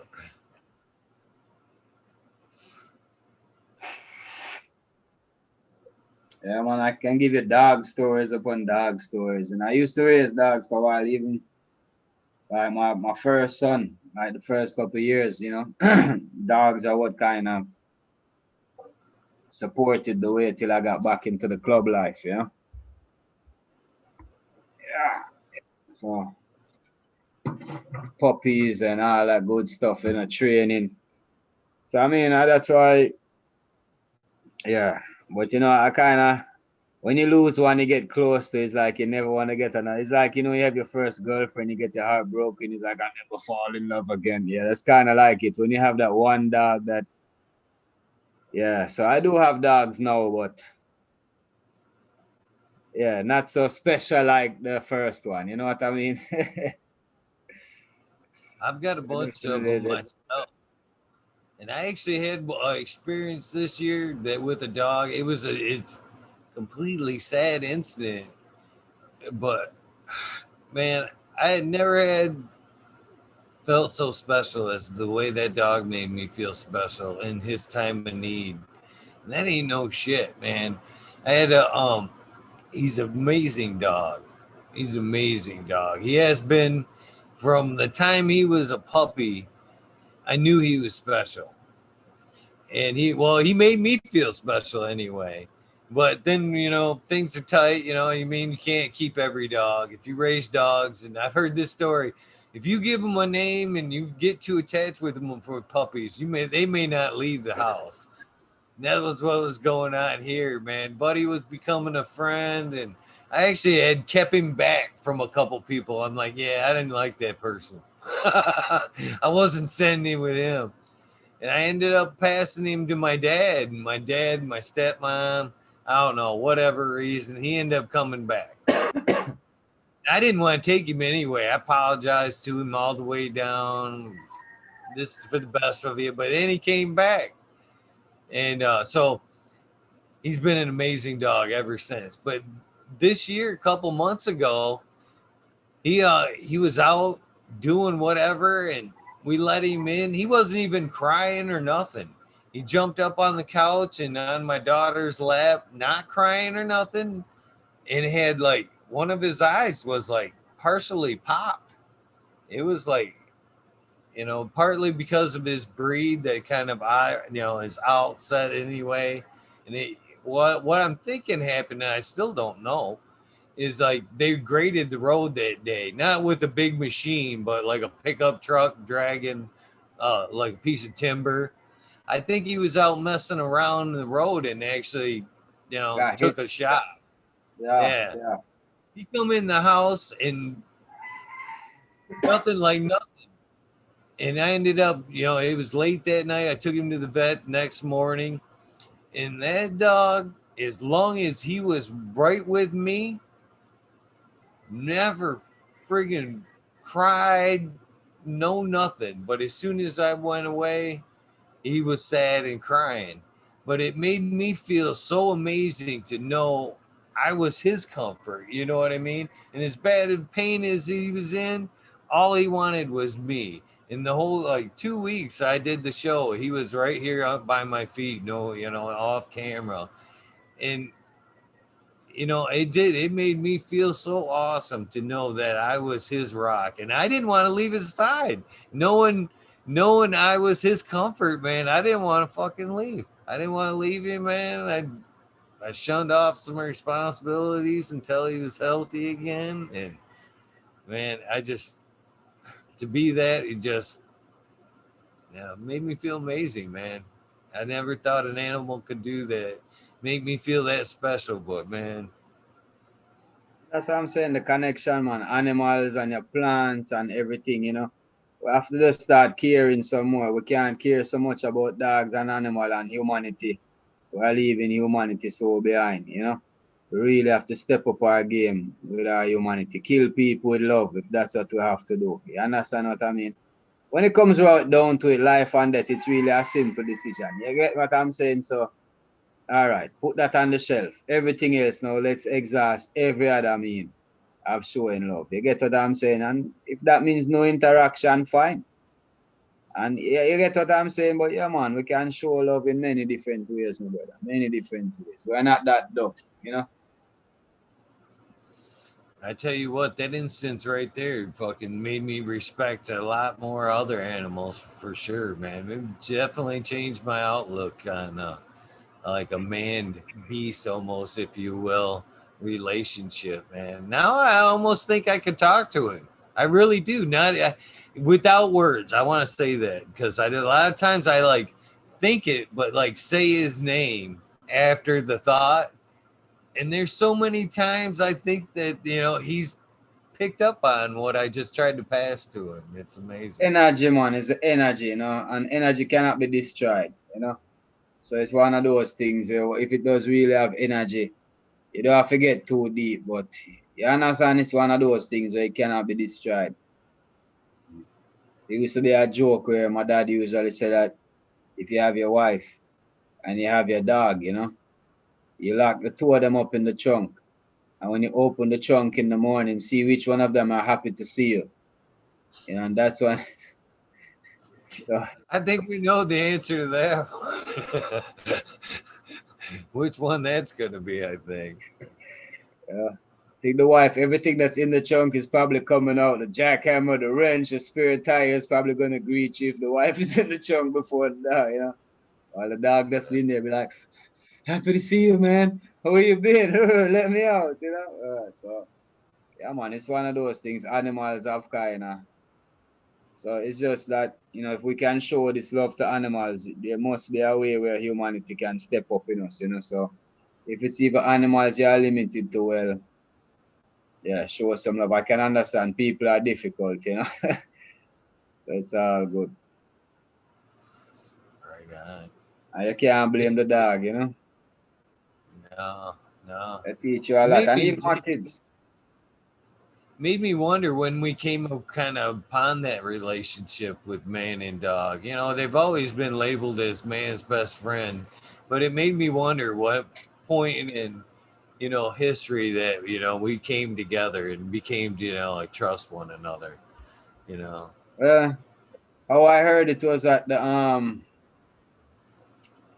that one was kind of forced, as in, or that was intended. The man and dog relationship, they kind of saw themselves could get along. Just like that. And then the cat was one that forced themselves onto humans. You know what I mean?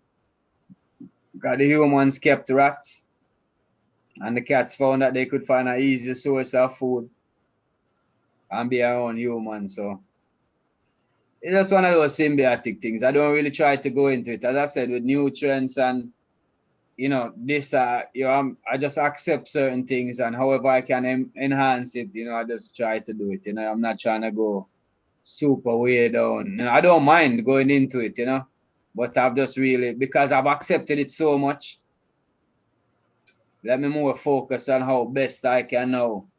Not to say I'm trying to rescue every stray dog, but you get what I'm trying to say? Yeah, see how I can extend my humanity where that's concerned, because I've accepted that animals, plants, these things have been around us for many years and have been a part of our culture, so why not, you know? And I think more people relate to animals. I mean, even when I travel in the States, it was weird to see people with dogs in the house and dogs living in the bed and the bedroom. I might get crazy, man. The dog need to live outside. What is the dog doing on the couch? Like, you know, I go visit somebody and the dog would jump up on the couch. I'd smack the dog out the couch like, this dog is rude. And the dog would be on the floor looking at me like, hey, Jamaica, don't you know that when you're not here, that's my spot, you know, or something like, you know, it's like, what are you doing in the lazy boy, you know? And yeah, but they're full of personality, so you kind of get to understand the role. And you know, it's strange because like the people come home from work, what did you do to my dog? I'm like, what do you mean? Well, he's not jumping on the couch. He's not. I'm like, no, he's not supposed to be doing that. You know, he's supposed to be over there, and you know what I mean. But it's crazy, and then you get to understand that it's a part of society, and people read. So it's the same thing I'm talking about genetics.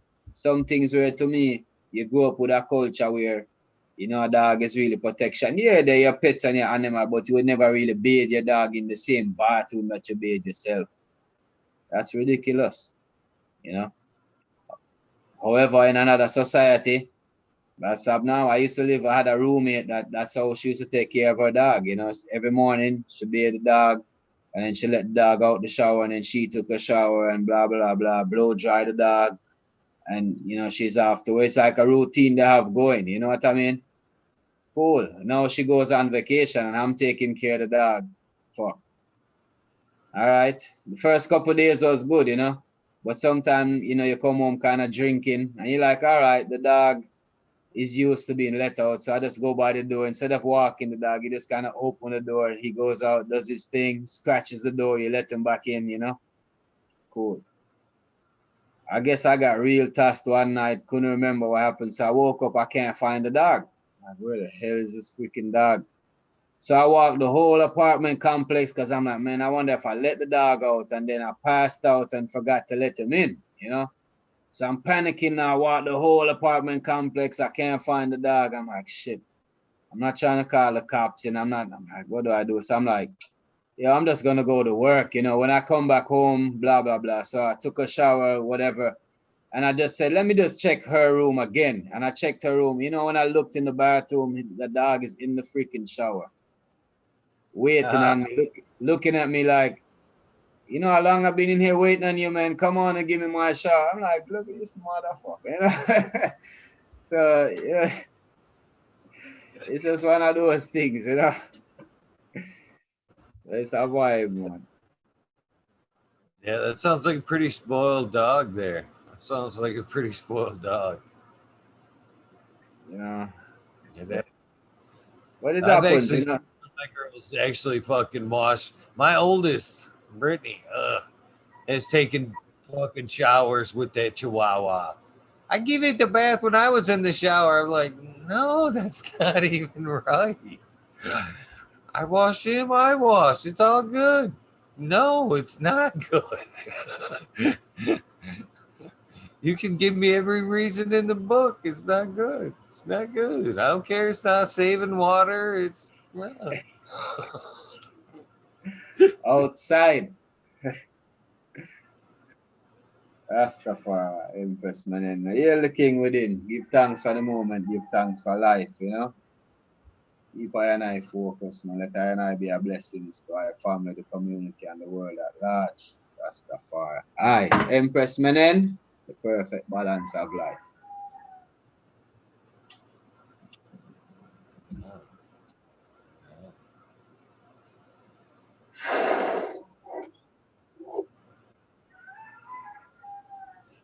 Yeah, it's That's not bad. uncommon that when you chant, you say a little chant, a little chant, or a little prayer, a little focal point before you consume your chalice, you know?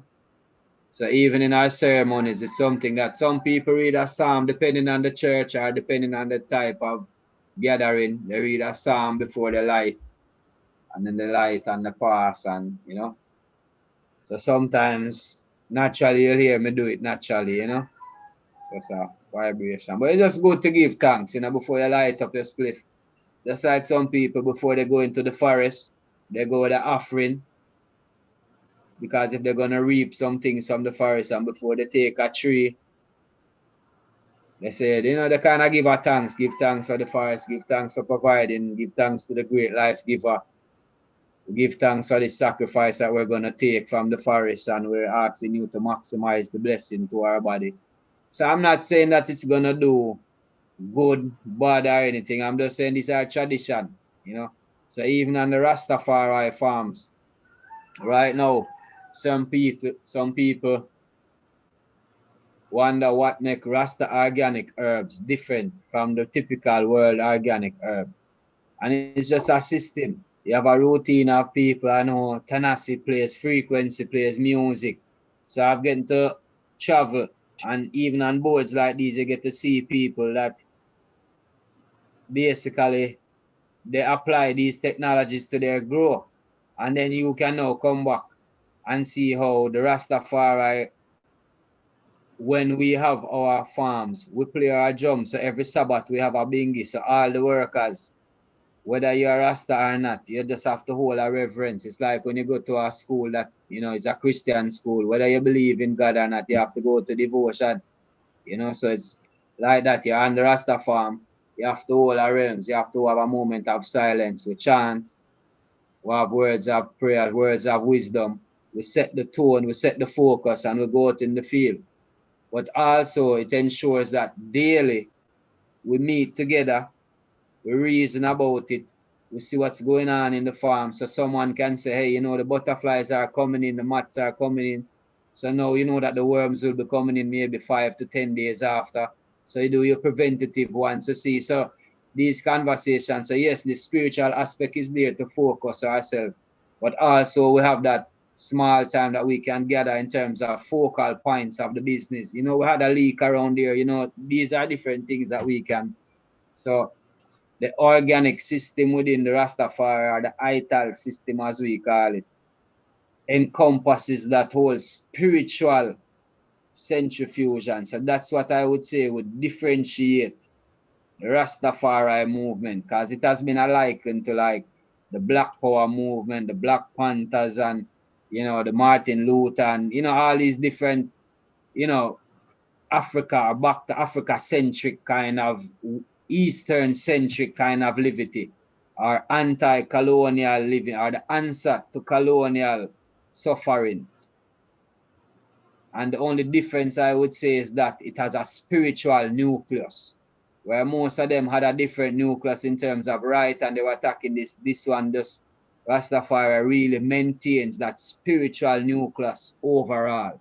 So anything you do, your ethical, so even the contracts that we sign, it has to be of an ethical tone, you know, that voice that speaks of a spiritual nature, that encompasses, you know, what you're doing.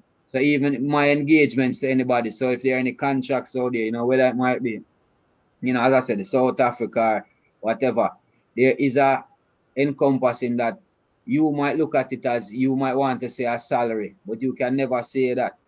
What we'll be doing is, you know, maybe a Rastafari indigenous village here, or there might be something that we might need, for example, a school. I would ask for your assistance where that is concerned, and we will trade our intellectual property and our knowledge to get you this product that you might want. So the monetary value is something that we really don't put in essence at all. The spiritual nature of the transaction is what needs to be maintained at all times. And money is just a currency. You know, it's just really that. You have three places that you can go right now in this 21st century, that when you get there, you're going to have to buy different products in the market, because as soon as you get to that border, your money has no value.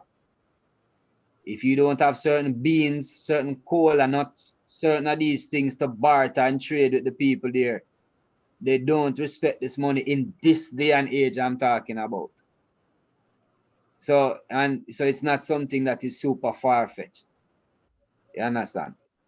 So these are things that we really like to encompass, and that is why I think the attraction of the ganja culture across the world, or the cannabis culture, is very attractive to one like I and I. So even the hippies, and it has that, you understand, that whole liberty.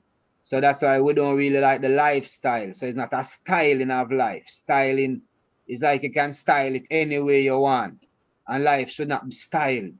It's really a programming that you should encompass and learn to enhance it now within. So that's why I say you go into the forest, you see how it works. Then if you add, to me, the best thing should try to replicate it as best as you can. So it's almost along that same kind of vibes. The liberty should be more enhanced in your day-to-day. So that's why, you hear I and I. So it's not a thing of the first person or the second person or the third. It's I and I. So what's good for you should be good for me, for the plant and the tree. So it's I and I. So I and I give thanks for the moment. I and I give thanks for life. So I'm even appreciative of in the life in you, the life force in your energy, and the fact that we can consciously exchange consciously now. I and I give thanks for the moment. So something like it's kind of mystery, it's the mystery within it. It's the lamb's bed mystery, but it's just a thing that we just keep and maintain. And this is something that it's not a Buddhism, it's not a Allah, it's not a Christianity, it's something that was birthed and super unique to Jamaica. So I'm just really glad I could really, be a part of it and somewhat assist with any form of, maintenance where it's concerned. And relevance, because in terms of ganja, people would say Rasta and ganja is married. Reggae and ganja is married. And as I said, it's really that. It's a marriage. Marriage is a sacrament. So when people talk about sacrament, if you really want to get into, there are many different forms of sacrament. Marriage itself is seen as a sacrament. So it doesn't have to be a legally binding force, but it's something, a relationship that you have chosen, that love sacrifice is going to be made consciously. So it's a part of it. Right on, man. Man, that was deep. Fucking and very respectful, man. I've learned a lot from you tonight, my friend, man. Not just cannabis, but I've learned some life lessons from you, man. Uh, I'm so thankful you came on tonight. I couldn't mean that any further than my bottom of my heart, man. Much respect to you, man. Give And thanks, then man. it's nice to see somebody down to earth as you in the cannabis industry. We need more, to be honest with you, more people that aren't as worried about the end game, just being about it in the moment and being in it for the right reasons. Uh, would it help push this thing to go forward for the right reasons? And I think the numbers are in our favor. I really do. It's somebody that's done this for a minute and had a chance to go to a lot of these events, at least here in Michigan. I see so many people doing it for the right reasons. Out of 30, I would say I only see 2 out of 30 that are doing it for the monetary reasons, and them are the people that are freaking miserable in the game. I mean, they the and them. It's nice to see too, because they won't last. They can't last at the mental torment they put themselves through. And it's that hope I have, that things, it will all even out. Them people will burn themselves out, and eventually it'll come back to, like you were saying earlier, the farmers market, where we can enjoy cannabis the way it's meant to be, and not just as a commodity and something that's for sale. It'll Well, be think something. about it. That is a Yeah. more reliable process, my brother. Because if you are really going to rely on two big suppliers, so that every 7-Eleven, granted, now with every 7-Eleven or every corner store, it's more available and cheaper than cigarettes. So great, good, I give thanks. But if I really have to rely on these two people, if something happens at that factory or that distribution site, what happens to the whole of the Midwest or the whole of the East Coast or the whole? You understand what I'm saying? So I'm just saying that general module is not sustainable. You know, so if we're really gonna take it now, I'm really looking forward to the individuals who are legislatively programmed. That's why you keep me here, me hitting on this topic. I really want somebody to can assist with this or anybody who can step up. So for example, the caregiver process or even the class A license or the smaller license or the grassroots license or the entry level, whatever direction you are or division you are, you know, the what they call it, the anyway, the smallest license available or the smallest legal entry that they just kind of give as a pittance to the grassroots people. You know, that's not really feasible. So basically, anybody that's happy making maybe 100 grand a year and under, those licenses are. So what you basically do is that people that want to be a multi-billionaire conglomerate, it's not attractive to them. But if these smaller people who are, as we say, are the community, now we dictate what happens with our pull. That is where we have the true essence. So if we dictate to all say, okay, every caregiver, the taxes doesn't go directly, say, to the quote unquote government. But if we have our own banking in between, our own credit unions that we circulate it in between, you know, the 10% goes to our educational fund or whatever that community or that geographic region might be in need of, you guys decide as a community that this is what's in need of. Because maybe you guys don't have water in your area. Maybe you don't have good roads. Maybe, you know, whatever it is within that big, broad community. Maybe you're medicinal because where you are now, maybe you cannot apply to get a medicinal card or a regular, you know, Medicare or whatever it is. I'm trying to remember the names that I've heard over there. Medicaid or, you know, whatever insurance or whatever it is. Maybe you're not eligible for these things. But if within a community, within a whole state, everybody quote unquote banks there in this and all the spillover goes to this, then what you'll find is that you can self-sustain yourself because we are not the ones trying to get the Lamborghinis and the this and the that. But we are comfortable knowing that our kids will be educated. If anybody is sick in our community, we will get equal treatment and equal care as we need. And our food is of a sustainable nature to our bodies. You know, and we have shelter and stuff like that.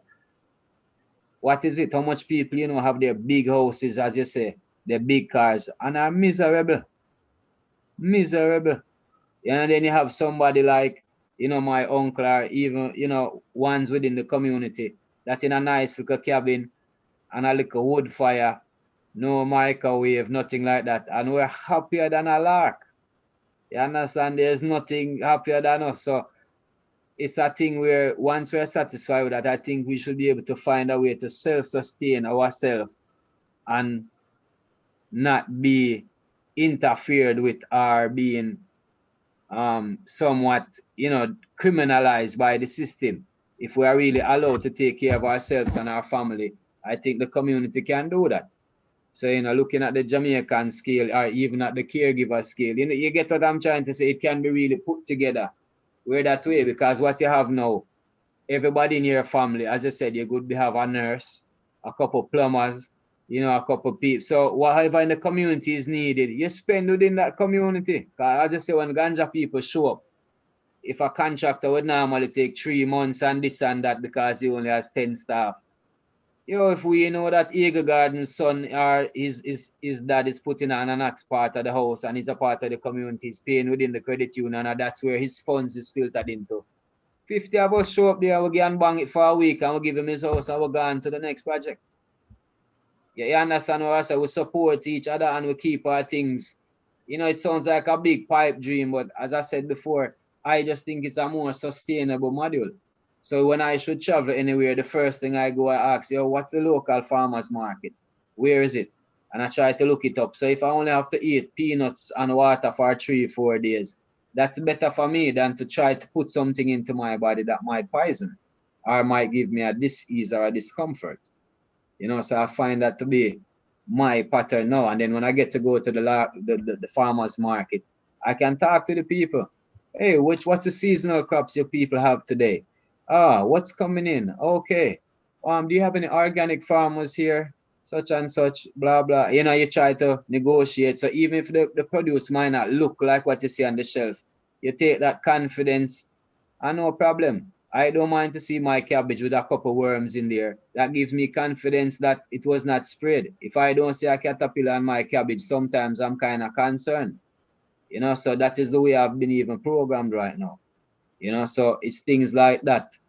And when I consume those foods into I and I body, you know, it's more self-sufficient for me. It's more positive. You know, I find that, you know, you're just more healthy and a whole, more holistic. You know, you find the body accepts it. The live food, the live vegetables, and the fresh, you know, the seasonal offerings are great. And if you even want to take it on the rabbit hole down the diet form, I would really say that the combinations of food that you consume in a direct setting is probably more important than your general diet overall. So, for example, the best things of greens. So people say eat a lot of vegetables, a lot of things like that. But to me, the best thing that greens do is pull toxins from your body.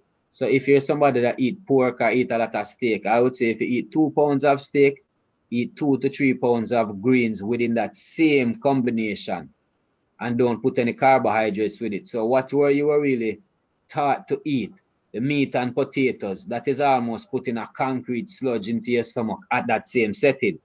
But if you're eating the meat and the vegetables together, so a big salad and then you eat it with a steak or a couple steaks with it, I think that's a much better, healthier combination because whatever you eat at the time, the greens will help to pull out that toxins right away in that immediate setting. And then if you eat your carbohydrates later, you do the same thing, your carbohydrates and fruit or 2 pounds of pork with some pineapple, you know, something like that. So you don't put like the bread and the meat together, you know. So even the combinations at the time is more better. So you learn about chelated elements and this. So when you put certain things together, the harden up, the lock up in the soil, the nutrients lock. So that is really it now. So over time, your body gets clogged up, mucus develops. You're not breaking down the nutrients properly. So you're feeding the nutrients, but you can't break it down. And you're wondering why you're getting sick. The same thing, the nutrient delivery at the time. So amount and the delivery at the time is very important for your body. You understand? So it's a very bad spectrum, but all of it is quite correlated. When you look at even at the chemical level, the molecules are not much different. It's like 1 or 2 atoms are different. You understand what I'm saying? So a good I vibes do. and a good energy. I wish I would eat like that. It makes more sense to put in your body like that. I actually, I'm being more and more conscious about what I eat and how I eat as I get older.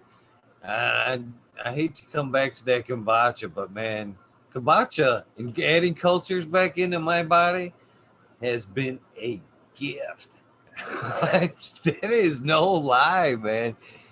Some of them toxic foods that you were talking about was killing me, brother. Killing me.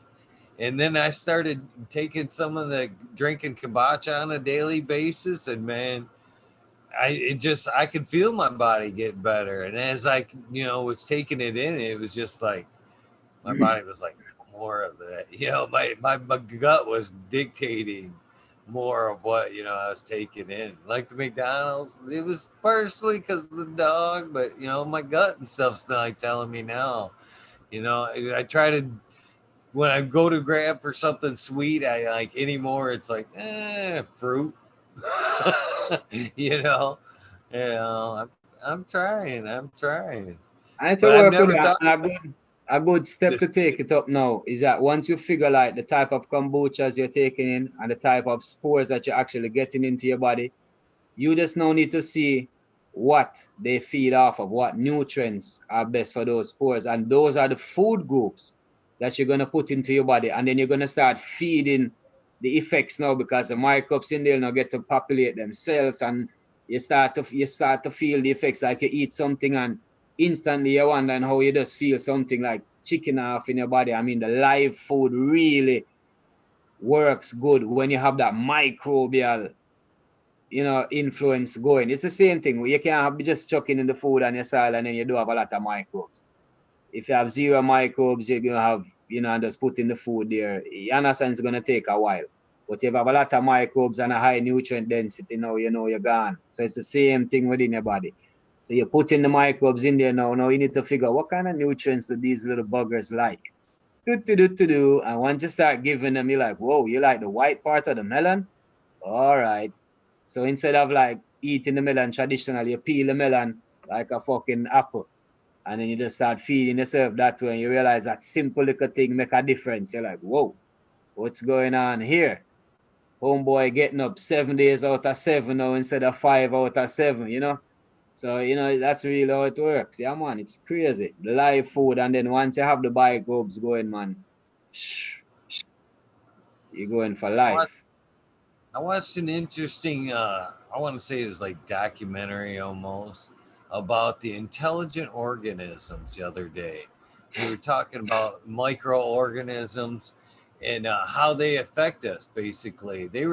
What it was saying is, and they showed examples of how brainless, single-celled organism. Man, I don't even know how I cut myself. I'm all sitting here gushing blood.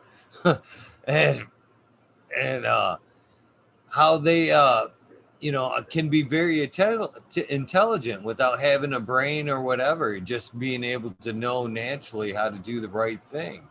Basically what they were saying is uh, the cultures in our gut make up 40% of what's going on in our body. So they were basically saying that the microorganisms in our body directly relate and are telling us, basically impartially running us. They were saying your brain runs, some functions, but the micro aspects, your brain, your gut, were what was in fucking charge, basically. And I was like, wow, I never really thought about that, but yeah, it Man, makes really sense. yeah, man, they call the stomach the second brain of the body. So once you can control your stomach, that is when the power of the mind gets super unlocked. Really, and because now you're feeding it, and then it can channel that focus that it really wants to focus. So if you wanted to be that bodybuilder or that billionaire or whatever it is, it kind of really propels your life force to get towards that point quicker. But I just find that, I went on live food for a while. I had nothing cooked. And I can tell you the difference. You see some things, you just eat some things and it makes your body move like differently. Like raw beets and raw nuts. Some things, your moringa is one of them that's really like a superfood. And really, even the same name, like ridiculousness. But it's like when you're eating a regular diet, you don't feel the influence that drastically. But once you're on that kind of raw food, you really feel that frequency differently. Coconut water is one of them that I can tell you. Wonderful. If you can use that in your shakes and stuff like that instead of regular water, banging, banging. Watermelon is one of those things that it's not good to mix with anything. It's almost very complete. When you mix it with other things, it kind of ruins it. It should be had by itself. So when you see like you get a lot of fruit bowls and a lot of fruit dishes with it mixed in there, try to have it separately by itself. You can mix a lot. Like pineapple is good to mix with a lot. It's a very good mixer. That's a very good combination. It breaks down a lot of things. But the watermelon is one of those fruits that's kind of, it's almost a whole fruit.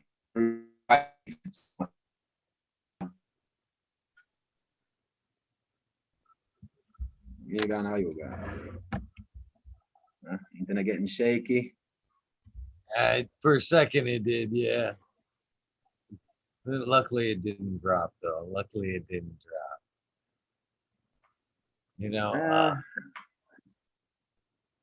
I forgot. I lost my thought there when the internet got shaky there. I'm trying to figure out my squirrel there. But yeah, I think you're right, though. I mean, the inputs of what we're taking there, there are some superfoods, most definitely. And I was I had to take some meat out of my diet there for a while, and it wasn't by choice. It was and it wasn't. My daughters, man, went down the road of vegetarian long before I did. And I honored them. I didn't discourage it and I enforced no meat on them. You know, if that's what they wanted, it kind of killed me because I was making 2 meals every day. It was like, oh, here's your vegetables, here's my meat. And then it got to be, well, I can't keep doing this. So I started pulling out some of the meat out of my diet. And I, man, once I pulled out red meat for a long period of time, and I'm still, you know, I eat red meat, but man, when I took it out for a good period of time and introduced it, oh, it was almost toxic. It was almost toxic when I started eating that red meat again. As I still eating it, I eat it sparingly, you know. I try not to eat burger anymore. If I'm gonna enjoy it, it's a steak. But even at that, man, it haunts me for a few days, man. Yeah. Yeah, man, I don't like myself. You don't like yourself for that for a minute, you know. And as I said, after a while, I think it's just programming, you know. It looks juicy, it's nice, but you know, it's just marketing. You know, you have been marketed this for so long, and after a while, when you really see how it affects your body, and you know, I think in the long run, on the vice versa side, when you see the positive influences of how you can stay up. I mean, I see you with the weight benches and the, you know, look like you keep yourself pretty fit. You know, at least in my opinion, that's what I would assume. But you know, I find that the live food or the more rawish kind of food diet really enhances that kind of levity as well. You know, you find yourself, you wonder and feeling like, you know, you're 25, 27 again, certain ways. You know what I mean? So I really find that the fresh it gives a regenerative vibes. Even your skin cells really start to come back again and stuff like that. You know, you really find that and those little things, I guess, up in age, you start to appreciate it more. You get what I mean? So when you're younger, yeah, boss, so about you're going up on certain things not working like how it used to work, you know. Like, you know, normally you could go 3, 4, 5 for the week, and right now you're barely chuckling one a month and you're even trying to keep up there. So, you know, and you see just a simple thing by just changing the diet.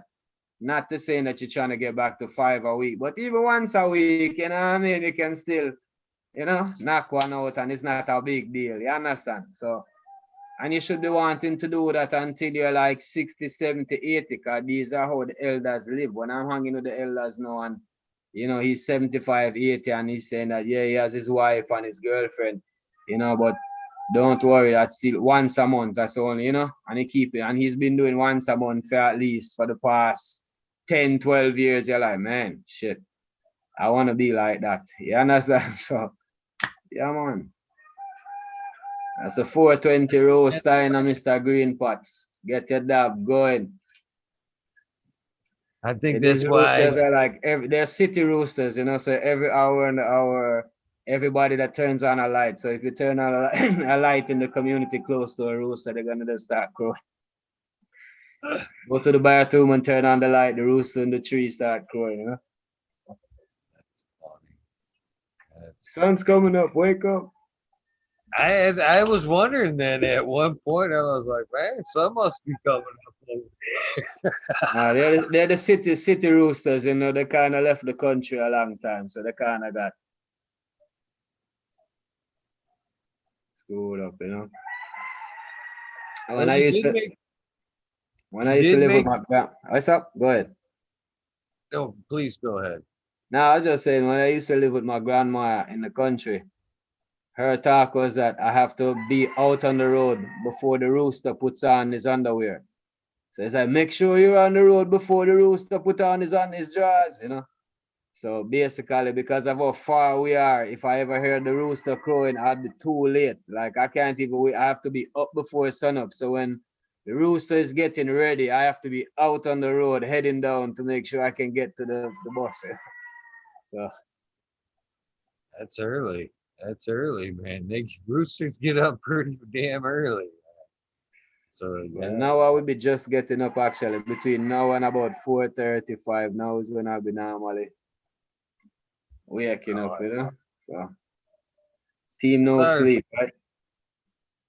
sorry for keeping you up, bro. For keeping you Ah, up.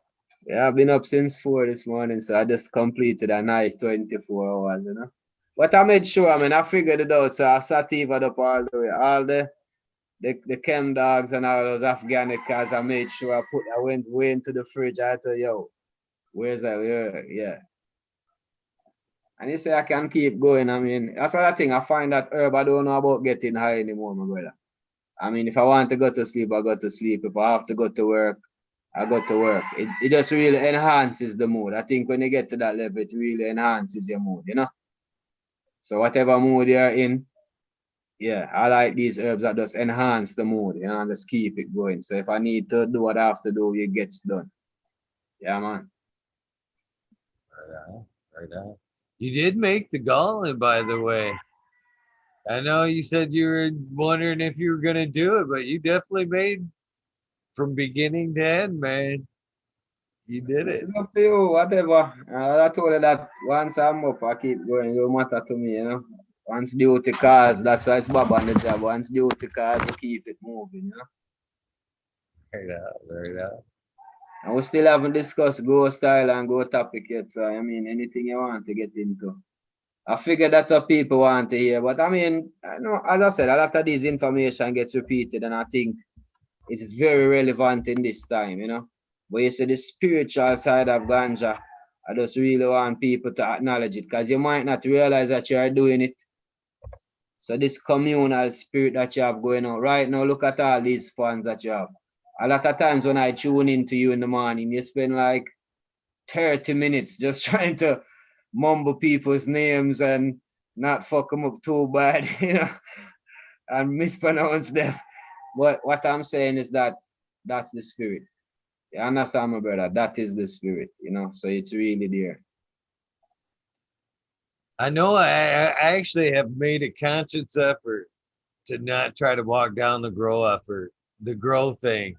I think it was like a, a unconscious or unspoken deal I had with Smiley last night as we signed off.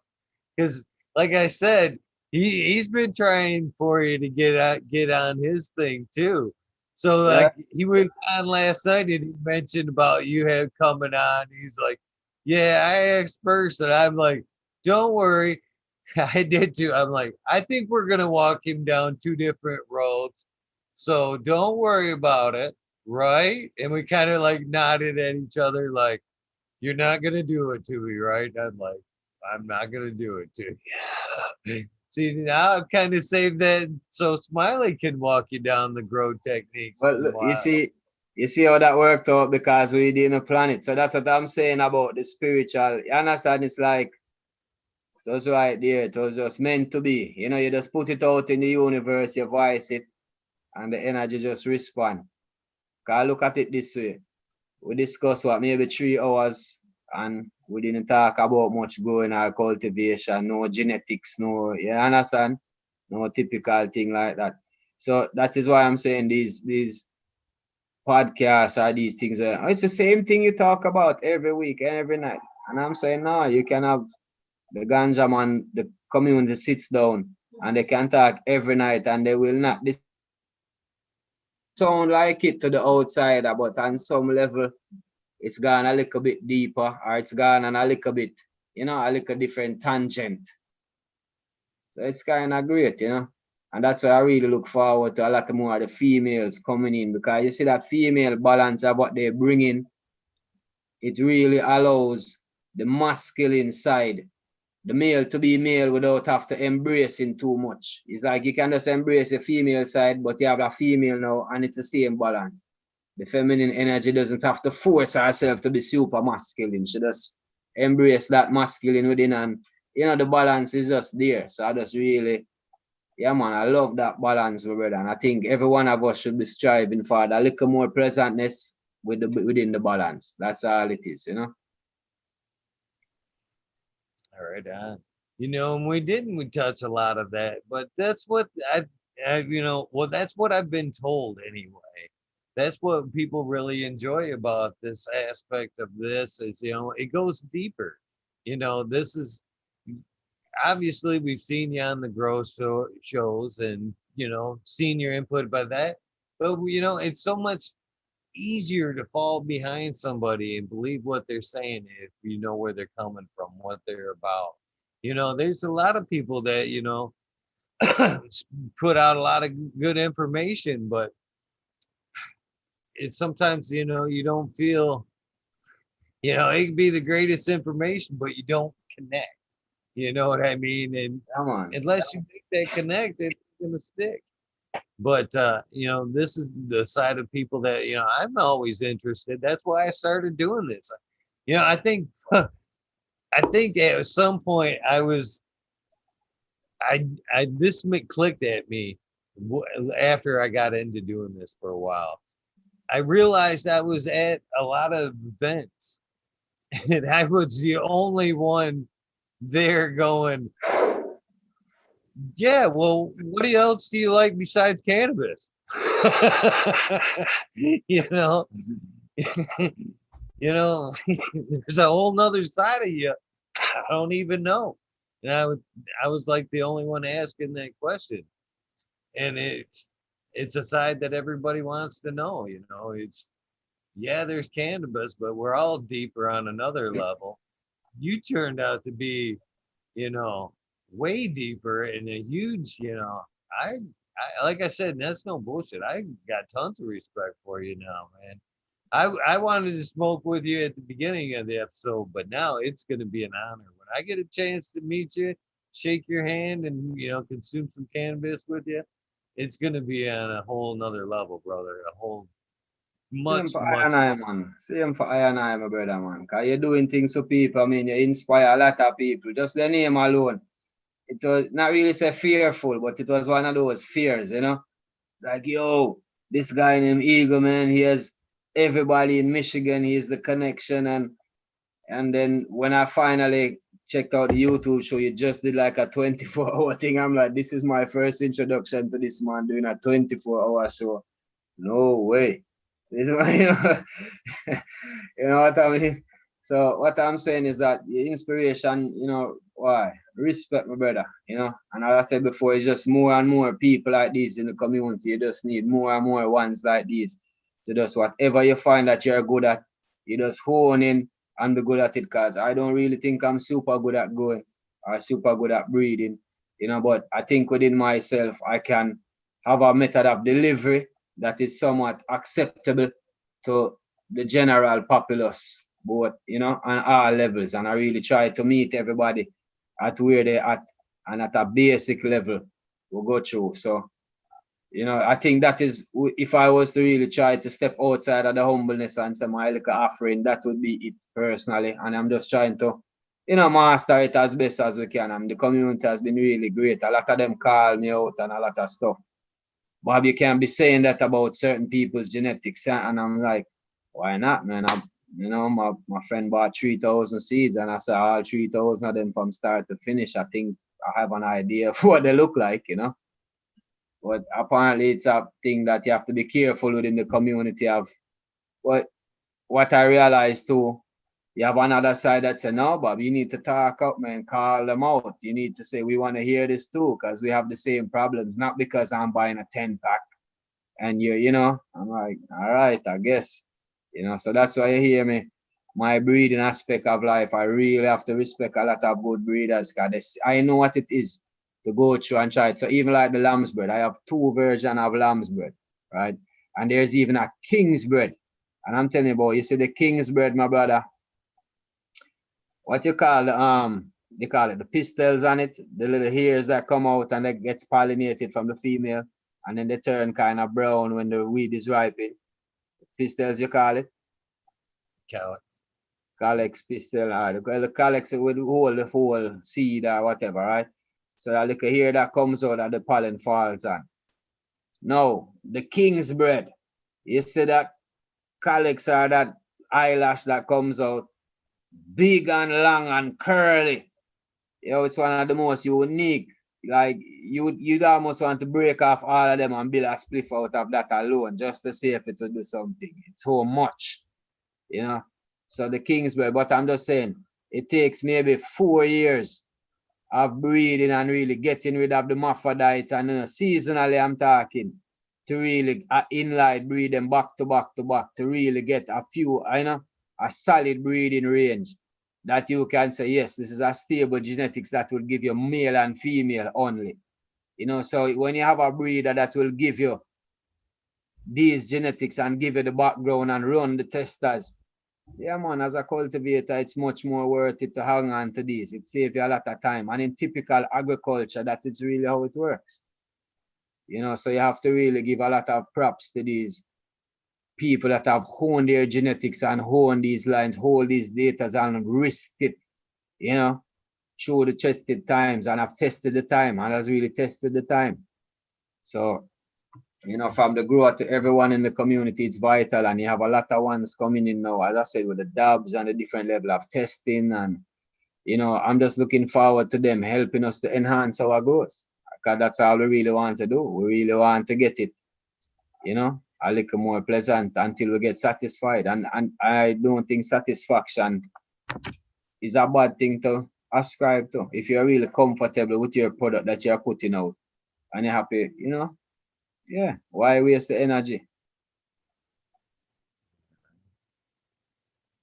That's another thing too. A lot of people, critique that, is it good enough? Is it good enough? Is it good enough for you? Then it's good enough. That's all it has to be good enough for. Yeah, and you don't have to be ignorant. If obviously you hear something or you see something that can improve, definitely take it into consideration. But the constant quest, I think, sometimes overrides the acceptance in terms of the appreciation value then. So the constant striving for betterness and pleasantness is great. And you should never be, that zeal should always be there. But don't ever not be appreciative of the moment. So put it this way, you ever had your grow was not good and you don't like the cannabis, but it was clean, it didn't have any sprays, it was, healthy to consume. Imagine going without any cannabis now. And you have no cannabis whatsoever. You see how easily that cannabis just went to the top of the shelf. That one that you considered mids. Now there's a drought on and there's no more cannabis whatsoever, and you still have a pound of your mids in the fridge. You understand? So it's like that. It's a matter of perception, And at this particular moment, the hype on the street, you don't have to be caught up in it, my brother. Can really just be acceptance of the community. You have good herb, Eagle have good herb, Matt have good herb, Spartan I'm sure have good herb, and that's just how it is. That's even the dilemma now. It's hard, for example, you have a grower, and just because he's a synthetic grower, you're gonna say he's not a good grower, or they don't have a good product. The fact is 80 to 90% of all products that you receive are probably synthetic, unless you may be from an environment or a lifestyle of myself, and I'm very much in the minority. So you understand what I mean? And even I myself, I'm far from it because I know what it is like. I would love to live on forage lifestyle. That would be the forage livity with what I'd really want. Like I wouldn't really have to quote unquote, maybe supplementing the forest with certain things along the way, but it's nice when you can forage and get your yams and get your vegetables and things like that, and you don't have to, you understand? Yeah, man. That's the ultimate lifestyle, or the ultimate livity, as one would say. That would be, supreme. I have to agree. Until then, take some steps. I'm trying. I'm trying. I moved away from the city years ago. I'm trying to, sustain myself somewhat, live as clean of this life as I can. Wasn't the things I wish I would have learned earlier. The things I wish I would have learned earlier. Right now, it's actually a sore spot between me and my old daughter there. City and country right now. I'm like, no. She's begging me to come down there. I'm like, no, you got to come up with me. Get away. You know, what the life you're living right now is toxic. You know, the Wi-Fi signals, the phone signals, all that radiation, all that microwave, it's just toxic. Please come up here with me. She won't listen. She won't listen. And even just the lifestyle, you undergo, and that's what I say, even the mental health, and just to able to just relax, just to breathe, just to inhale and the exhale. There's some simple things in life that don't, you understand, you're in the city, you're just constantly living on the hamster wheel, hamster wheel. So it's like, you really don't, it's like the experience of life pass you by. You know what I mean? So even pain, you bust your toe right now, you're bleeding. You understand what I mean? Just some simple things in life is not that great in the grand scheme of things. Not to say that it's not an important thing. Don't get me wrong. But I'm just saying a lot of things they get so it's like you have too much things going on. As I said, you have too much thing going on. So the real reality, I think Corona was a good wake up for a lot of people to get a hold of the importance in life, and those things that usually seem important are not so important again. You know what I mean? Yeah, I spent most of my life fucking work, and I learned these lessons at a price, and I wish I would have learned them earlier. Worked long hours to fucking buy material bullshit for my kids to make them happy. I worked long and hard hours to buy material bullshit that I thought was making me happy. And the revelation of finding out, I can't, none of that shit is easily taken away, broken, and none of it you can take with you. Why not find happiness in what the one thing I can find, take with me is, happiness in myself and my soul. Finding things that I make that happy has been the most fulfilling thing that I've ever come across yet. You know what I mean? And I've gave that advice to a few people, you know what I mean, with full plates. And you need to clean some of that off your plate, brother. If you're not doing, things that aren't making you happy, fulfilling your soul, you're absolutely wasting your time right now. You're just running off in directions that aren't just waste.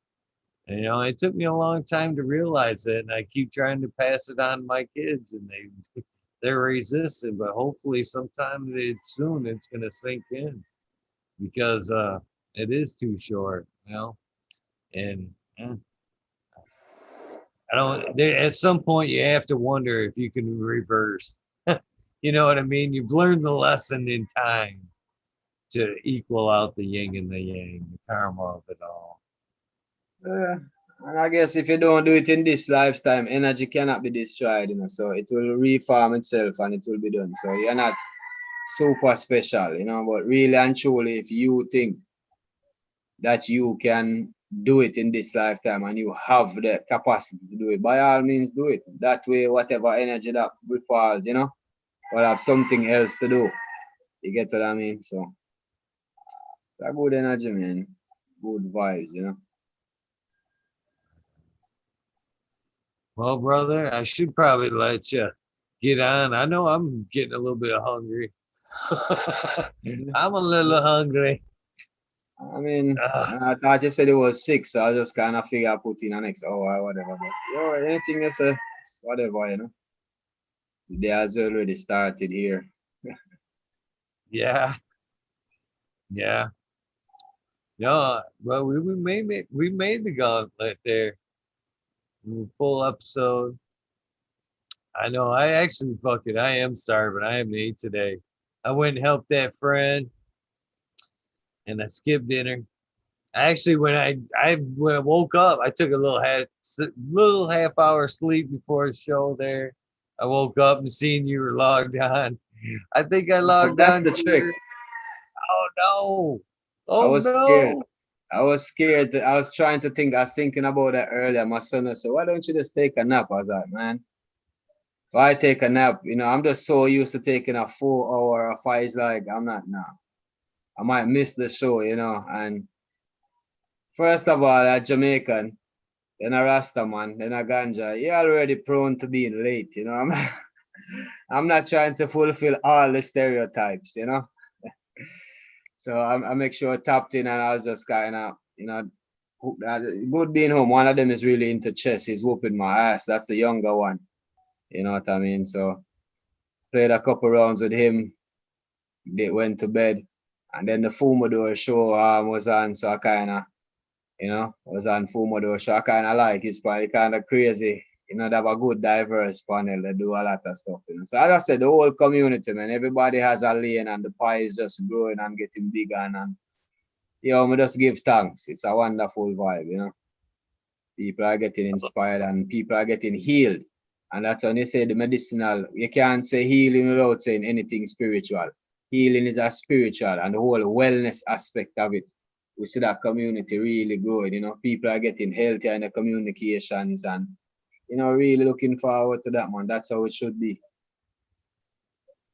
I love to hear the fact that you're playing chess with your boy instead of some video game. Chess is so good for your mind. And Monopoly, all that stuff, Ludi. Yeah, man. I mean, and as I said before, you really have to set the pattern. It's just like your plants. You're the lowest training and highest training. You have your dogs around, and most people, they really only take time to train like the big dogs, the pit bulls and the mastiffs, because they know they're gonna give problem. But those little dogs can be just as freaking annoying as the big ones. So yeah, it's just with everything. You have to put in the time and you'll get what you want out of it. So with them and the kids, they really, you can talk to them from now till morning, but they really go off what they see. They really work with what they see. So even the animals will teach you that. You understand? They really work with you. They kind of know you like to go there. They'll go there with you and go under the chair. They start bringing the slippers for you. You start looking around. You see a dog show up with the lighter in his mouth. And you're like, what, dog? The dog just knows that you were looking for the lighter and he just shows up with it in his mouth, slobber along the lighter, but whatever. You know what I mean? So, and, children, not to compare my boys with dogs, but you understand what I mean? These things teach you a lot, and in the application thereof, positive reinforcement is a lot of things. So, if you want to see their mind expand and they can make conscious decisions for themselves, conflict resolution, and you don't want a video game which what thinks for you. So, for even a movie or watching a cartoon, I don't really have a problem with it. But reading a book is very simply more better for your mind.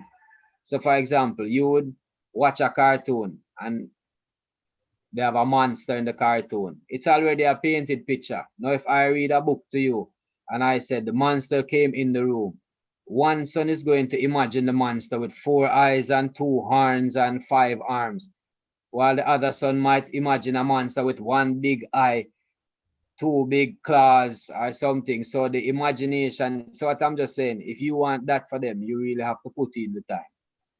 So you can't force them to read. You have to read and let them see you reading. You read with them.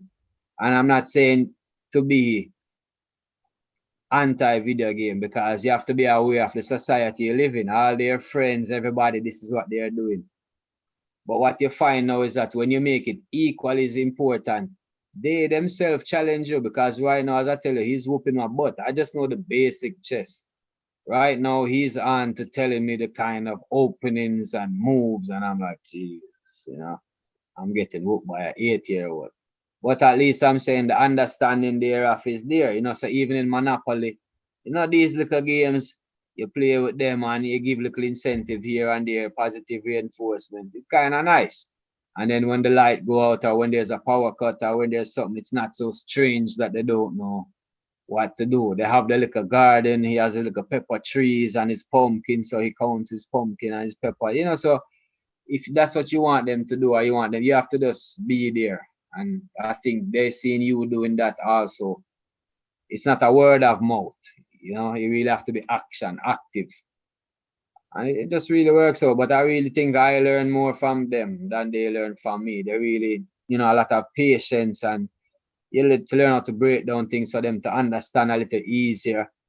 And you know, things like that. And then you see how the mind are thinking because they're so far advanced, especially with this technology and these things like that. It's like, Papa, why don't you just create an app for that? You can just put that in and you know what time it goes in, what time it goes out, and I guess, you know. So yeah, man, it's just one of those things, you know. You know, you can just get a phone. If you get a phone, you know, you don't have to have a camera. The phone nowadays have very good cameras, and you can take the pictures. You can put a mic, you know. So yeah, man, yeah, man, it's a joy. It's a joy. So yeah, man, give thanks, man. Give thanks for the moment and the whole family tradition, you know. So the whole ganja community. Genetic memory still in there. Aldridge, Chiba, Rob, Ned from Denver, Purple Tom, Real G, OG. Yeah, man, I really have to say respect, man. The community is alive and kicking and very well, you know. Yeah, man, fully support, fully in, and the fire blazing. Keep the fire blazing, man. Rastafari, fucking talking shit to the eagle. Yeah, man. It almost qualified for the soundbite. That almost qualified. It is pretty good one now. Yeah. So I mean, you do know that now that you've done the gauntlet, you hopefully keep the Zoom invitation around. So if you do happen to check out the show and it's a rabbit hole, or you know, you that's you can jump in at any time now when it's a rabbit hole. You wake up and fucking you want to come smoke with us and start your day, more than welcome, man. We love to have you, man. There's Yeah, many times Rasta. that we've seen you in chat, and I know that they've been like slutty bit. I'm like, man, there's a process, guys. Let's just Yeah, I've have heard. faith in the process. Just have faith in the process. I've heard, you know. And most time I just chime in and say blessings all, and then you know I put down the phone and the speaker, and I just kind of get to work and you know just listening to what you guys are up to, you know. But yeah, man, give thanks for the moment, man. Rastafari, man. It was a blessing, you know. It was really a blessing for Been a us. blessing for me, man. Every time I seen that name in chat, man, I'm like, I must be doing something right. Shit. Well, the crowd has spoken, you know, after, you know, the peer pressure is there and it's the right crowd, so it's no pressure. You understand? We have to rise to the occasion, you know? So we rise to the occasion, man. Give thanks. I think that's where a lot of people of us go wrong is they lack the gratitude. I've seen you give it gratitude before a lot of hits tonight. Unfortunately, I should be doing it before I take mine. Yeah, but I do give my gratitude, man. That's in my shower. It's my dirty little secret. As I'm getting clean, I'm in there, giving my thanks and my gratitude for everything. I shouldn't be. I should be a little bit more vocal with it, but that's where it gets done. That's where it gets done. I mean, it sounds like you have, if you're in the shower and you're holding on to something to give thanks for. That's all. If you have a lot to give thanks for, then you give thanks for what you have to give thanks for, my brother. If that's even the only time that you give thanks for, you know? Ah. I, I give thanks to a lot of times when I'm driving. A lot of sunny day when you're heading somewhere, and I do give thanks to the day, the ride, the moment. Yeah, I man, it's try a to. good vibes, man. It sets you in a good mood, you know?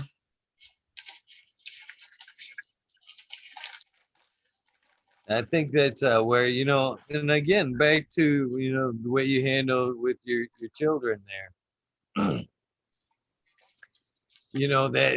That doing things manually. I had that very same kind of same conversation with my daughter the other day about reading. She had told me she had started reading some books again. My youngest is smart as shit, man. I'd take a lot from her. You know, there's a lot. Sometimes you don't want to let them know, I guess, that how much you're actually taking in. But I learned a lot. She's smart, man. She's very smart. But we're talking about reading, and I nourish her, man. She plays guitars and fucking keyboards, interested in painting. And I like anything that I see she creative, she has an interest in. I back it 100%. But you know, it's she was talking, you know, I started reading again. I'm like, yeah, that's good. You know, I appreciate it. I'm not one up huge on reading. I like the Audible. I even told her that. I said, oh, no, I like to take in the information, but I don't like to read. It hurts, you know, it's strenuous on my eyes. So I do the Audible, you know, and she's like, yeah, I can see that. But, you know, I get so much more out of the physical reading. I see the word, I have to go through the word, I have to, you know, process it.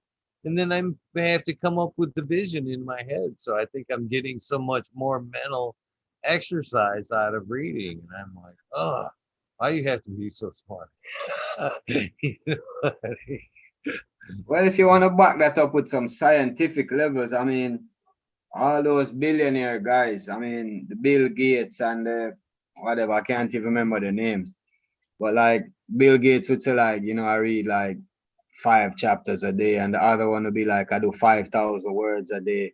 And the other one would say, like, I read like 5 novels or, you know, whatever. But all of them had the methodology that reading, or the scientists put the point that reading was a part to their pre-genius. And what they're really showing, it's like a muscle. There's a muscle within your brain.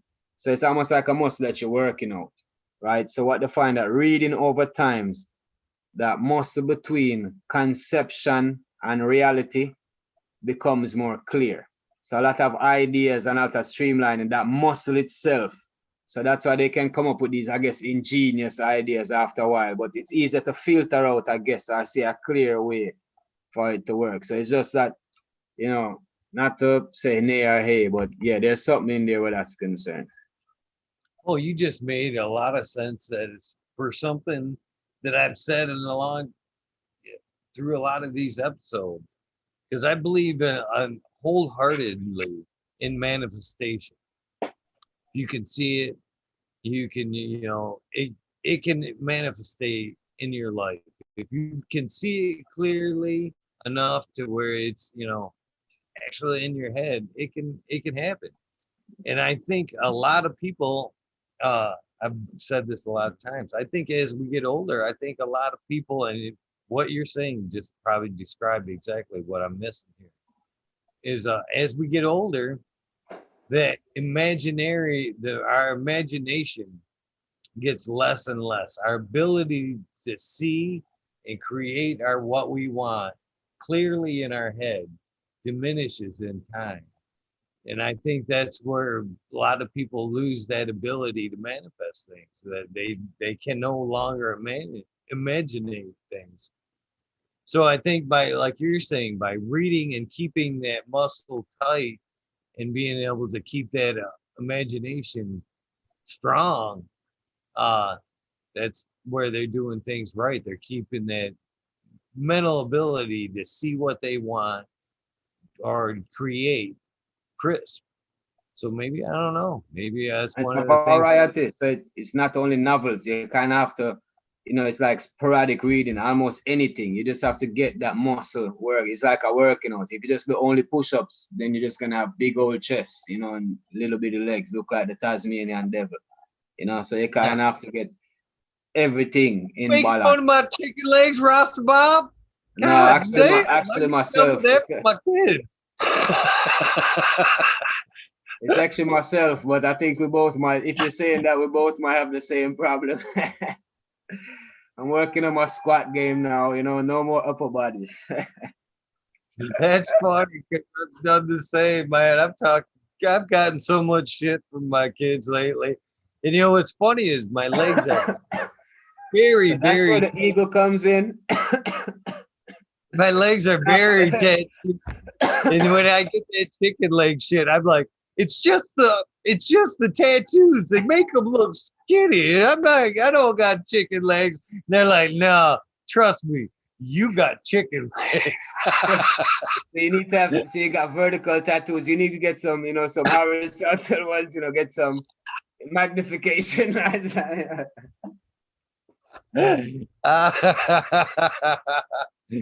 you go. And here I was thinking all along eagle, the bald eagle. I was kind of thinking there's some correlation, not knowing it was eagle legs. Who knew, man? Oh man, there you discovered it. You've discovered it. Who knew? Who knew? Chicken legs is actually a very good soup recipe in Jamaica. It's a very popular dish in Jamaica. The legs of the chicken, they cut off all of the claws, all of these fingernail parts, and strip off the skin, and you boil it. It's really gelatinous, so it's really as good. And then a lot of flavor, pumpkin and things like that in there. Yeah, man, pumpkin and yams and peppers, scallion, tomatoes, really spicy. But chicken foot soup, real popular. Nice. I can believe it. I can believe it. That's as you talk about the skin and the gelatinous part there, that's one of my guilty pleasures of the chicken too, man. I could probably eat all the skin off the chicken before I could actually like dig into the rest of it. Cook it till it's crispy too. It can't be like it's like it's got to be crispy, almost like a pork rind. I'm like, oh, it's done. I actually base the whole chicken on that skin. I'm like, oh, is it crispy? It's done. It's done. The shatter. Now it's almost how kids are like it. Now it's like a competition to who can get in there and de-skin that chicken before it gets cut up. Like, no, I used to work as a butcher, so it was easy. I can debone a chicken, I would say right now maybe about 3 minutes easy debone a whole chicken, because there's a whole lot of them, So it's a skill, but it's a good vibe. But on since picking up the vegan side now, like to butter, like pumpkins, you grow pumpkins, so the blossom of the pumpkin, when it's just opening up, yeah man, you just pick it and you butter it and deep fry it. Wonderful flavor. Yeah man.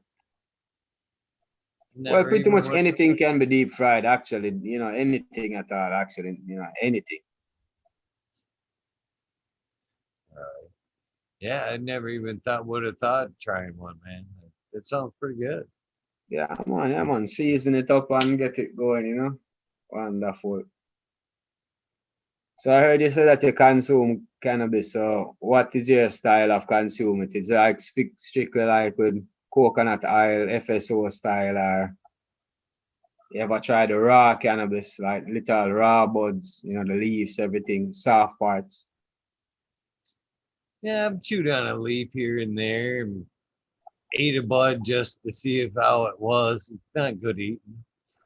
Come on, get like a banana. And take off some of your fan leaves or even the bud and just blend it up with either coconut water or some almond milk or something like that. Make a shake. I put some cashew nuts in there with the water, so you make like cashew milk with the cashew nuts, the water. So you blend it up, you get the cashew milk and the banana, and put some of the cannabis leaves in there. And if you want to season it up, man, you can put like, maybe like a pinch of vanilla or anything. But just you're making a shake. So you're just making a nice shake and just put some of the ganja leaves in there. And I'm telling you, you don't get high. I mean, if you want to put like cow milk, like a heavy milk in there, you might get a little bit high depending on the buds. But usually we just use a lot of the leaves. So you defoliate, blend it up with some banana and some nuts. You have a wonderful shake. You've been thinking you can't feed everything to the worms. You need some nutrition too, Yeah. Have you ever gotten a nice like buzz out of a natural shake like that without actually, use like cow's milk, but usually you'd warm a little of the cow's milk first and then blend it. And then you put ice in the last part or the coffee in there and you get a nice shake, But I think it's more the heat of the fat of the cow's milk that would actually do that, But I mean, that high now would keep you for a couple of hours. It doesn't go away quick. It stays in you really long. So the ganja milkshake is a long-term effect. That one stays in you long. Like the first time I did it, and maybe like 2 days, you can still feel the effects, like ridiculous. Granted, I had like a nice, I was trying to chugging like, maybe like under half gallon for the whole day. Cause you just made a big batch and you just trying to finish it, but it lasts long. But just regular drinking or regular making your tea in the morning, making your tea, putting your ganja leaves in with your cinnamon or your vanilla chai or whatever you drink. Yeah, man. Very good. Male plants, you can do that with, but blend them up. Any parts that's soft.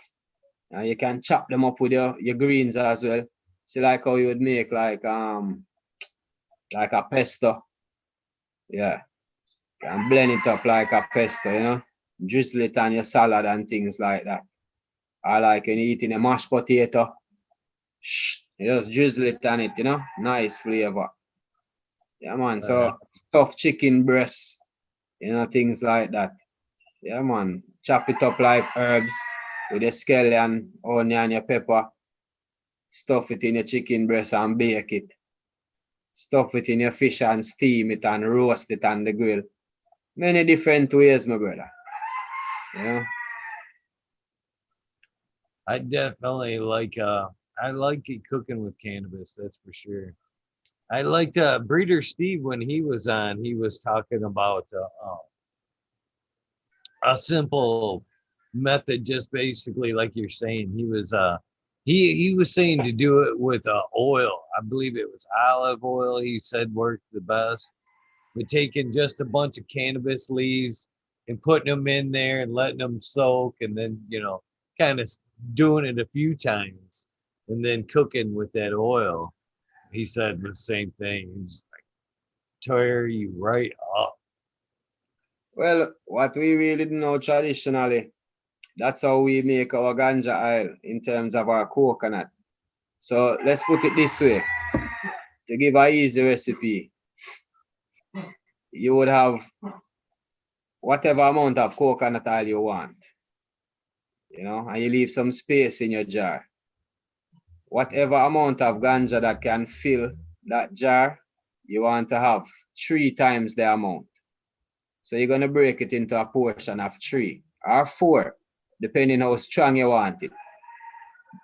So you harvest a plant, and if your jar can take 1 ounce of material, you need 4 ounces or 3 ounces. So what you're going to do, you're going to take the first ounce and submerge it in that coconut oil and leave it for 30 days. Leave it for like a moon cycle in somewhere dark. And then when you take it out, you squeeze that ganja out and you put in another one from that set batch. So you would have to, so that's what I'm saying. You just repeat that for the 3 months. So that's the natural way of breaking down. The first batch is usually given to kids. So it's not super potent, not super strong. But that's what I'm saying. If you want to increase the potency, that is how you would do it. You just so the ganja itself, the oil would take maybe about a 30 a moon cycle to extract what it needs to extract out of it by no heat, or just by the regular sun and the, regular moon. And then you just squeeze it out. So if you want to put it in a mesh bag to make it easy and let it, whichever way, but most people just keep it in there and then they just squeeze it out. And then you put in a fresh batch of cannabis, leave it the next 30 days, squeeze it out. So, and that is your coconut oil used to impress. So I know genetic memory farms, that's why I say I like to be in touch, because by telling them these things, they understand the process and what I'm doing. And they can know whether it's a sous vide or just keeping at a moderately low temperature, maybe they can cut that time to a week or a 14-day span, or whatever it is. And we can understand. Or maybe just, I'm not saying not to decarb it, but maybe the chemical composition, because even the oil itself that we use, the cold pressed coconut oil, we don't encourage to really cook with it a lot because it changes the chemical composition of the oil. So we want the oil, when we consume it, to keep in the raw form, that raw cold pressed form. That is how we want it. So that is why we encourage that extraction. So that's just a little piece of the traditional way. Right on. It makes sense too, because when you do, if you're trying to take it in for a full-term medicine, why would you want to, take it to the next state by heating it up?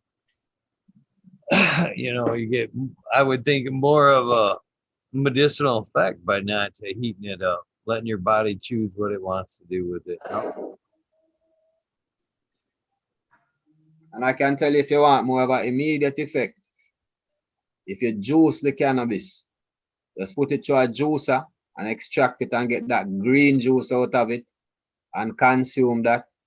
That is one of the healthiest juices you can take for medicinal intake, and then you can, dilute it with rum and do different extraction methods or whatever. But I'm just saying the raw juicing of the ganja itself, wonderful, wonderful.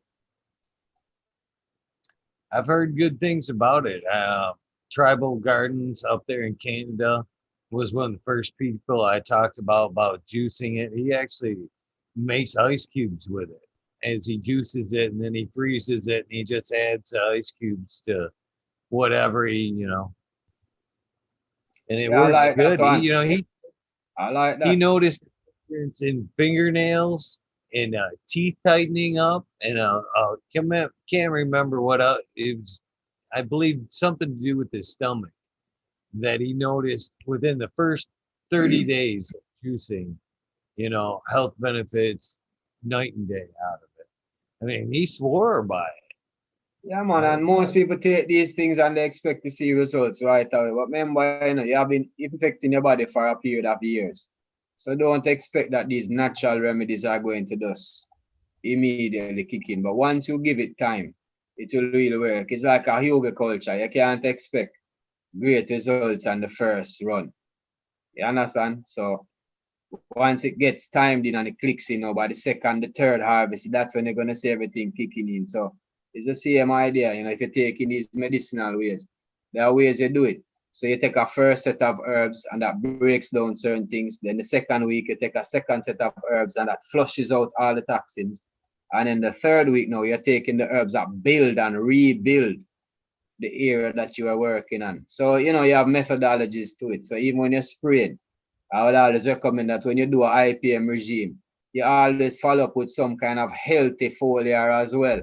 Whether it's the IMO or a good compost seed. Just because you have sprayed, there's nothing wrong with, you understand, giving them a healthy foliar as well. Something to give them that boost. You understand? So it's a balance. It's a balancing game, and you just want it as pleasant as possible. Isn't that the key to everything, though? What you say about it? Yeah, man. Yes, man.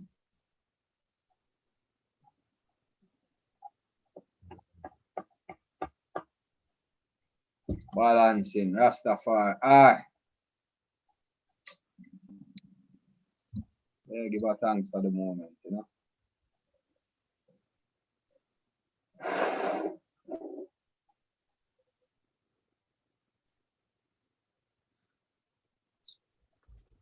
Let's see that thing. You mind showing that thing off? That thing's kicking out some monster heads. That's what call it chalice, Usually this is usually made of a coconut or a calabash. But upon my traveling, I found it's a baby bottle, 5 ounce. When it drop, it doesn't break, and I can clean it when I want. I can just screw it off and clean it. So that's a little modern thing. But this part now is made of clay. This is the kochi.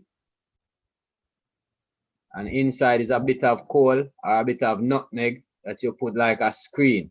So you just drop it in first, and then you put the herb on the top, and then you light it. So this is a hot chalice, Nice. Yeah, this is just actually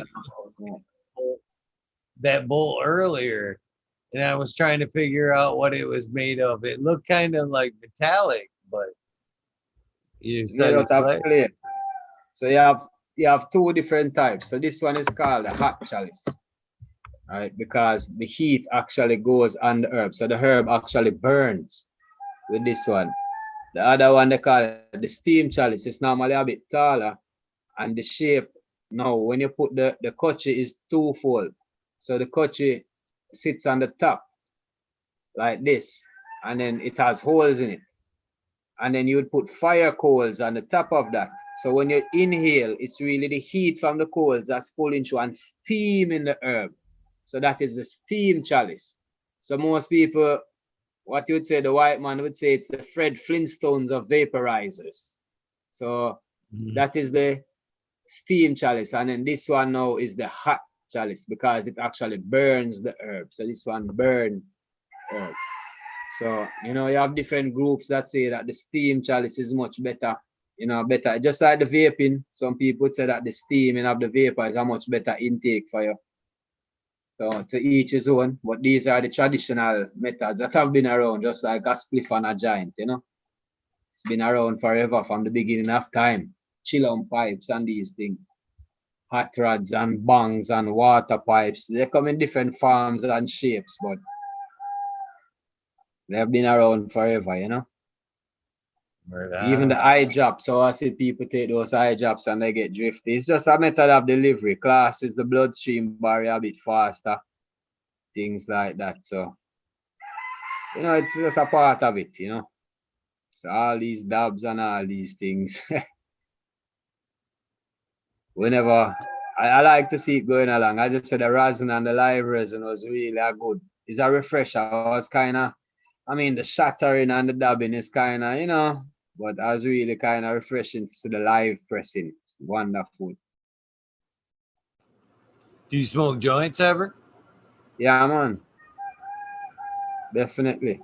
Right, true. Both of them. When I smoke the chalice, I mix it with a bit of tobacco sometime or some other herbs. So like we use a bit of like sometimes, you know, depends on what's available, but eucalyptus is one of them. Eucalyptus, you know, we dry those leaves. And then the rosemary is probably one of the most popular ones. Dried rosemary herb. So you blend that with the ganja and it's communal. But in the spliff now, I just tend to smoke ital, just straight, kind of not mixed. Tobacco is also accepted generally in a spliff. Grab a spliff, you know. So it's a tradition that people have kind of took up. But to each his own, you know what I mean? Yeah. I just can't keep a good pipe is why I don't use pipes. I'd like to pull the paper out of it, but I just can't keep a good bowl or a pipe. Glass is a no-no in my book. I just can't keep anything glass. But yeah. Well, you see, especially before it was legalized, the chalice would carry a heavy charge. So when they would lock you up, man, the chalice would give you a heavy charge. It was, you know, it's almost like a gun charge they do want the way they would prosecute you. So now that we have, you know, it's kind of easier not to smoke a joint now, you know, and really enjoy the water filtration. And the chalice is very communal. So even when in our ceremonies, that's why you pass the kochi on the left hand side, pass the kochi. So you take two, just like how you take two hits off your spliff or your joint and you pass it. I see it's very typical in the States that people pass joints. And in Jamaica, we don't really pass joints at all. It's actually very uncommon, you know, maybe even considered rude, you know, to pull somebody like you're trying to taste my mouth water. I don't know. You know, it's considered kind of rude. So if you want herb at that time, they're just gonna give you some herb and give you some rolling papers and you roll your own joint. Or if they want, they roll a split for you. But you know, that's not very traditional. But if you do partake of the chalice and you have your particular circle, then you know, a traditional, that is what they usually pass. So even when I traveled, you know, it was kind of like a joke. People was calling me Bogart Bob. And I was like, what the hell is Bogart Bob? You know, because I'd roll and you know, after maybe the third day I had to ask somebody, I was like, yo, what does the word Bogart mean, man? Because you know, I don't know. They call him like a farger, so I don't know what it is, or like a chicken, or I don't know what is this Bogart thing. And he's like, no, it's because when you roll your joints, you're not passing it to anybody. I'm like, am I supposed to? I don't know. I don't know. So I really like COVID now. COVID kind of came along and enhanced that kind of vibe. I see it's taken away from me, man. I prefer the passing. I do. I don't know what it is. It's just the opposite to me. I think that when maybe it's just because of heritage, I guess. You know what I mean? I've always been brought up to pass. But to me, and it's the other way around. I feel like now if I'm in a circle and we're smoking all of our joints, I feel like it's so impersonal. I feel like the other way, where it's almost like breaking bread. We're sharing something, it's from hand to hand. It's a bonding moment, basically, and I don't know. Yeah, man, I overs totally. So that's why I had to throw it out there, cause it's just the two clashes. But it's a beautiful thing, cause you really get to overstand it and yeah, you know, passing a But blunt between your friends and rolling, twisting up a blunt and you pass it around and everybody putting in on it. Yeah, man. But with that being said, Rasta Bob, if you're in my circle, I do respect the fact that do not pass that thing until you're done with it. I hate them speed circles where you're like, oh, oh, no, slow down. Hit it a couple times, enjoy it, then pass it, man. This isn't. I'm not trying to get high by like huffing. you know, yeah, enjoy yourself, then pass it. Yeah, man. So I think right now it's kind of becoming more available because when you go to visit people, they're like, yo, try this, and so yeah. But I really see that communal because even if they roll up 3 or 4 different strains, they still wanted to taste it, and pass it around. So yeah, man, the culture is great, and it's just to really overstand the culture itself, and you fit in, you know. And it's a wonderful vibe, man. It's a great thing. And as I said, that whole sharing part of it, that will never leave, never leave. Because how can you have this good medicine and somebody will appreciate it and you're not gonna share it? That's no good, man. So it has to be shared, man. Yeah, man. yeah, it definitely has to be shared. That's another thing about the events, man. People are always fucking so eager to share. You know, here, try some of this, take some of that. Please try some of this. There was a small group. I think they were Overgrow Solutions. You familiar with them? I know I've heard of Overgrow, obviously the No. website, but never Overgrow Solutions. I think they're called. They used. I went to a small cup somewhere down in Papa or some. I don't remember where, but they gave out like a little manual with a grow book, a grow journal. It looked like a little mom and pop, kind of like a husband and wife. But they had two really good strains, and there was another one that oh man, the titanium jack. That's all I can remember right now. That was the name of the strain, but I can't remember the name of the company. A little happy tree or something like that. But there's some people in Michigan that really putting out some good things, man. And I I'm think just you're excited. Hippie Trico company there. Yeah, yeah, yeah, yeah, yeah, yeah. You've been on the show too. Yeah, man. Yeah, man. Yeah, man. I went up. I think I even did. They had another organic cup up north, but I wasn't really super impressed with like what GGG Great Garden of Green Garden Gauging. Yeah, whatever. I can't remember it right now, but they hosted a cup that side and they were alright, but they had a good network pulled in. That's what I must say. So as I said before, the communities are doing the thing, man. So I really give thanks. You know what I mean? Yeah, I'm giving thanks for like this, this time, man. talk about, a good time. The cannabis community is getting smaller. You know what I mean? It isn't just Michigan anymore. It's getting very quickly to be a world cannabis community. It isn't just California, Michigan. It's very quickly becoming a world cannabis community. Yes, man. Yes, man. I think, as I said before, man, I was not, super amped up about traveling or you get what I'm saying. But right now, it's like you're kind of looking forward to it. Like, yeah, man, I wouldn't mind seeing what's going on up there in Portland. Like right now, Portland needs to be like next time I stop. I like the whole organic environment, and they seem to be a nice agricultural prone, or savvy state. And even when they go about the laws this way, I heard recently they decriminalize a lot of stuff or legalize a lot of personal, like they basically took a rehabilitative approach towards their citizens than a criminalized approach.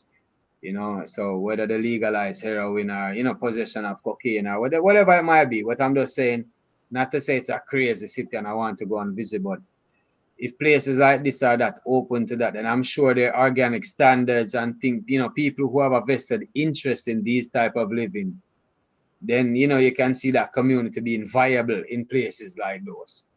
You know.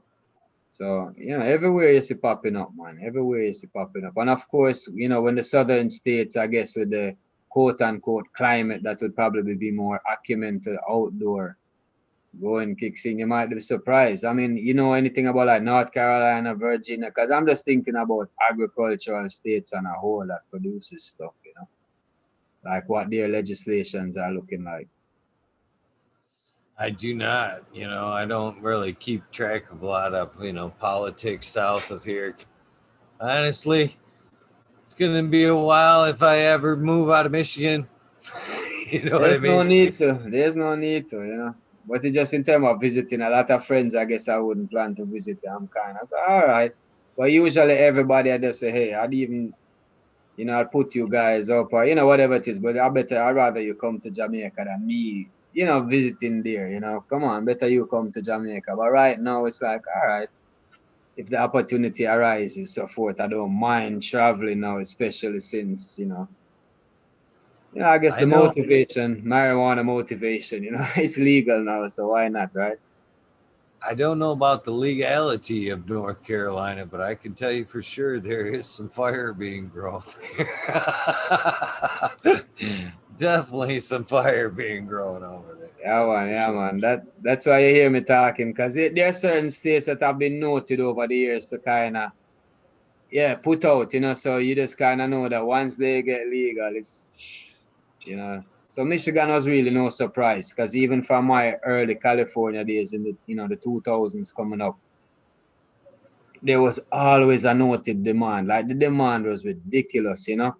So there was a heavy demand to New York and so forth, definitely, but the demand to Michigan was abnormal. You know what I mean? So they would definitely respond. They had no problem paying what you asked for, and it's almost like any amount, you know. So it was no surprise. And you have a lot of good breeders. It's not like no, a lot of the famous. I just can't really remember, but I want to say even like DJ Short or it was like one of those noted breeders was it's Michigan based, so it's no real surprise. Yeah, shorts from Michigan. We got a lot Yeah, of great breeders here. That's for right. sure. And breeders You know, can't exist without growers, if you understand what I mean. So if you have a noted breeder and you have one breeder, guaranteed you have like 300 growers or something like that in the community. At least 50 strong minimum. as far as like states to watch out for some reason, I think Kentucky, once Kentucky goes legal, I think they're going to be one of the states to watch out for. They've been growing in them mountains for a long time, and once it's legal, there's going to be for real fire coming out of Kentucky. Some real bluegrass. Yes, sir. Bluegrass, red grass, orange grass, all times of red, gold, and green grass, Rasta grass.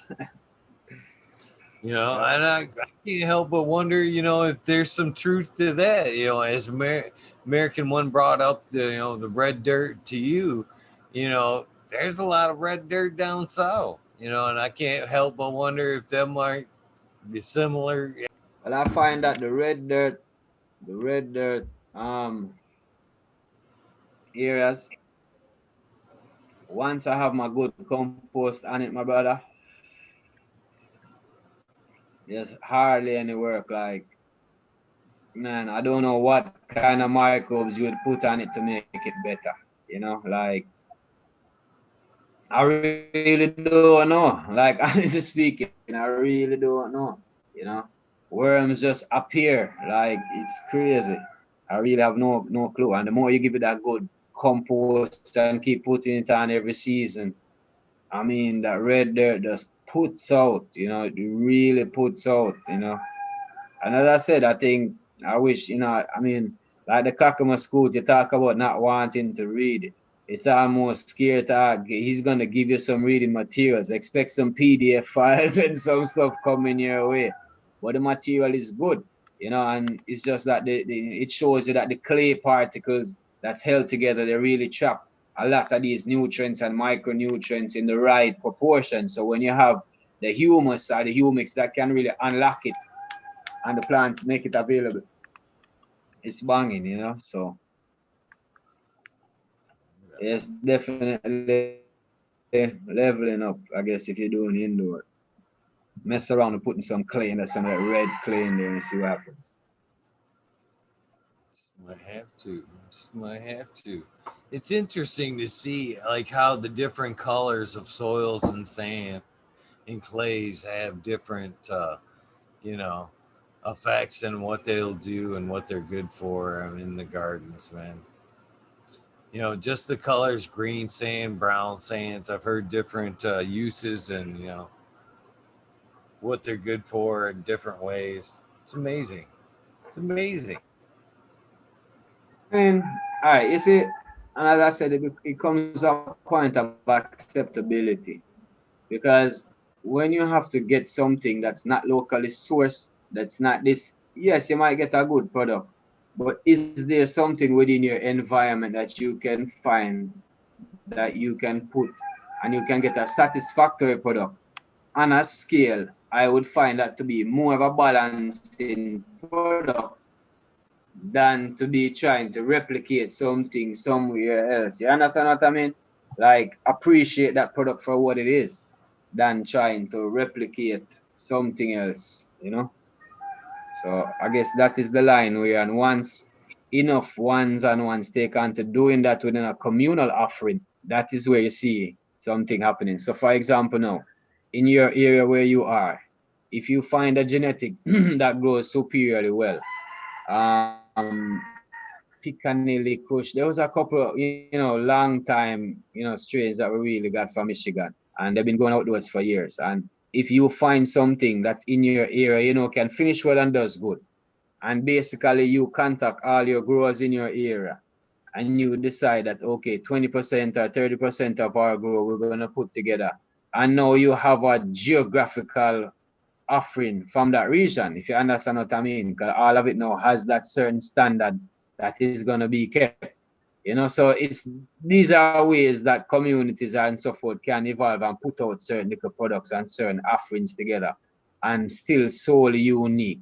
So yes, you might only have 2 pounds to offer, but if you have 100 people in that geographical area putting out the 2 pounds, now we have a 200 pound offering of this item or of this product that can uniquely only be sourced from in this geographical area, like Blue Mountain Coffee, whatever it is. It's not one farmer farming that, but everybody know that this particular strain is what's accepted on the market.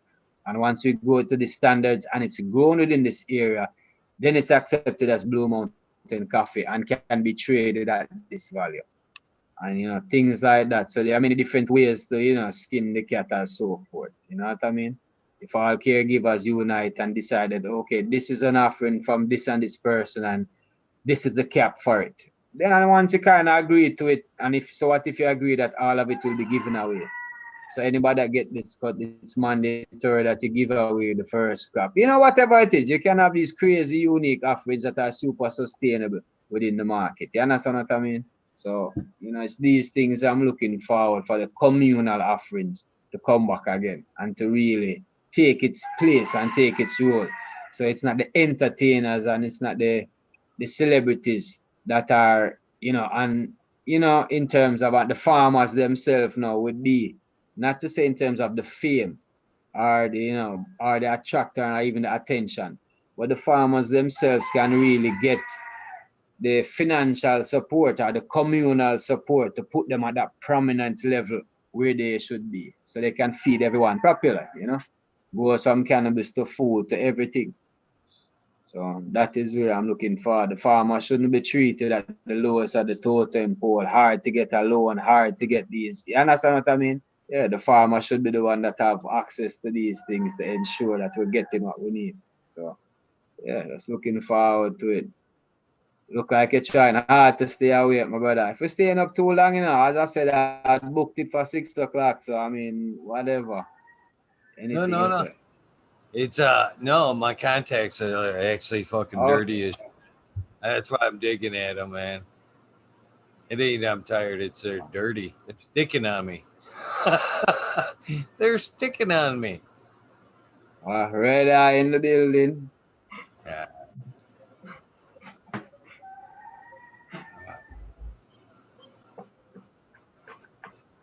Yeah, I'm gonna take a dab. Ah, I haven't taken a dab today. You don't mind going the extract route. Yeah, man. Cutting up another load, you know.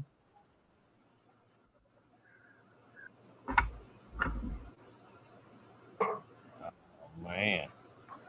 Mango, citrus, and spice, you know.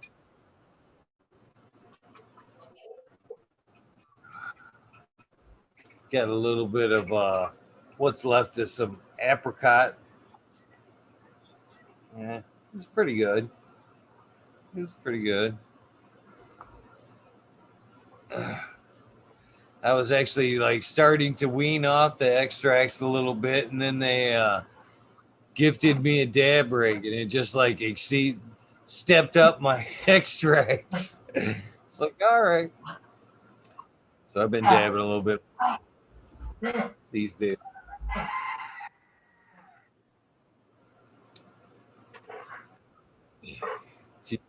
Dab song. Dab in.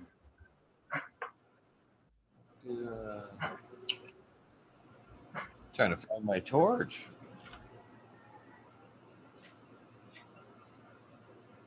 Oh, I have to use this one.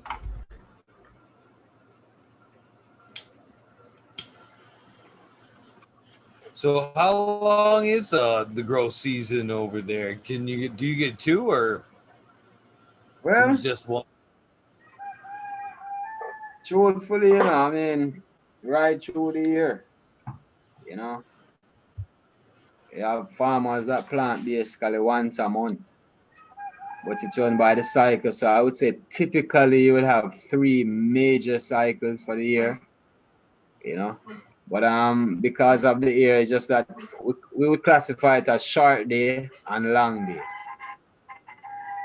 So basically the long days of the sun and the short days of the sun.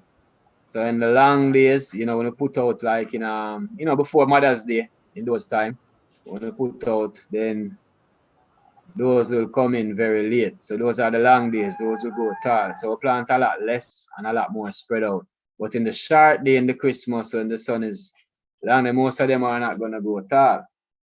So we just plant out a lot shorter and a lot more tighter spacing. So you know what you people what you have look like auto flowers, that's kind of what ours end up looking like. So we just put a lot more in a small here. So like all those pots behind you would put like say 5 or 6 in that pot and just let them run. So right through the year, you know. But my personal, I really like putting out a crop in January and then reaping in like Easter time. So January fair and try to get something by April, May, you know. and then put out the next one and try get it in by September. And then of course, with all of, extend them on the light and all the policy systems that are coming in right now, people lighting up the fields to extend the vegetation time and hybrid systems of indoor versus outdoor. So stuff like that. Not a lot of super indoor, but they definitely veg some indoor ones. Veg them to a certain height and then bring them outside.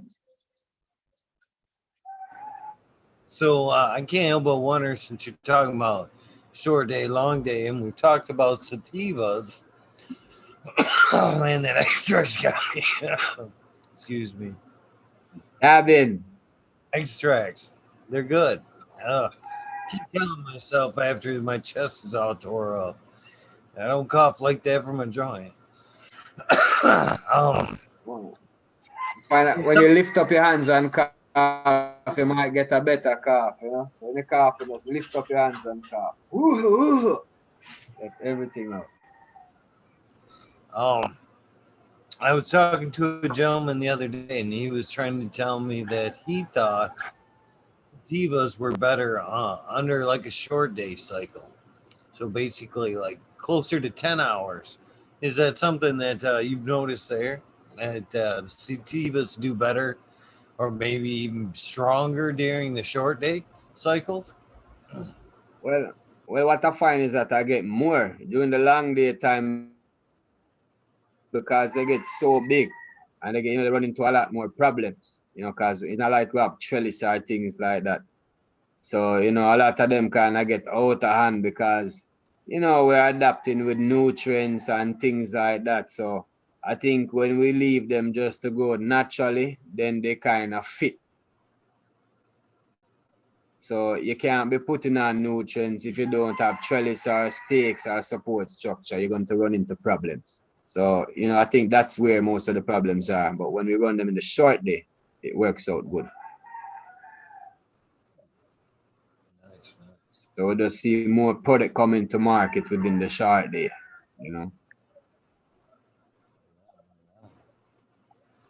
Yeah, I've never had the pleasure. I've grown outside a couple of times, but nothing to like speak of. Just a couple of small plants. But man, someday I hope to step outdoors and utilize that sun. Missing out. Missing out. And as I say, it's a comfort zone. So once you're in your comfort zone and you got your product to market, it's kind of hard to leave it, man. And I would never say throw it all down and just go fully outdoors. Do it little by little. Someday, I thought this year was going to be the year I was going to put one outdoors, and I had a spot like picked out, and then I had a neighbor like kind of camp out right within view of that spot. And I was like, man, this was going to be the year too. So maybe next year. Maybe next year. Hopefully. What's up, Robert Hazelton? Green Puffin, man.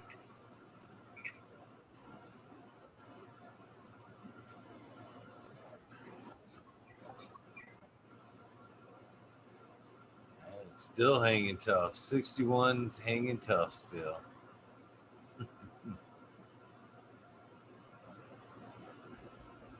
Pretty diehard community for sure. I think every time I'm running out of oxygen and every time I have to reload the board, freezes up.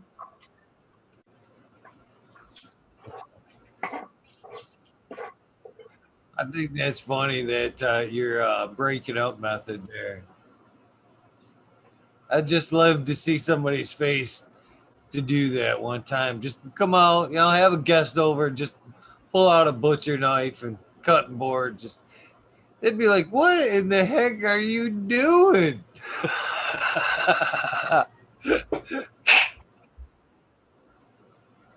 It'd be a good conversation starter. It'd be a good conversation starter. It seems to be. There's things of tradition.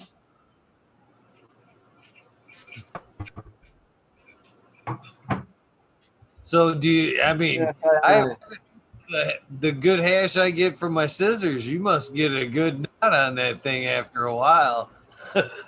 Just take another knife, just clean that edge off, and be like, "There's a nice bowl of some hash right there."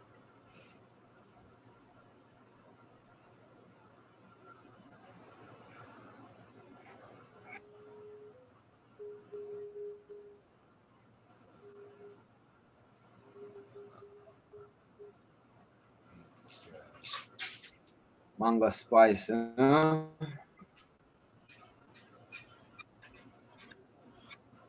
When my boys on the farm, Miguel, that's the same thing he said. He said, Bob, I'm gonna steal your style. I'm taking the board and the knife, you know. I may, I may use it at least once just to see that face when somebody sees it. That's the first time I've ever seen it. To be honest with you, I've never seen anybody go at a bud with a butcher knife.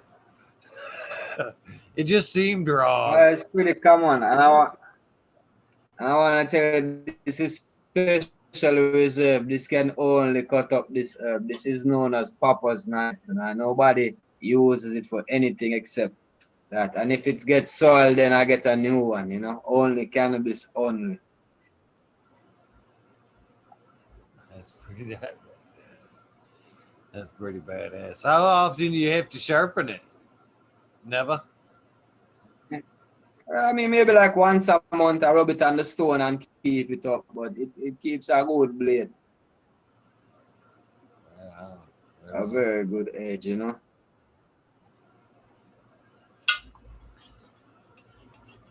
I love a good knife myself too. I have many, but not one just. Robert is asking about tires and spots. I said, yeah, a lot of the farmers use tires as pots on the outdoor, but it's really like in communities that they have a lot of land slippage, so they would use those pots now to ensure that the soil is retained within that area. And then some people see the style and take it up, not knowing what it was used for. But those areas, like it's a lot of rocky areas, you know, so especially when you can put the tires on it and then pack your topsoil in it with the compost on top, and then the roots go down and hang on to those rock formations in the mountain. It's really nice, you know. So they get a unique product offering from there. So some people do it on the flat land, but I don't really think it's necessary. If they just build proper beds, they'll be all right. But where that tradition came from was really because of that. You go to a far place in the mountain, hard for the cops to get to you. You know, they have to risk to come up those mountainsides, and then the tires now help retain the soil. You know, so that's really how that method kind of came about. And you know, you have a lot of tires being thrown away, so it's like a cheap alternative. As we say, shop at the Home Depot, look around the yard first and see what you can kind of use.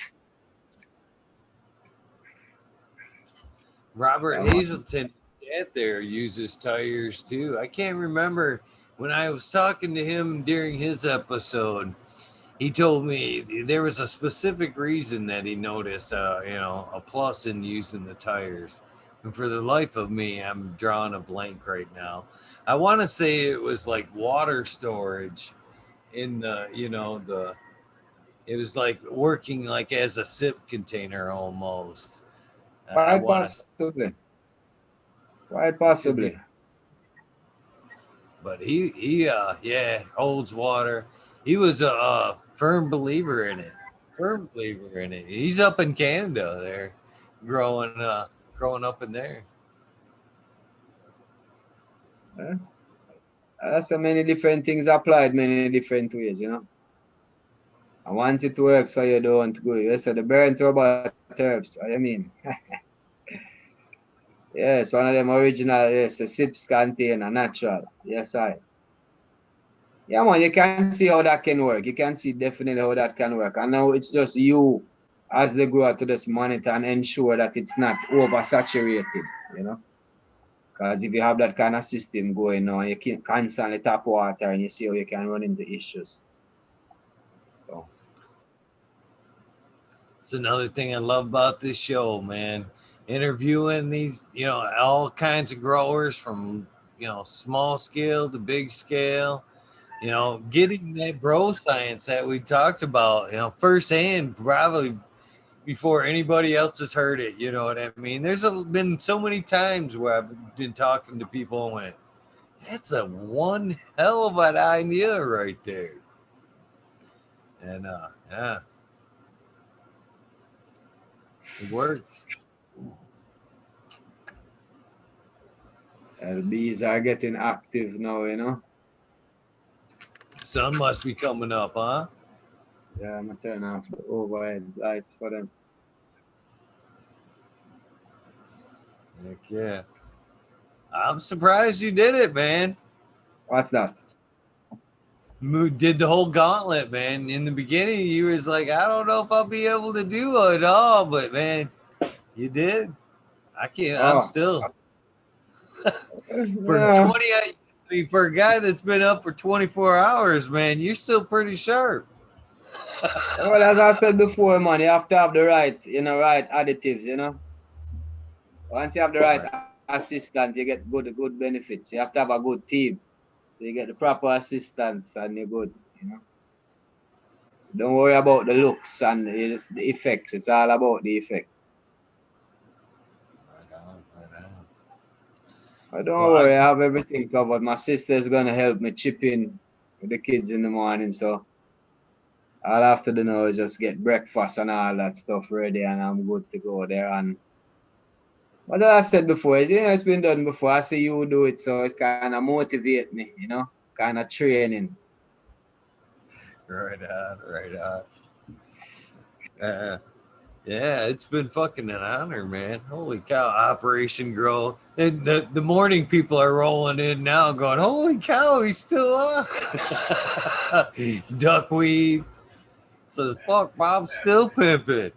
But what's so funny about that is like I'm the one that usually try to play that role, So usually, I get up 4:35 and I kind of do my stuff. And I try to catch the show and stretch them out as long as they can go because I know they've been up all night, Few more to do, everybody kind of get upset. So I guess you have to face the music sometime, you can't orchestrate it all the time. And I feel honored that I got to add you to the list. Hopefully that you will come back and hang out with us sometime, in the rabbit holes. Yeah, man. Well, once I think Raptor was telling me there's a whole procedure, then you're gonna get the password, then you're gonna get this, and I was like, man, this sounds like, I have to submit a thumbprint and a retinal scan, and he's like, yeah, I have to turn and face the sun clockwise. I was like, what? So, whatever, no problem about that. It's funny because it never started out to be nothing like that, but then things just progressed, man. Things just progressed. And that's how it should be. You have something unique, and if you know that that's how it is, that's how it is. So, as simple as you see it, I mean, you can never stop dreaming big. You never know how big this might go, because right now, as simple as you seen it, you have somewhat form a core level as, directorship or, membership panel in a filtered way for your particular group, So, yeah, man, it's unique, and we just really like the same. So all the offerings won't be the same. You know what I mean?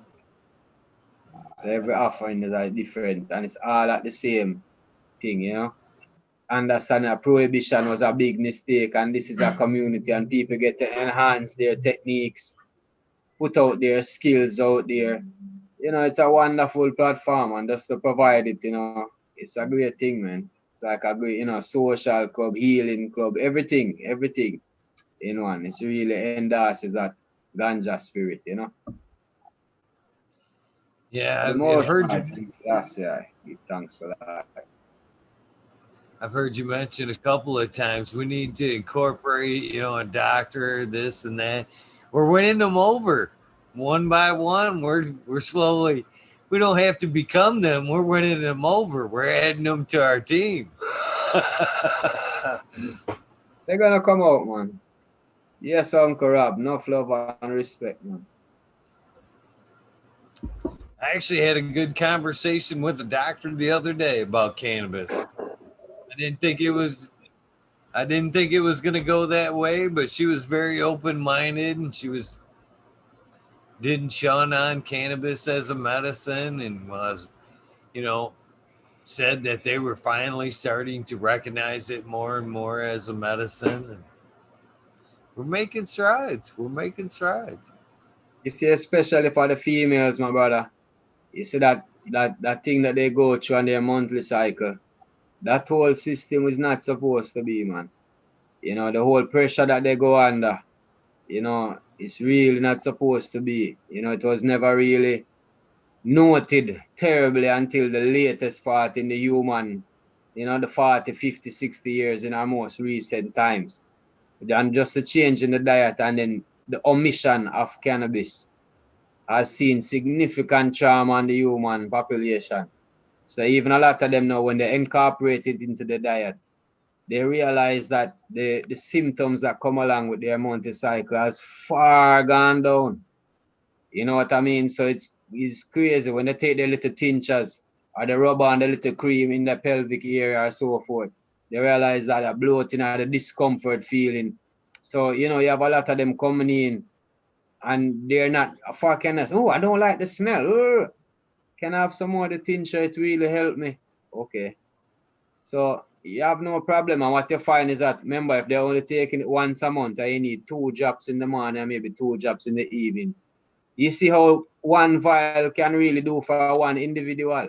That's maybe like a year supply. You understand what I mean, my brother? So this is something that we within the community, you need to recognize that you can really embrace and show love to ones like this. It's not only about the smoking delivery. I mean, granted, the only thing I really like about the smoking delivery is that it can really take you to your tolerance test level pretty quick. So if you take a hit, you can put it down, you see how it is, and you know if you need to go back. But when you take an edible or when you take something, you kind of just have to put on your seatbelt and enjoy the ride. It just, however long it lasts, you know. So that's the only part about it. But you know, yeah, as Buddha boy saying, ganja tea and so forth is something traditional. So even in the morning now, when I'm making my little tea, so normally I'll boil some turmeric and some cinnamon bark. And then I put in whether it's a ganja leaf or a cinnamon or a cirrusy or a peppermint. Some kind of bush goes in there. So ganja is one of those that go in there as well. I just drink that as your tea. If you want to get red now, you put some milk in there. But just drinking as a tea, you don't really get high, but you get the medicinal effect, you know. So it's traditional and it's something that is well within our fabric of society, and we're looking forward to the world to embrace it. You know, so it's not unique to us by no means, but it has been held in tradition in our cards, and now it's the time that, you know, we should be passing it on and more, you know. So what you find things like the Setamal and all these things going to be in existence. And then it's gonna move forward the movement into the whole neem and the valiant peppermint and all these bushes that you have around you that you have not been taken into advantage. The marigolds and all these things that have great medicinal benefit for the human consumption, you know. So we're just looking for moving to, as I say, eat to live, don't eat to die. So it's not really what you like. You know you're eating to live and you're not eating to die. So once you get that in your mindset, your menu and your body, your belly will follow, you know, and it becomes wonderful. And it's a great balance, man. All right, Japit, respect and manners, man.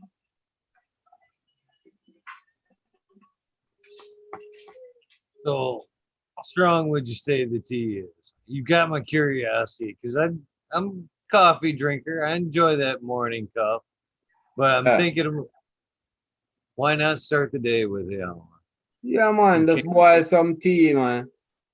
You see, if you're gonna boil the water, if it's ganja tea alone, then you just boil the water. And when the water is boiling, then you put if you want to put bud in there, if you want to use leaves, you can use it. And just think of it like a tea bag, like a sachet. Just put that amount in there. And you steep it. And if you want to add a little sugar, if you want your honey or whatever, and you drink it, and the effects should not be abnormal. As I'm saying, when you add any fat to it now, you put a little milk in there, you might find yourself a bit woozy. But for somebody that has been consuming cannabis, it's only two things. Either you're going to want to sleep or you're going to get hungry. There's nothing else. Right on, right on, right on. You know? But when you drink it just as a regular tea, the benefit, the medicinal benefit is wonderful, man. You feel very good to your body, you know. Some people say they get bowel movements on the first time, but by the second time, you know, and I said, yeah, probably you need to get rid of some things out of your body. Who knows, you know? But That's what after that, happens. yeah. The bowel movement isn't necessarily a bad thing. You've cleaned out your system of a bunch of toxins. Yeah, that sounds pretty terrible.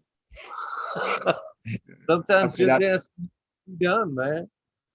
Yeah, man, and sometimes that's only, and that's mostly on the first one, you know. But by the time the second morning, I say you probably feel it a little different now. You feel a little more, what I would say, oxidized, as I would say. So, you know, like a giant movements, like a body movements, it start to feel a healing effect a little more than smoking it, you know.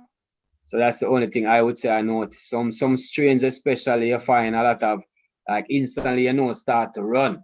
It's almost like it has a, you know, like you take some multi-symptom or you know your nose just start to drain or something like that, like antihistamine or something like that, you know. So some of them kind of have that effect depending on the type of herb. And you can take note of which strain does that and which strain, you know. So different effects, some of them, you know, will give you that effect where it's concerned. Some people say they get a warming sensation in the ears, like down in the ears, in the eardrum. They feel like a little warming sensation in there. Yeah, these are just things I have to note, you know. But it doesn't, as I said, nothing else sound negative. The worst negative I've ever heard is either you're gonna get too hungry or you're gonna want to go to sleep. So that's about as bad as it gets. I was just curious mainly because that may be the next step. Come on, simple I may steps, no problem.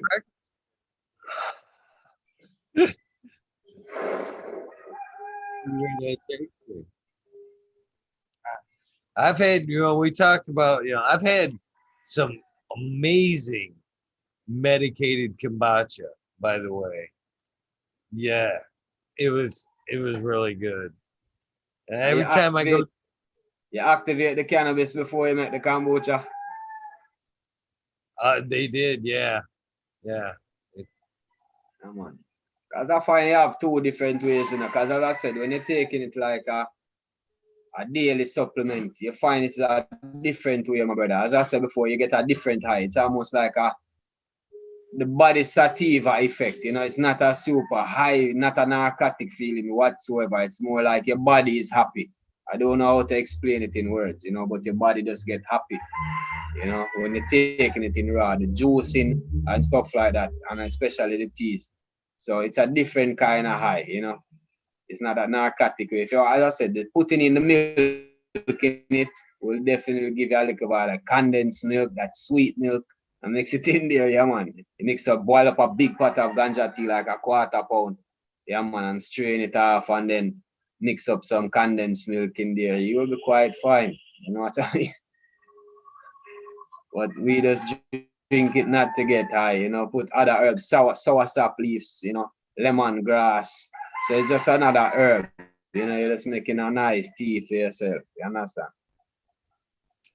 Well, that's one of the beauties of living in a versatile state where we have medical and recreational, because you can actually say, well, yes, I am drinking medical, but then again, I'm drinking this cup to get fucked up.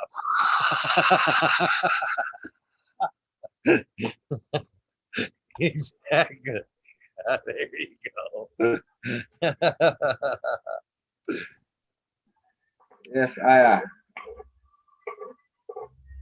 Good to know they're both routes. And I think a lot of the states that's not looking to the recreational, not to say even the monetary side, but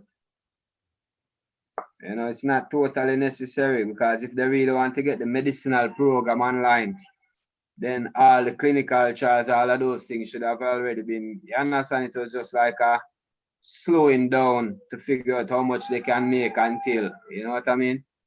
But I would I have do. really loved to see them really take on the medicinal aspect and really tackle it, you understand?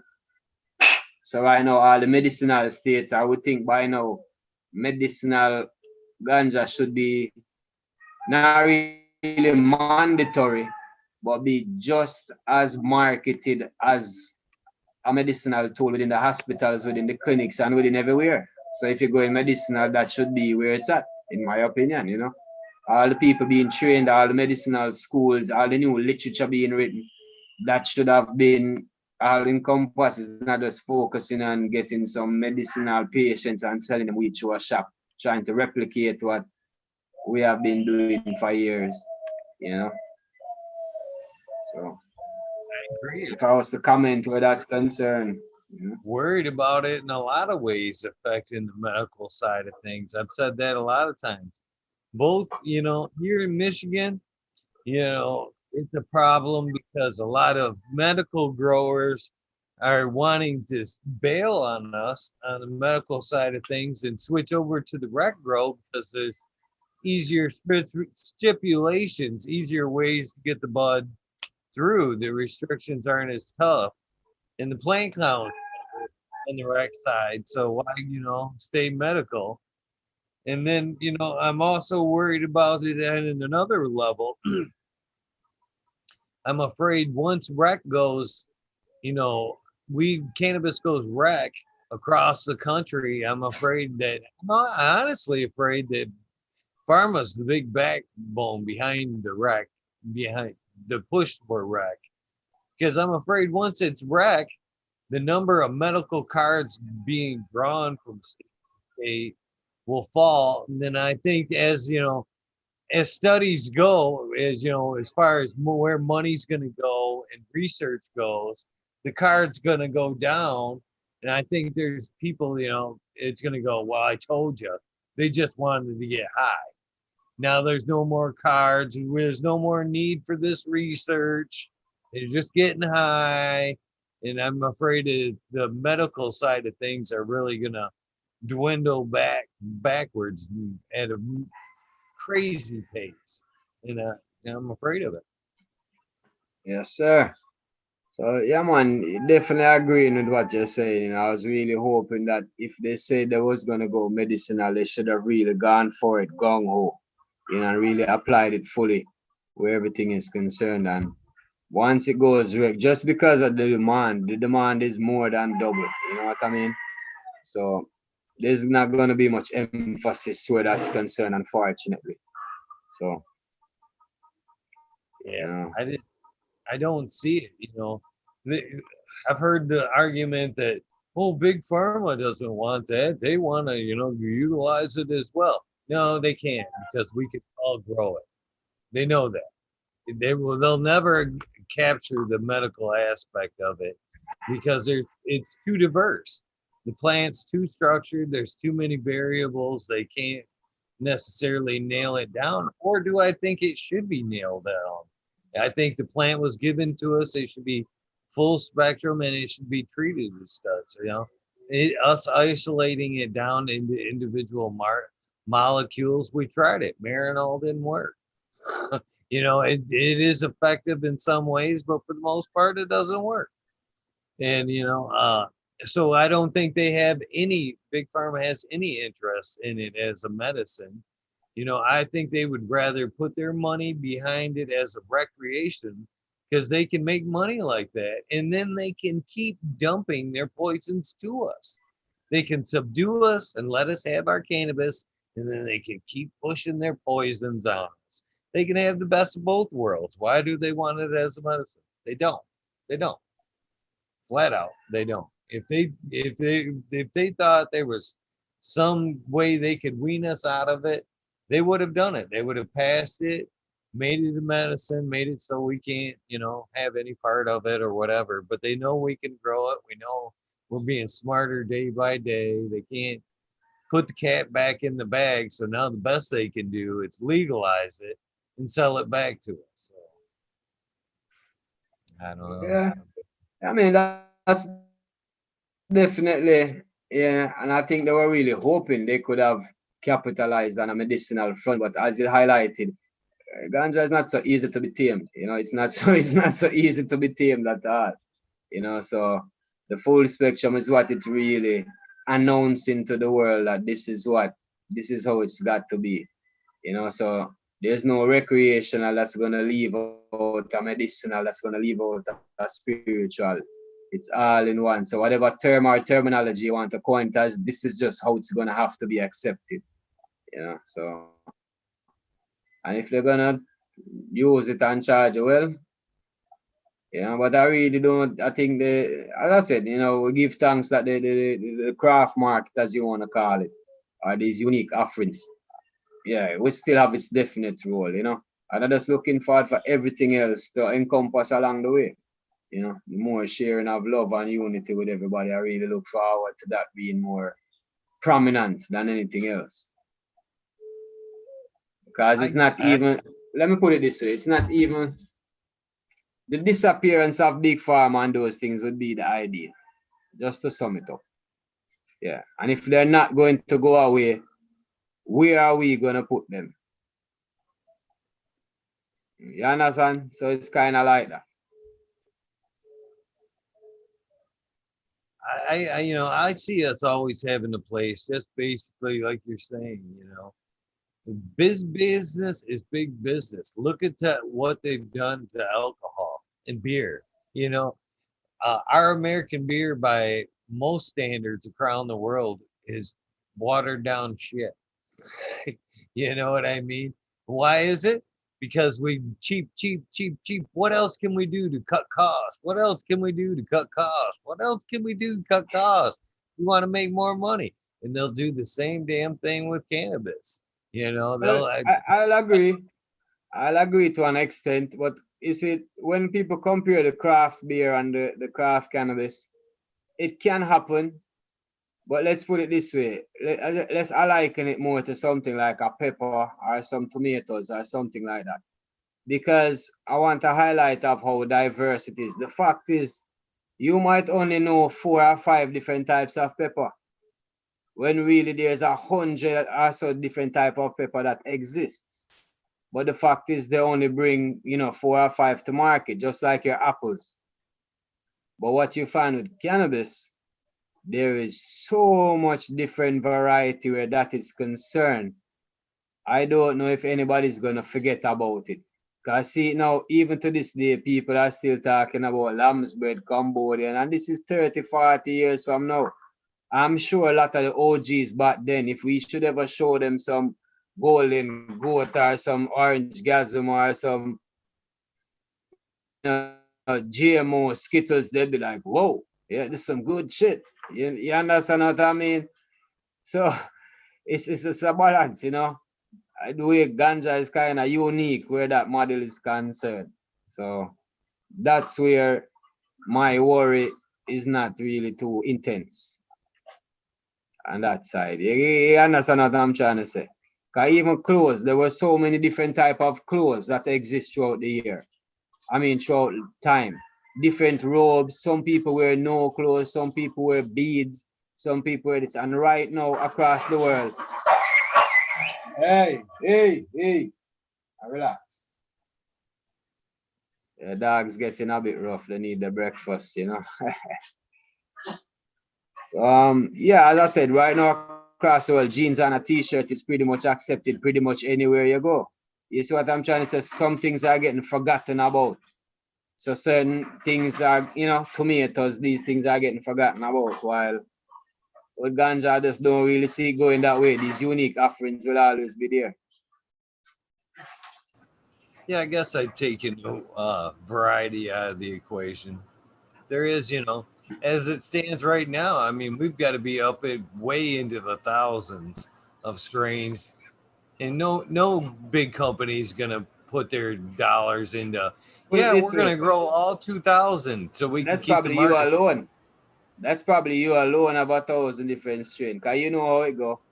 You have one woman or you have one wife and you have 3 kids. All the 3 kids are gonna be different. So if you have one ganja tree and you breed it to one and you get 200 seeds, those 200 seeds going to be different. So I'm sure it's possible for you alone to have 1,000 different just for you alone, much less everybody else in the world. You know? And much less what's to come, because everybody right now is what you call it, pollen chucking and things like that. So if it wasn't muddled up before, it's sure as hell gonna be muddled up now. Right. Yeah, true that. True that. This is where I'm the just mongrels are gonna be the pedigree. The mongrel is now the pedigree in the ganja world. There is no pedigree. The mongrel is now the pedigree. true that. Very true to that. Yeah. Give our thanks to the most. I'll soon come feed you guys. I'll be there shortly. Relax, relax.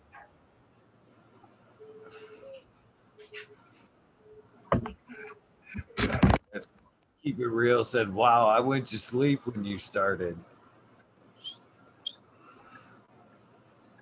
What's up? All Ah, right. good looking All dogs right. there. All right. Yeah, man. They're Everybody, like, they know they would get the breakfast already. They would have normally gotten the breakfast already, you know? So, they look pretty happy. They look pretty happy. come on, yeah, man.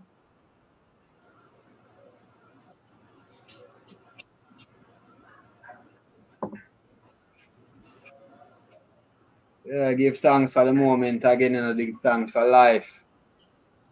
Give thanks for the truth, my brother, you know? Rastafari. Empress Menen, the balance of life.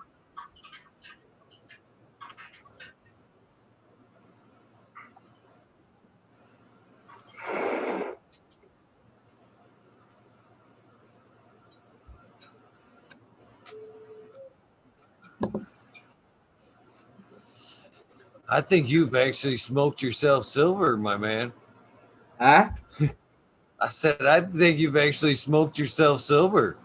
Yeah, man, you have to do that, you know. It's that time of the morning, no time to sleep.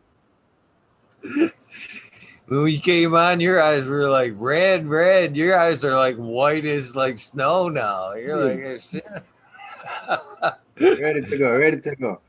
Yeah, man, and I think, you know, I think with the farm life and the adoption, I don't mind doing it. And I think when the day is the hottest time of the day, that's a good time to take a little siesta, you know?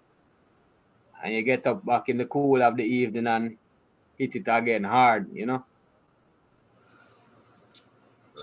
Right on. It was duckweed at Flying with the 1.7. eagle, man. You have to know to soar. You have to fly with the eagle. You have to know how to soar, man. I know you're hardcore. I've been doing a lot of long push-ups for this. That's what duckweed was saying earlier in one of his comments. He Yeah. said that something along the lines of, at this point, it's can Eagle keep up with Bob?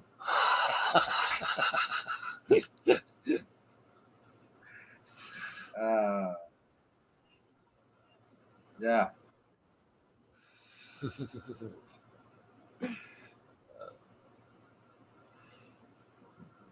Well, you also, I believe, at this point, there's no, I believe about it. At this point, you now have the single longest episode ever.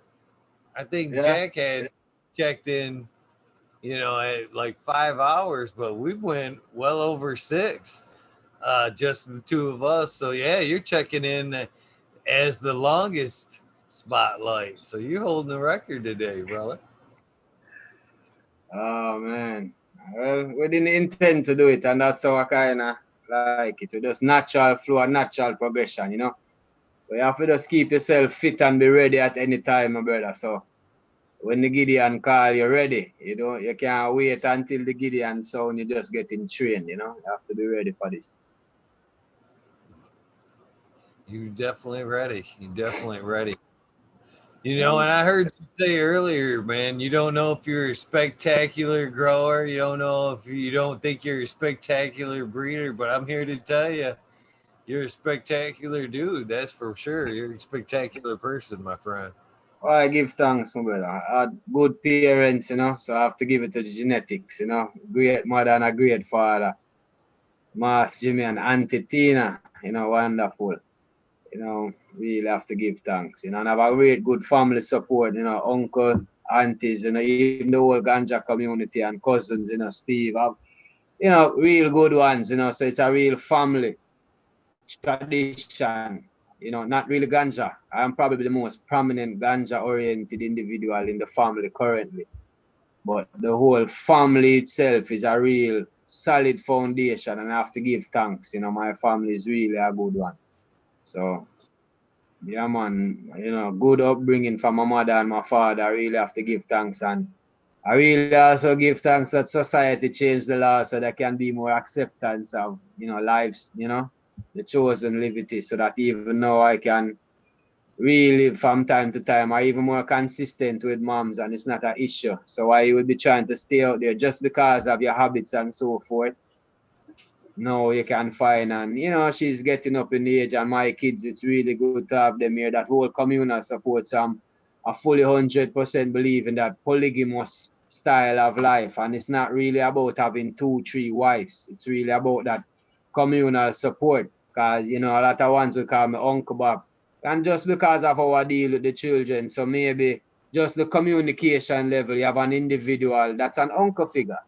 You have an individual that's a mother figure. She's mama to everybody. She's a good mama. No matter who she comes across, you have that mama figure. So you have that, so that communal support, you can't do without it. It's really empowering.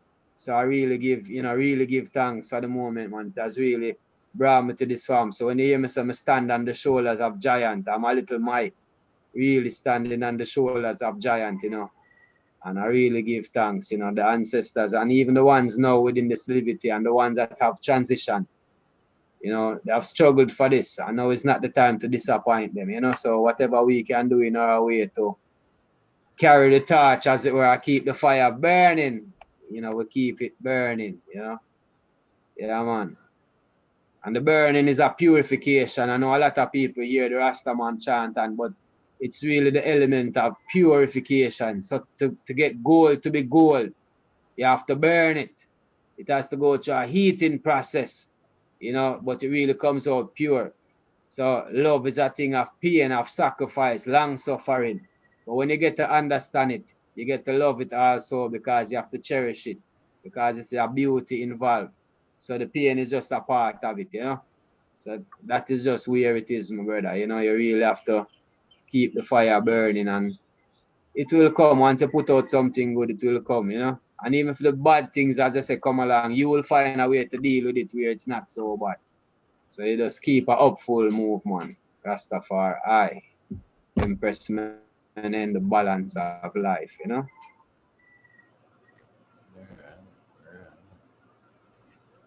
Giving you big props and fucking chat, brother. Yeah, man, respect. Buddha boy, you still have got respect again, man. Yes, Wood Ultras, Oki Grower 75. Yes, man, give a thanks. Big Dave, it's 420 where you at? 620 where I'm at. Yeah, man. But give thanks, man. Uncle John, everybody in the chat, all everyone, the whole community, man. Perpetum, everybody checking in. As I said, I really appreciate the support. And whatever we can do, it's the same Jim Cooley Bob at Instagram. I do my best. I try to respond. I'm not really good. I've left it up to Dirtman Dan and Fumador to be kind of like my agent. So send them the emails and shit. They know how to get. Raptor is a good and he knows how to get in contact with me easily too. So, I'll do my best to keep up, but just give me a couple days sometime. Takes me a little while, but I do try to respond. And I'm getting, some new technology stuff, new little phone and new little things to assist. So, and it's really this. I have no intention. I'm quite fine with a banger that, can't even pick up Wi-Fi. I just need to make a call and receive a phone call, like.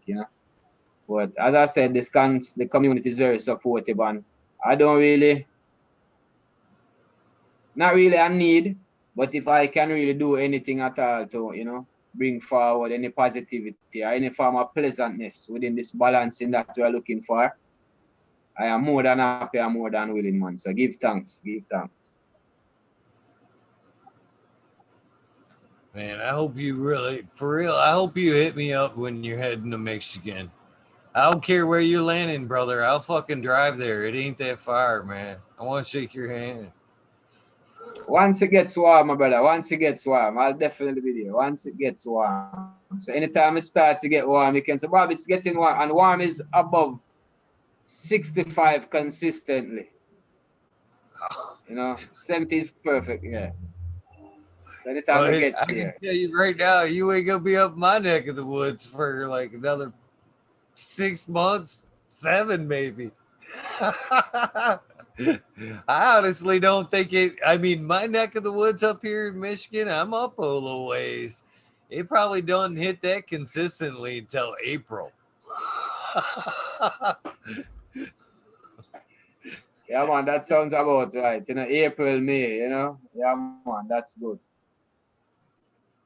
But yeah, man, as I said, Michigan is a lot of love there, and I give thanks, respect, and a lot of other states, Missouri, Illinois, everywhere. I think, as I said, the culture is a thing that goes beyond boundaries, my brother. This is beyond state lines and international lines, and bloodlines almost. This is beyond certain spiritual boundaries. This is a culture that encompasses everything. We just want to give it strength. Any strength we can give it, more strength, more strength, man, really and truly.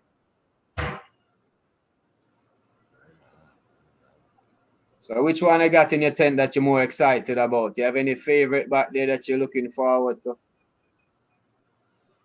What's that? Now I say, what in your grow that you have going on back there now? Which one you have that you're looking forward to? There's a lot of new stuff coming around, to be honest with you. That's a toughie because there's so much new stuff. There's probably about 12 new strains. So to nail down one of them, I mean, each one of them's bringing something new. To say which one for sure, I can't do it. There's just too much on the plate. That sounds like you won't miss any of them.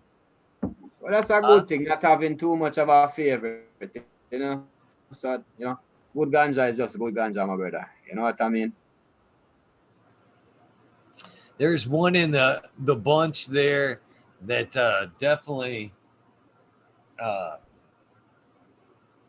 sparks an interest. Yeah, which one that? And that's the Manja Delight back there.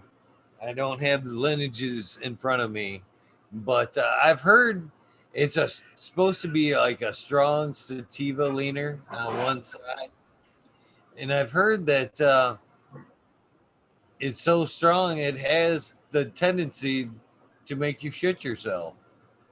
So, and I've heard, without dragging them through the mud a little bit, that the person that passed it to me there can vouch for that. So there's a testimony.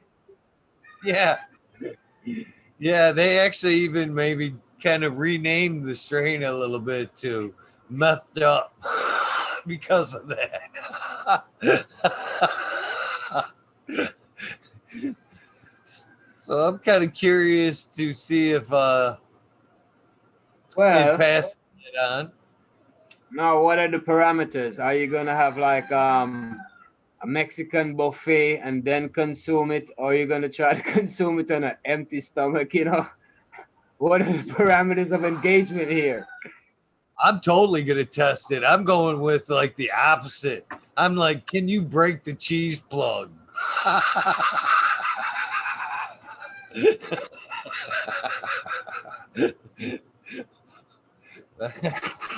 Totally going the other route. You go the Mexican route.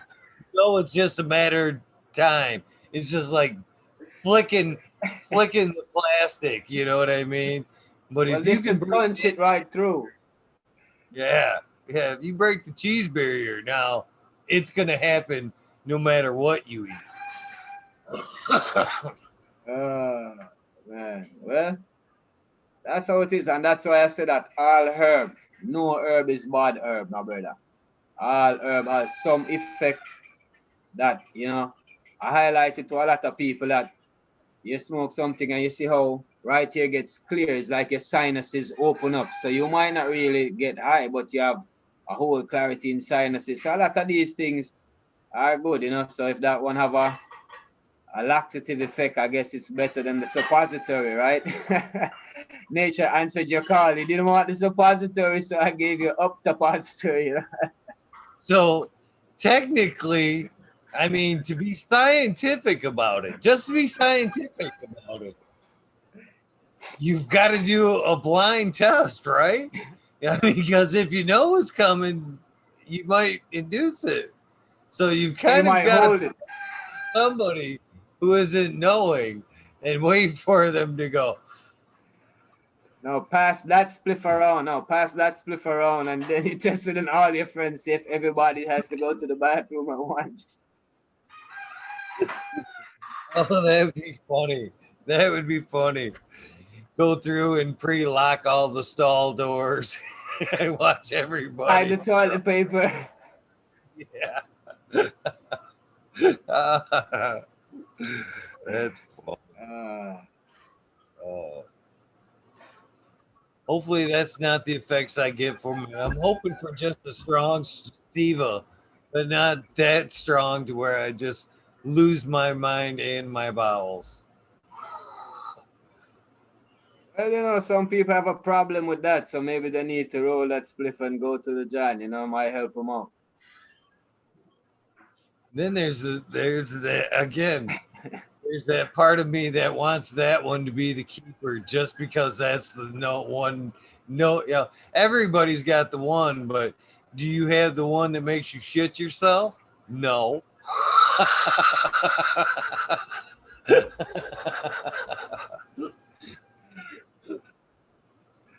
Oh man, one of those things, uh, I'm sure the erection one will be a quick seller. You know what I mean? Get the blood flow. You have the blood you know, flow one. You know the one works.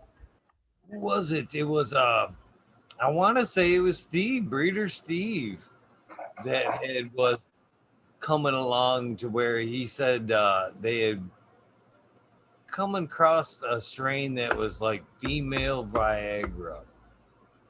And he's like, wouldn't we all want that? And I'm like, you need to be stepping up breeding efforts on that. Now I think when he hits that one, he's gonna retire. Once any breeder hits that one, they're just they quit. Fuck it, right? Literally.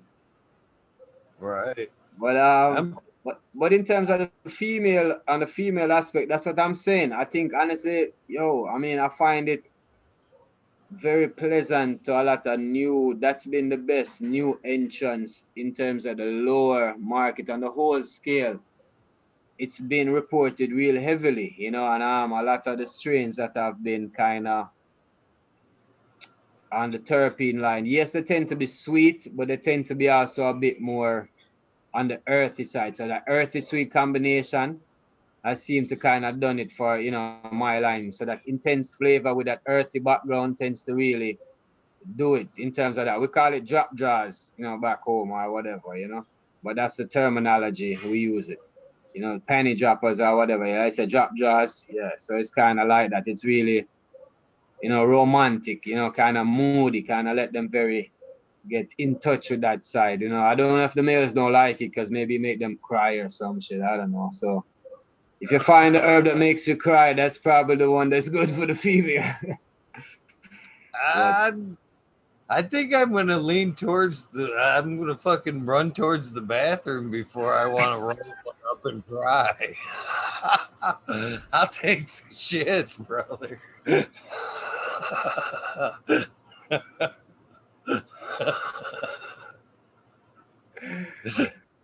uh, It'd be a funny car ride to dish them up and just roll some up with each and do. I miss my dog. He was such a good boy.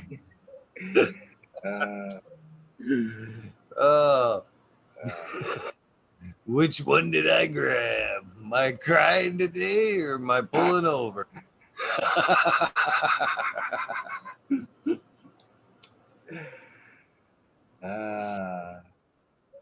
That'd fucking be funny. Oh my gosh. Oh, that safety meeting. That morning safety meeting. You go rolling up. You fucking go fire one up on the job there. You're like, oh shit. Sorry, guys. A bunch of guys just, I grabbed the wrong sack. You son of a bitch. I didn't want to feel like this morning. I just love you guys. You guys are my support system. My wife's just giving me shit. I'm glad to come here every day.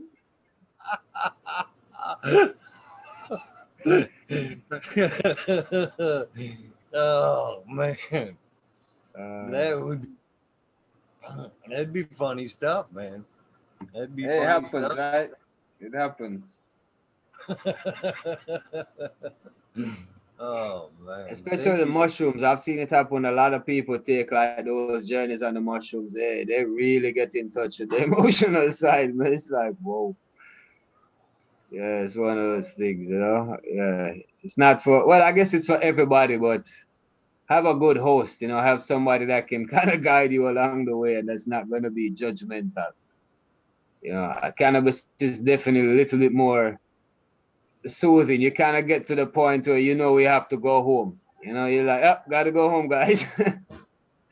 Where's the couch? If you can't make it home, you're like, oh, where's the couch? You know? Yeah. And for some reason, I find that it doesn't really allow you to get back to that point, you know? So you see like how you'd go drinking every weekend and you throw up and you kind of repeat that cycle for, you know, a couple weekends or a couple years or whatever. You know, cannabis has a way that you might get extreme once, but you hardly find many people get that way over and over again super repetitively. You know, I find it kind of has a way to, it lets you know when to kind of, okay, you got work to do, you know, do this or do that or, you know, whatever, you know. I kind of find it has a more balanced effect, I guess. Oh, for sure. I've been trying to hit that reefer madness level for how long. I mean, I can't break that plateau yet. I mean, I just want to hang out there for a little while, you know, see if it's possible. Unachievable. I'll keep chasing it and I'll keep surfing.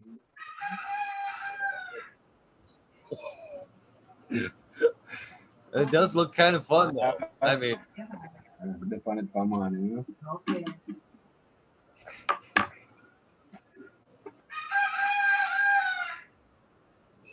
I think the Roosters finally got it right now. officially daybreak.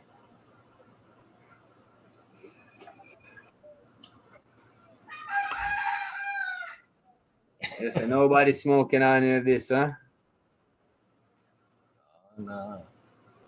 What's it taste like? What's the? Well, I mean, what's the profile like on that? All right, this one was definitely like more mango, fruity, and then spice. This one now is really more like orange chemical spice, you know. Yeah, so I can definitely say that I think the first one came from like the sherbet line with the lamb's bread, and then this one came from one of the Rasta Jeff. I think it was a Sunkiss, one of those tangerine kind of strain to the lamb's bread. But as I said, most of my crosses are really just I always like put it to the sativa, and I pick the most sativary looking one, and I just keep it just because I can throw it outside. It grows easy to the climate, and I don't have to worry, you know. But I mean, I do have some greenhouse that I do grow. It's not like I don't have, other stuff. But so we can fit all pallets, I suppose. Right on. No. Yeah, so this is a chem dog to the this is a chem dog to the wedding cake. So super narcotic. So when I get done raking up the yard and finish all of that, then I put a little bit of this with that. So I'm about 11 o'clock. When it gets to midday when the sun gets hot, time to go nighty night and pull the curtains, Right on. I like the chem myself. I like the chem myself. Yeah, man. Yeah, man. Chem is one of those that, I mean, I think from the 90s, I mean, it never went away. It's a good component of my ginger skunk, It was one of those early ones, but I had it to a real good sativa like that. And I tell you, that ginger skunk is it just sits well with the body. You open up the bag and from around the road, you're going to smell it, It has that ganja smell. I don't know. It's not smelling like skunk. It's not smelling like ice cream. It's just ganja, like green, rough ganja. I don't know how to explain it. Just that rough ganja. I think skunk would probably be the closest thing to describe it, but it's not that, it's a stinkiness with more green in it. So it just has that ganja, smell, So, yeah, man. It sounds like the Kineos lights that I've got right now. That's really earthy. It's right here. It's got such. I am the only cannabis that I can relate this to that I've grown is Wonder Woman, or not Wonder Woman. Medusa. Medusa from Nirvana Seeds. It's just got this weird. It's super earthy. And I can't even put my finger.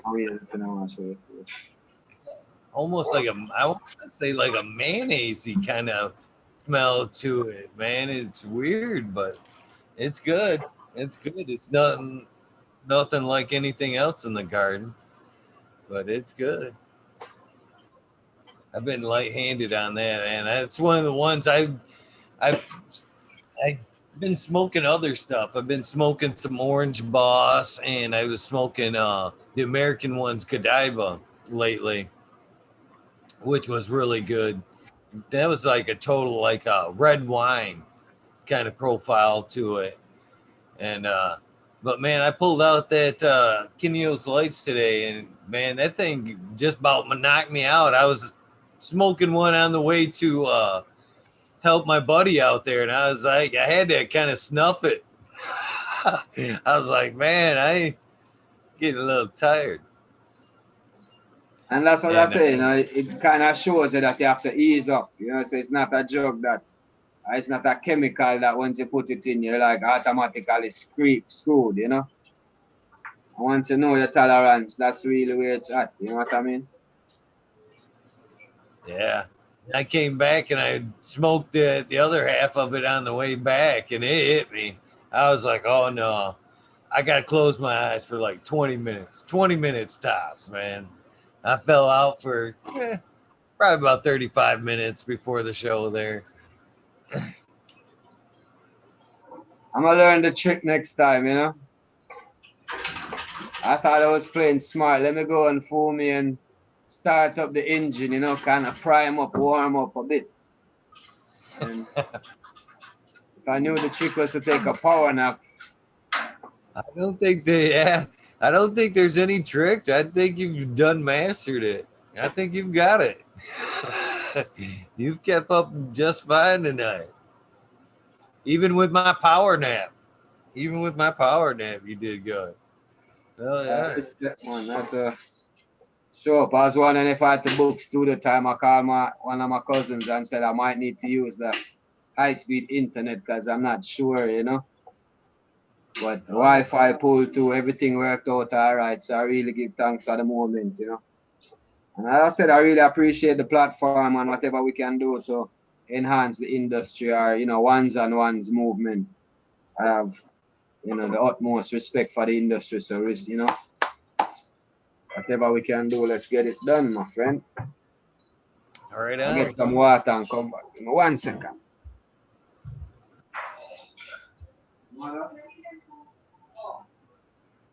Well, good morning, Chichi.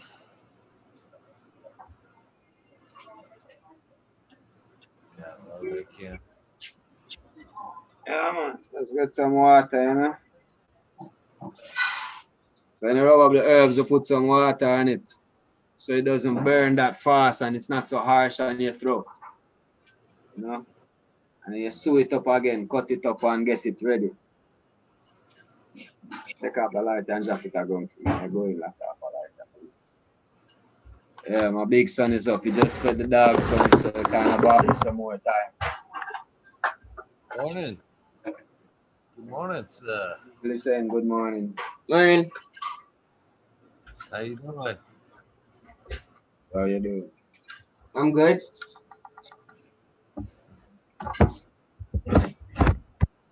Yeah, man, a real good boy, you know. Can't complain at all. Good son, good son. Oh. Well, from what I've gathered from you today, that's no surprise, my friend. That's no surprise.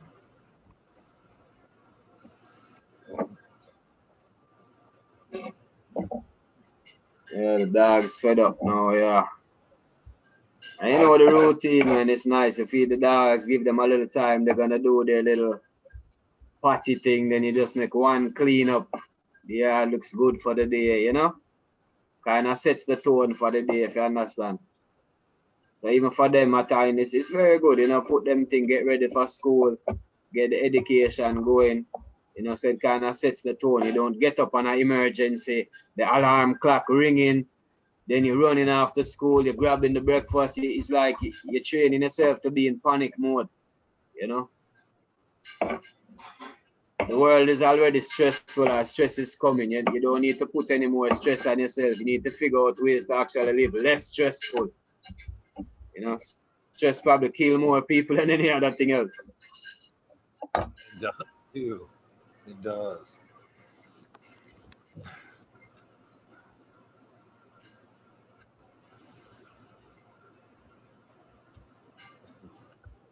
I think it's safe to say we smoke close to my same amount of cannabis. I think you could actually give me a run for my money.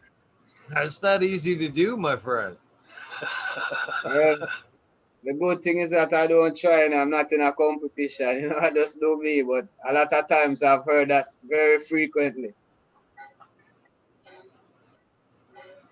There's nothing wrong with it, that's for sure, man. It's funny, like when I used to visit certain friends in the past, the dad, you'd hear the dad in the background. If it's a Jamaican guy coming, you know, I have to hide my stash, you know. So, you know, they'd say it as a joke, but I figured, you know, most serious things are said in jest. So it's kind of, I'll take the joke. I understand what's going on, you know. It's cool, but I'm just kind of used to what I'm used to, man. You know. I mean, on average, like, what do you think is a good rate for you?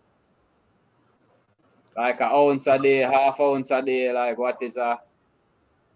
I'm pushing either a half to an ounce a day. Easy. Easy. Easy. I buy I buy my papers in packs of 300s, Bob, and I buy them 3 packs at a time.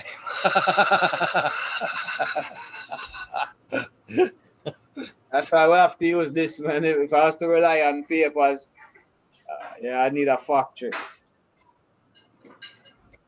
I actually have been to a couple events lately, uh, cannabis events, couple cups, just hanging out with like friends and stuff. But still, last man standing. You know, it almost makes me feel like I got a problem when you're at a cannabis event and everybody else just, I've had enough.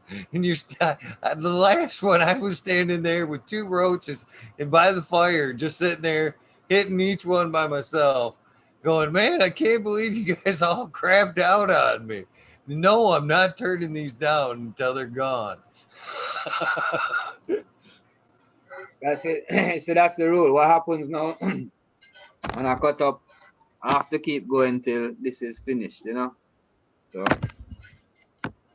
just keep going. So a lot of times people come and they mistakenly like leave herb on the board.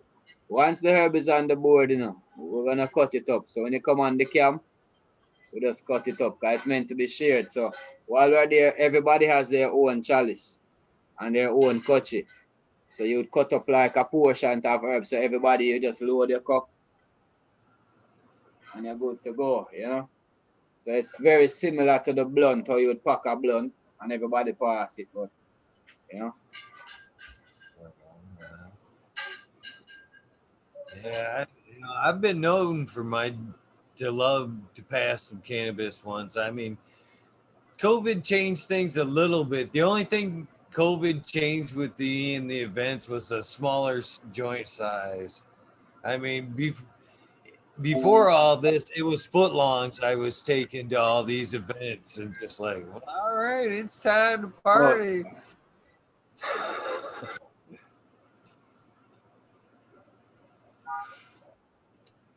Oh man, it's a funny thing too. My oldest daughter, they get to do. We've gotten to do a lot of things. She actually took me to see one of my favorite rock bands for Father's Day. Cool. I don't know if you ever heard Tool. It was cool, and I brought a big fat sack of some. They were a couple next to blunts. I can't find the roller here. Oh, here's the roller. This thing rolls joints like this, which are like at least dime size around. And I rolled like 25 of them for that concert.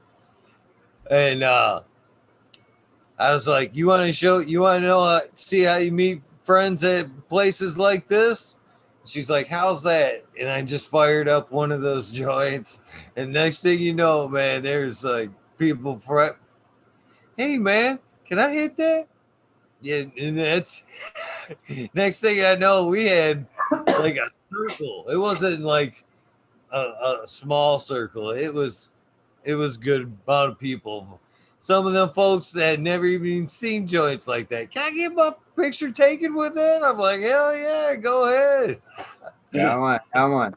That's definitely something that I can say over the years. You know, I had an auntie that's in the country and she'd always tell me that, no matter where you go in the roughest parts of Kingston or whatever, they like good herb, so if you have good herb, you're gonna be all right, so that was always like a key. And I didn't really know the difference because, as I said, I really just relied on my family. So when I would bring what I have, to the city and, just give it to people, just the how they would go crazy over it, I was like, whoa, I guess auntie's got something going on, you know what I mean? So you kind of pay attention to these unique things, and looking back, you realize why she preferred using cow and rabbit manure versus using chicken, and the chemicals from the horse. You would hear some things from her that make sense now, that didn't really make sense then. Because I was saying, well, the horses are around there, it's easy to get it. No, go over there and get the rabbit one from Mass John or whoever had rabbits, so you had to ride the bicycle or whatever it is and pack a bag and then carry it on the bicycle, so but looking back now, like even me, rabbit is one of the most complete, you know, fertilizer you can use where your ganja is concerned. And if you're gonna take like, I see people making worm beds and worm bins, and I'm grateful. I really think it's a good culture for people to start doing because you can never go wrong. It's one of the best nutrients you can ever have. Like you don't have to invest in anything else once you have a good quality worm casting. And I guess for us in the bush, what I would recommend is you pile up the bush that is attractive to these worms, and then nature will bring them in for you. So ganja, it's a flower.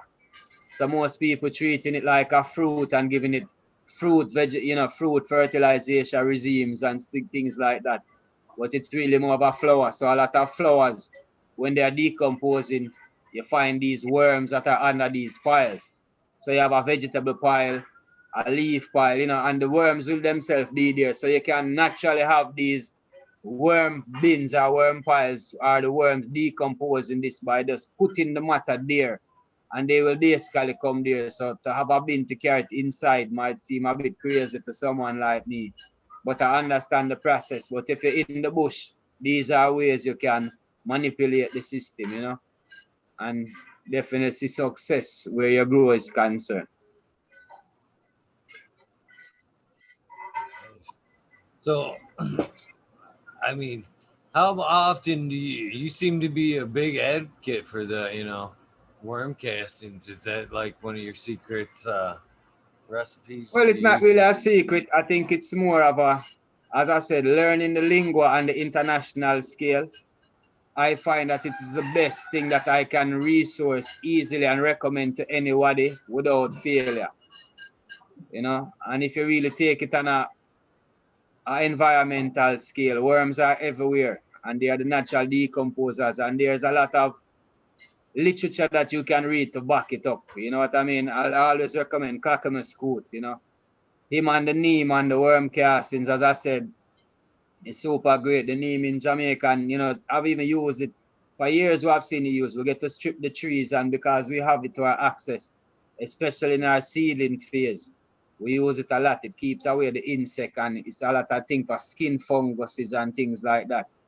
And you know, even certain viruses that you have, it's a part of the medicinal regime to relieve yourself of parasites and certain viruses from your body. So, you know, when these things are available and they have the science to back it up, knowing from what I know of usage, there's no way I would not recommend it than trying to learn something new that I know nothing about. I have no experience to talk about. So I don't mind using an NPK regime, and I can give you a good AB nutrient regime from scratch, because I will tell you to buy these, you know, from flat and get them basic powders, and then we can weigh them out. However, in the organic regime, look at nature, look at your surrounding, you see things that are growing naturally. The worms are there in the soil.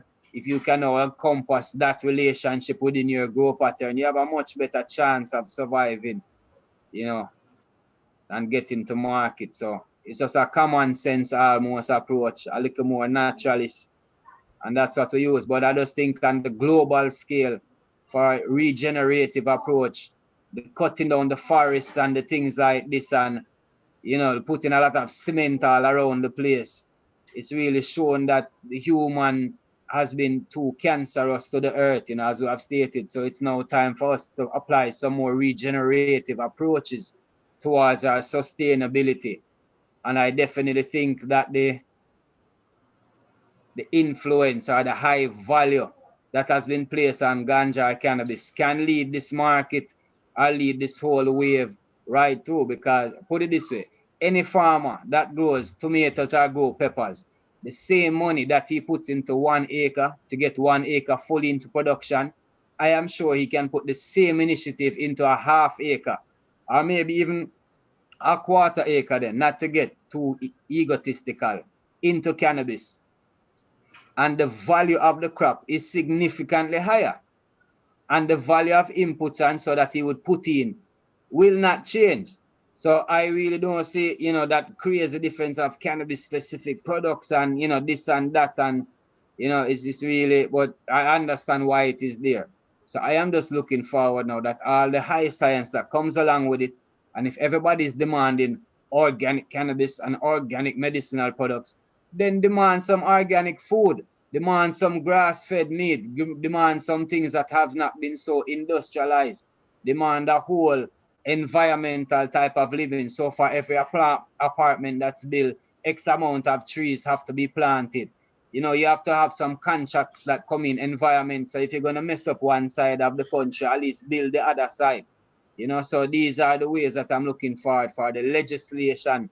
And you understand, as I said, the young people in this world now, they're not really driven by the propaganda from, you know, the past. So I'm really looking forward to them pushing and really keeping, you know, the blood, sweat, and tears that have been passed on in the past to really fertilize and give birth to something regenerative instead of so destructive as it has proven on a majority scale. So I'm not saying it can't go away, but a little more, let's tip the balance more in the regenerative favor, in the sustainability favor. It's a shame to think that your children will grow up and probably not know what a tree look like. And you have people right now living like that. That generations have lived in a city and they do not know what a tree look like if they don't go to a park, and the park is maybe an hour and a half away. So imagine, like, things like that. If they don't have couple plants on the patio or stuff like that, it's out. So it's a dim future if you look at it that way. I don't think I'll be around to see that way. That's concerned. So give thanks for the moment. But if we're really preserving something for the future, where Mother Earth is concerned, these are the steps you have to take. And I think the Ganja and the Ganja community can definitely pull their part in pushing through. Oh, I definitely agree. I definitely agree. That's one of the things I was kind of hitting on earlier, is, people become more interested. It is no doubt that curve. It starts out, basically recreational. If you can lucky enough to get, grow, once you start hitting that grow, it's on. It's a whole new respect for the plant. You can smoke. I mean, I think that's the difference right there between, the people that are going to stay recreational and the medical people, because the recreational people are the McDonald's eaters. You know what I mean? They don't give a shit. They don't give a shit. They just want to smoke it. But once you start growing it, now it's a whole thing, man. You develop a relationship with the plant, and then it eventually turns over to, from what I've seen, I mean, you can start out wherever you want, especially the people that the newer growers. They're skipping a lot of steps. You know what I mean? They're like, okay, we can grow in cocoa, but we want to go directly to soil, water only. We want to do it right, and that's across the board, and that's the curve. Nowadays it's like it goes from the cocoa to organics, and then it's going regenerative, and then it's like once they become organic and they start looking at these teas and KNF and stuff and how they can produce the nutrients themselves. Now, once you've hit that plateau, it seems to be life changing. You know what I mean? Because now you're composting all your foods. And to be honest with you, Ross, Bob, I am terribly interested in organics. I'm a cocoa grower right now. I've grown in dirt and soil before, but for one reason or another, I've told the story before. There's good reasons why I switched. But now I'm kind of on the plateau where I'm dipping my feet back into the soil. There's Smiley's got earth boxes back there. That's his push right there to kind of get the organics going over there. He brought earth boxes. He brought all kinds of shit. We brought bunny shit. He brought bokashi. He brought EM1. He got me all kinds of stuff. He's like, here, it ain't going to be the same after this. But I'm honestly afraid of it, because I'm that type of person to where I can see I mean, you may even caught of it. I'm just kooky enough to once I go over that plateau, it's gonna be like smacking everything out of my kids' hand, going, that goes over there. There's a bend for everything. I can see it all just little labeled. This is where it all goes, and my kids already think of me as you've got enough stuff for me to do. If I take it to that plateau, they may not even like me anymore. He's too much. He's just too much. Yeah, well, I can see how that going, but I think you like yourself a whole lot more. So I guess that's what counts at the end of the day. And I mean, I think Spartan has introduced us to the M3 style. That's a water only. He swears by it, and that's the thing with the community. If somebody vouches for something, I'll confidently enough go ahead and do it. You know, so that's maybe an easy way. Fill up a pot with that M3 soil and just water only because Spartan said so. And if you do it, as I said, what I like about your setup, I see you got gym equipment, I see you have a punching bag. You're just gonna have to find a hobby, man. If you get to water only, that's the only side effect I see happening, you know. If you're pleased with the product, you might have to just mountain biking, just pick up some more hobbies, you know. That's probably the only thing that's gonna be the side effect, you know. Right on, right on. What's the worst It's that can happen? slow things down. Watering every day won't be a thing. Yeah, I don't know if I could handle it. It's been my baby for too long. Yeah, you have to let them go sometime. You have to graduate them, let them go, you know. Come It's a on, nice, man. Give me something. Give me something. I already had to start a show to make up with COVID blues. Yeah, now you go take away my water, and I'm gonna be on 12 hours a day. Damn it, I don't. well, at least you found a partner, right? At least you found somebody that you know that can hang out for a couple of them 12 hours. I got you. You know. Right on, right Yeah, man. on.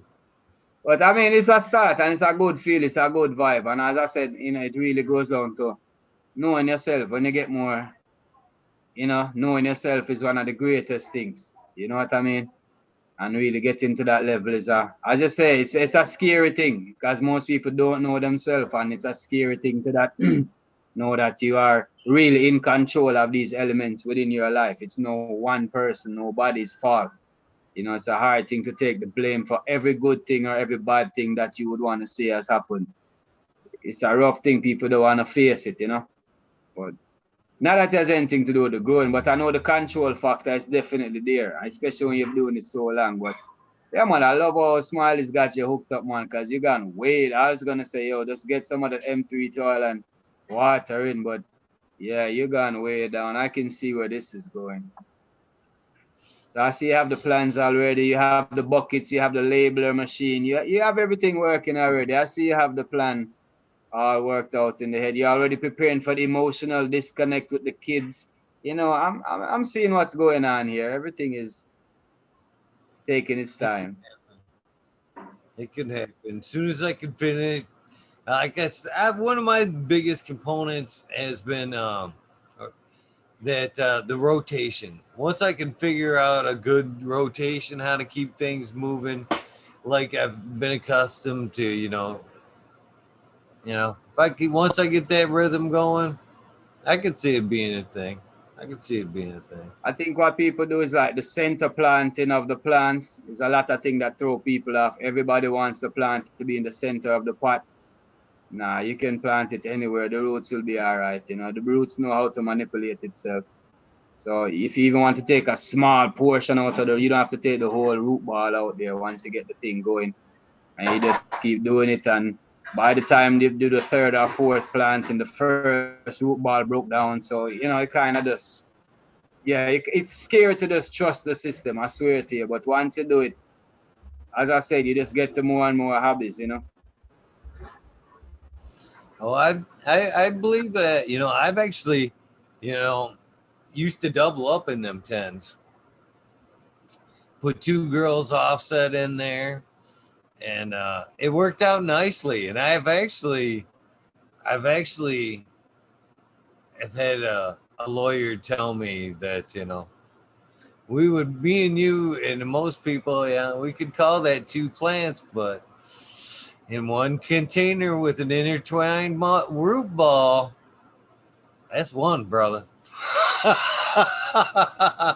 That's one plant right there. It might come out once it's all interconnected underground. There's nothing to say that that's not two, or you know what I mean? It's one container. It just broke up before it hit the top of the soil is all. So, I mean, you as I know, said, the square space thing. I mean, the plant. Cause put it this way, we have our sativas that, you know, I don't mind growing them and bending them over, and you can bend them to the point where you can actually loop them, as in put them in the dirt. They'll spring roots. Where they hit the dirt, you just mound up some dirt, and you can keep going and kind of run them like a hedge. You know, so you can technically have one plant that you stress. You bring the branch all the way down, And once you get there, it will actually root right where that plant comes down. It will root there very easily. So is it by the root? Is it by the, it's just crazy, But all these different regulators, I'm not sure, because you still just confined by your space. Whatever you decide or whatever maths you want to take, you're just confined by the space, my brother. Now that's where I think the art of flowers play a good role. So you have something that's finishing long, you hit them out first, you probably drop the art of flowers in between in the mix, you can get an overall, harvest, or you can time something in between. So that's where you can kind of play around with certain different genetics. So yeah, everything has its space and its role. And one little point I wanted to highlight, the whole move of where guano was something huge in the industry. Everybody was onto guanos and different type of guano, ratbat manual, ratbat shit. And what you find is that once the community decided that most of these guanos are not being sourced ethically, meaning that, you're supposed to be taking a certain amount out of the cave to allow the rat bats to go in and, so forth. So most of them are scraping and kind of burning out them and destroying the natural habitat. So the community itself turned off and stopped using guanos and kelp and worm castings and, all these things were all available. So you find that guano demand actually went down. So that's what I mean by the community can really, because of the high demand and the high eyes and the high value, it can really encompass the whole organic livity, that whole ethical livity within your contracts, within your movements, within, the whole thing. I really see it doing much more than just being that super crop that came to save humanity in this dispensation, which it might definitely be, but there's a lot of levels on which I'm looking for it to be saved. I agree. It may be just the plant that saves us. That's for sure. It needs us. We need something. That's for sure. And it sure does check a lot of the boxes. Yeah, we tried Jesus, we tried Santa Claus, there's a lot of things that's been tried over the years, so I don't think there's anything wrong. And honestly, we need the plants don't need us. If humans were to disappear right now off the face of the earth, the plants would still be here. You understand? It's probably because of us they are disappearing more than anything else. Yeah, I've actually been reading a lot of books that say that basically that's pretty true. We're just here stewards for them, or standing in their way in some cases. There's a lot of literature to say that they're just as intelligent beings as we are. Just because they're not destroying, building, and destroying doesn't mean they're not any less intelligent of a species. That's for sure. Yeah, but look how they convince people to carry them inside, to spend thousands of dollars to smuggle them across borders. These planters must have some intelligence in it to be kept. I don't know of anything that has been treasured so valuable. People have been, protesting and all these things. So is it the plant controlling the person or the person controlling the plant? But as I said, that's another episode of a rabbit hole that we can tackle, I suppose. Right, right. Can you believe we've been 7+ hours now? Yeah. We were just dropping from 78 viewers. You can believe that. Hold on a minute. Get out of the garden. Come on. Come. Out. Good boy. Yeah. Maintenance. Yeah, well, it's one of those things. Got caught. I have a nice compost heap over there, and I don't really have any Rasta dogs, but I have some omnivorous dogs. They eat everything like watermelons, tomatoes, cucumbers, every single thing at all. They will eat it. So even the compost, they eat every single thing. So I have to fence it off and keep them out of it. Ridiculous. That's crazy. Never heard of a dog eating tomato. I never really paid attention, but I've got some dogs that eat carrots and shit, man. Yeah, man. Everything, man. Pumpkin, yam, potato, ackee, breadfruit, everything. I even have a Rottweiler down by my we have the small greenhouse. We have to fence him on. He will defoliate every one of our plants for us. Crazy. They will never have a leaf on it. Never. He taps them, defoliates them. Yo, crazy. That sounds like a dog to have right there. But you won't have any leaves. I mean, there'll be no leaves left. You'll have all sticks left on your plant growing. Man, this guy goes through everything, all leaf. You know? Probably a healthy ass dog too. Yeah, man. Yes, man. Don't need any worms, no vaccine, never sick, no problem.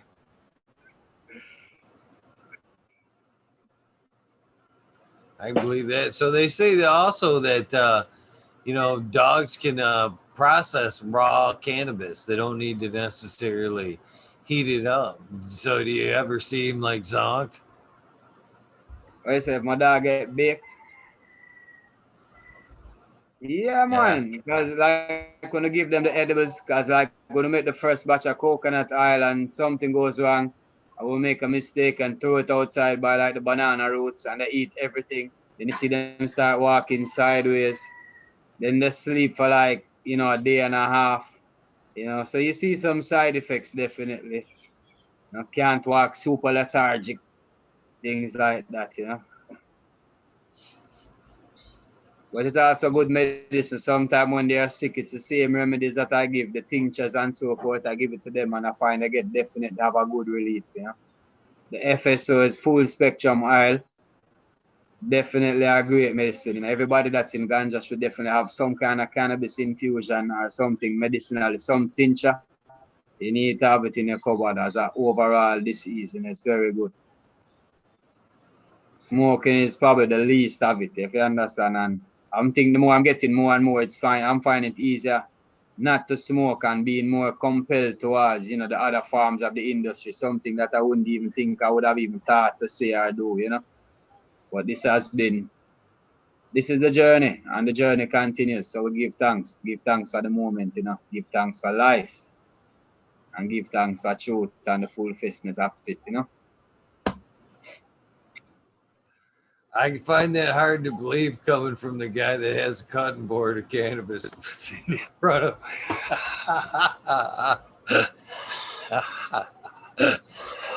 I'm slowing down, he says. As he chops up the monster bud with the big old knife. Ah, I love it. I love it.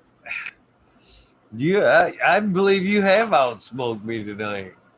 I believe you have outsmoked me tonight easily. It's not a competition. Like when you visit me, if you want, I have a good friend of mine named Spice, bro. He takes it as a competition. He doesn't want anybody to outsmoke him. And the first time we met, I didn't know that was his personality. So we were going to this High Times cup, or it's one of these cannabis cups. And we'd stop and pick up a little stash here and there. Now, granted, it's really a 3-hour trip to the cannabis cup, but it takes us like 18 hours to get there. We're stopping and we're consuming and we're going. And it goes like a day and a half. And he's like, "You're not gonna eat anything?" I'm like, "No, I'm good." You know. And then he just switches. He's like the Snickers commercial where your friend just switches on you, he gets all crabby and you like have a Snicker. So he's like that. Likes the competition smoking. So if you want one of those, we have a couple lungs I can spare. I think I may take it up on it just because if I can walk out of that, I'm going fucking get me a tattoo that says I outsmoked a Rastafy. Because that's better than any word I think I can get when it comes to smoking cannabis. It's not a competition, my brother. It's a liberty. So as I said, it's a tradition that It's innate, you know. It's either a part of you or not, you know. I know the Wi-Fi is gonna get a little more unstable because everybody's gonna have to go to school and logging on and all these things, you know. So we keep going till it gets unstable, no problem. But just pre-apologize from now, you know. Right on, right on. I'd almost rather cut it now so I can get my sound bite because once you go like that, you're gonna be gone. At What's least the when you sound get bite? the sound bite. Huh? What's that sound? What's the sound bite? The sound bite? The sound bite is like Yeah. it's like an old school radio commercial. So basically at some point, you know, I put them together in a collage every 100 episodes, even though I'm behind on one.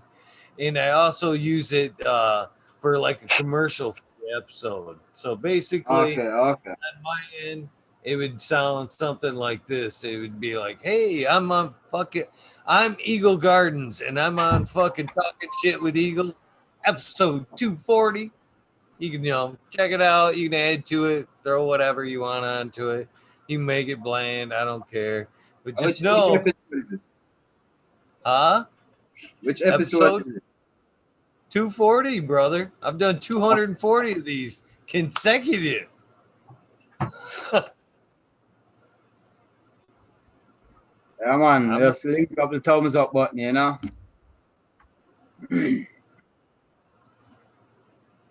Yeah, well, from the rising of the sun to the setting, you know, we give thanks. And we give thanks for the moment. You know, Bob from Jamaica just saying I. And really I. Soaring with the eagle. Definitely, you know. So episode 240. And keep it soaring for many more. I will keep the fire blazing, you know. Fucking talking shit with eagle. Don't know what that was, but let's see how that goes, right? I like it. I like it. I like it. Thank you, my friend. Yes, By my brother. far, not by far, you not only came on, but you set a definite record for longest guest. So that's pretty awesome. That's for a while there. That it went.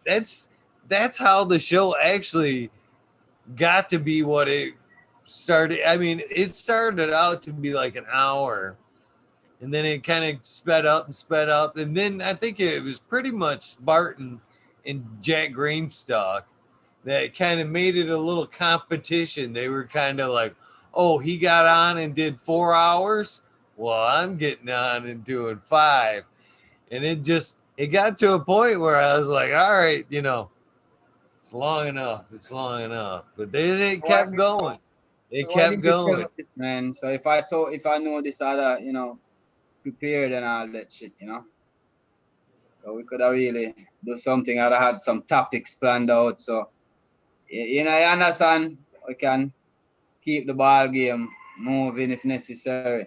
But I guess we did all right, I suppose. It's a full day shift. Right on. Oh, I know you could drop some knowledge. Like I said, I know Smiley's waiting to like get you on the organics takeover, and friends don't step on friends' toes. So him being a good friend, he's helped me out a lot on this adventure, man. He's filled in on some days. He gave me some days off, and he's kicked me in the ass to keep it going a few days. He's like, come on, man. You can't let the streak die out like this. So I got much respect for Smiley. Yeah, man. So Yeah, man.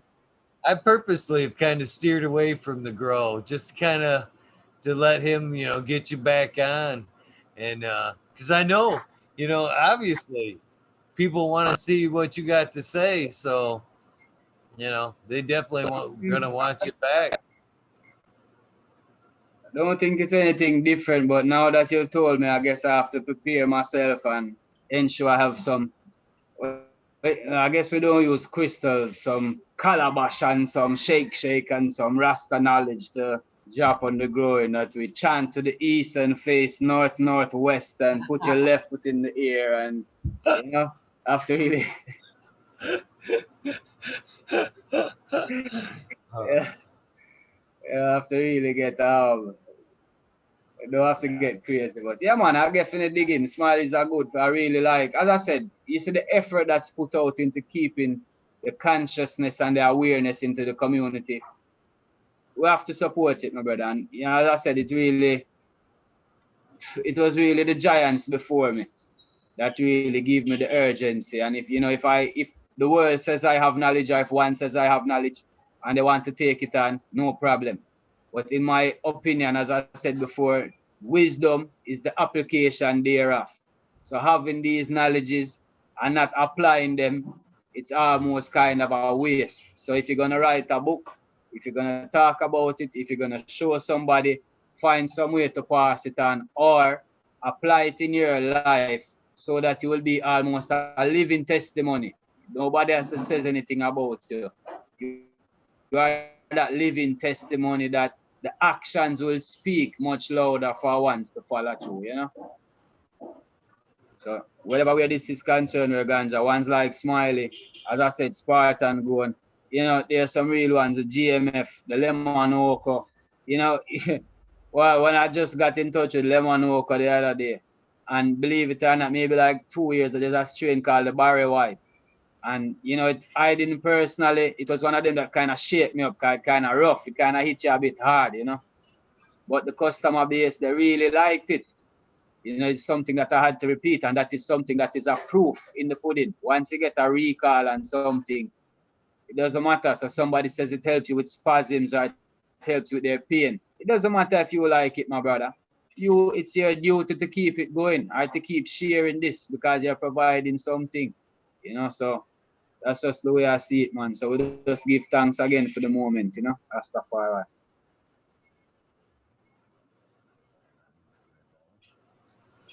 Well, I can't thank you enough for coming on. I mean, seriously, this has been a lot of fun on my end. I've enjoyed meeting you. You've changed me in a few ways, man. You've helped me fucking take a few new perspective on life. And man, can everybody take some lessons on looking and reevaluating their life? We should. We should evaluate ourselves daily, actually. So I have learned a lot from you. I've taken a lot more from this than just cannabis. And so feel good about that, brother. It isn't always about cannabis, but cannabis can take you into multiple aspects of, knowledge. And tonight it did for me. But yet it is. Yeah, man. Papa 719, enough respect, Red Eye Jedi, Bill Seed, Lemon Walker. Anytime, my brother, Chiba B, Dank Brownies. Why? As I said before, you have a base that the Major General 420 Army. Wow. You see what I mean? A lot of celebrities in the place, man. So, it's really great to just be one amongst the community, Farah. And I really give thanks for the moment. I give thanks for the platform. And anything we can do, anytime at all you have my contact, feel free to share it. I have nothing to hide, anything to share that way. Fairly open, just my kids and so forth. I really that's where I'm focused now. And there's regenerative practices within the community in any aspect. There's no limit. So you said it wasn't about ganja. We didn't have a talk about cannabis, and yet we did because it was what that kind of brought us together. So, give thanks again for the moment. And that itself is proof in the pudding.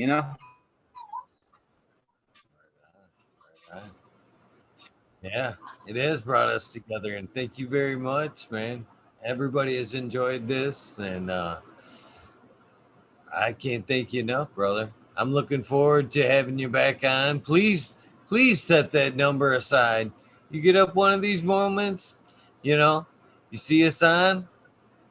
It doesn't have to be a marathon. You can just smoke a chalice with us and say good morning. That'd help. We'd all love it, man. We'd all love it, I brother. appreciate it, my brother. I appreciate invite, and I'll definitely make use of it. One thing I can tell you, I think Tanasi was one of them, and a couple of them from the Embracing Organics. The same thing, if you ever come into Jamaica, anytime any one of you just get in touch with me, and whatever I can do, You know, I'm an experienced cultivator, so I try to cultivate the best experience I can for anyone within my surrounding, you know. And they gave me an open invite, and I went out to Colorado. I do have some family out there, so I got to see some family and spend some times. And I was like, hey, you know, I have some friends, and they're like, you have friends in Colorado? And I was like, yeah, kinda, you know. And I showed up on Tanasi's doorstep, and yo, this man has some wolves in his house, bro. I mean, I'm used to finding like, you know, Rottweilers, couple pit bull or some dogs, but a pack of wolves, I'm like, nah. It's not normal. But as I said, I'm more than willing. So if you extend the invitation, I'm more than happy to use it. And I definitely will pop in from time to time, you know. So give thanks for the moment. Give thanks for the time, you know. Blessings, my brother. Right on. I hope to see you when you come to Michigan. I'm gonna be upset if I don't get to see you, brother. This has been Come on, awesome. make the big man. For more reasons than one. I think I have a couple friends that have some projects going on that I think you would like to see as well, you know. So it's vice versa. It's a good energy, you know. And I like to see some new parts of the world as well. So definitely. And once we have some of this, you know, it's going to be great. Right on, right on. Well, brother, I'm gonna let you go. I'm gonna let you see any shout outs. Anybody want to say anything? All right. Tell them where they can find you. You know, Under just what have alias they can find you.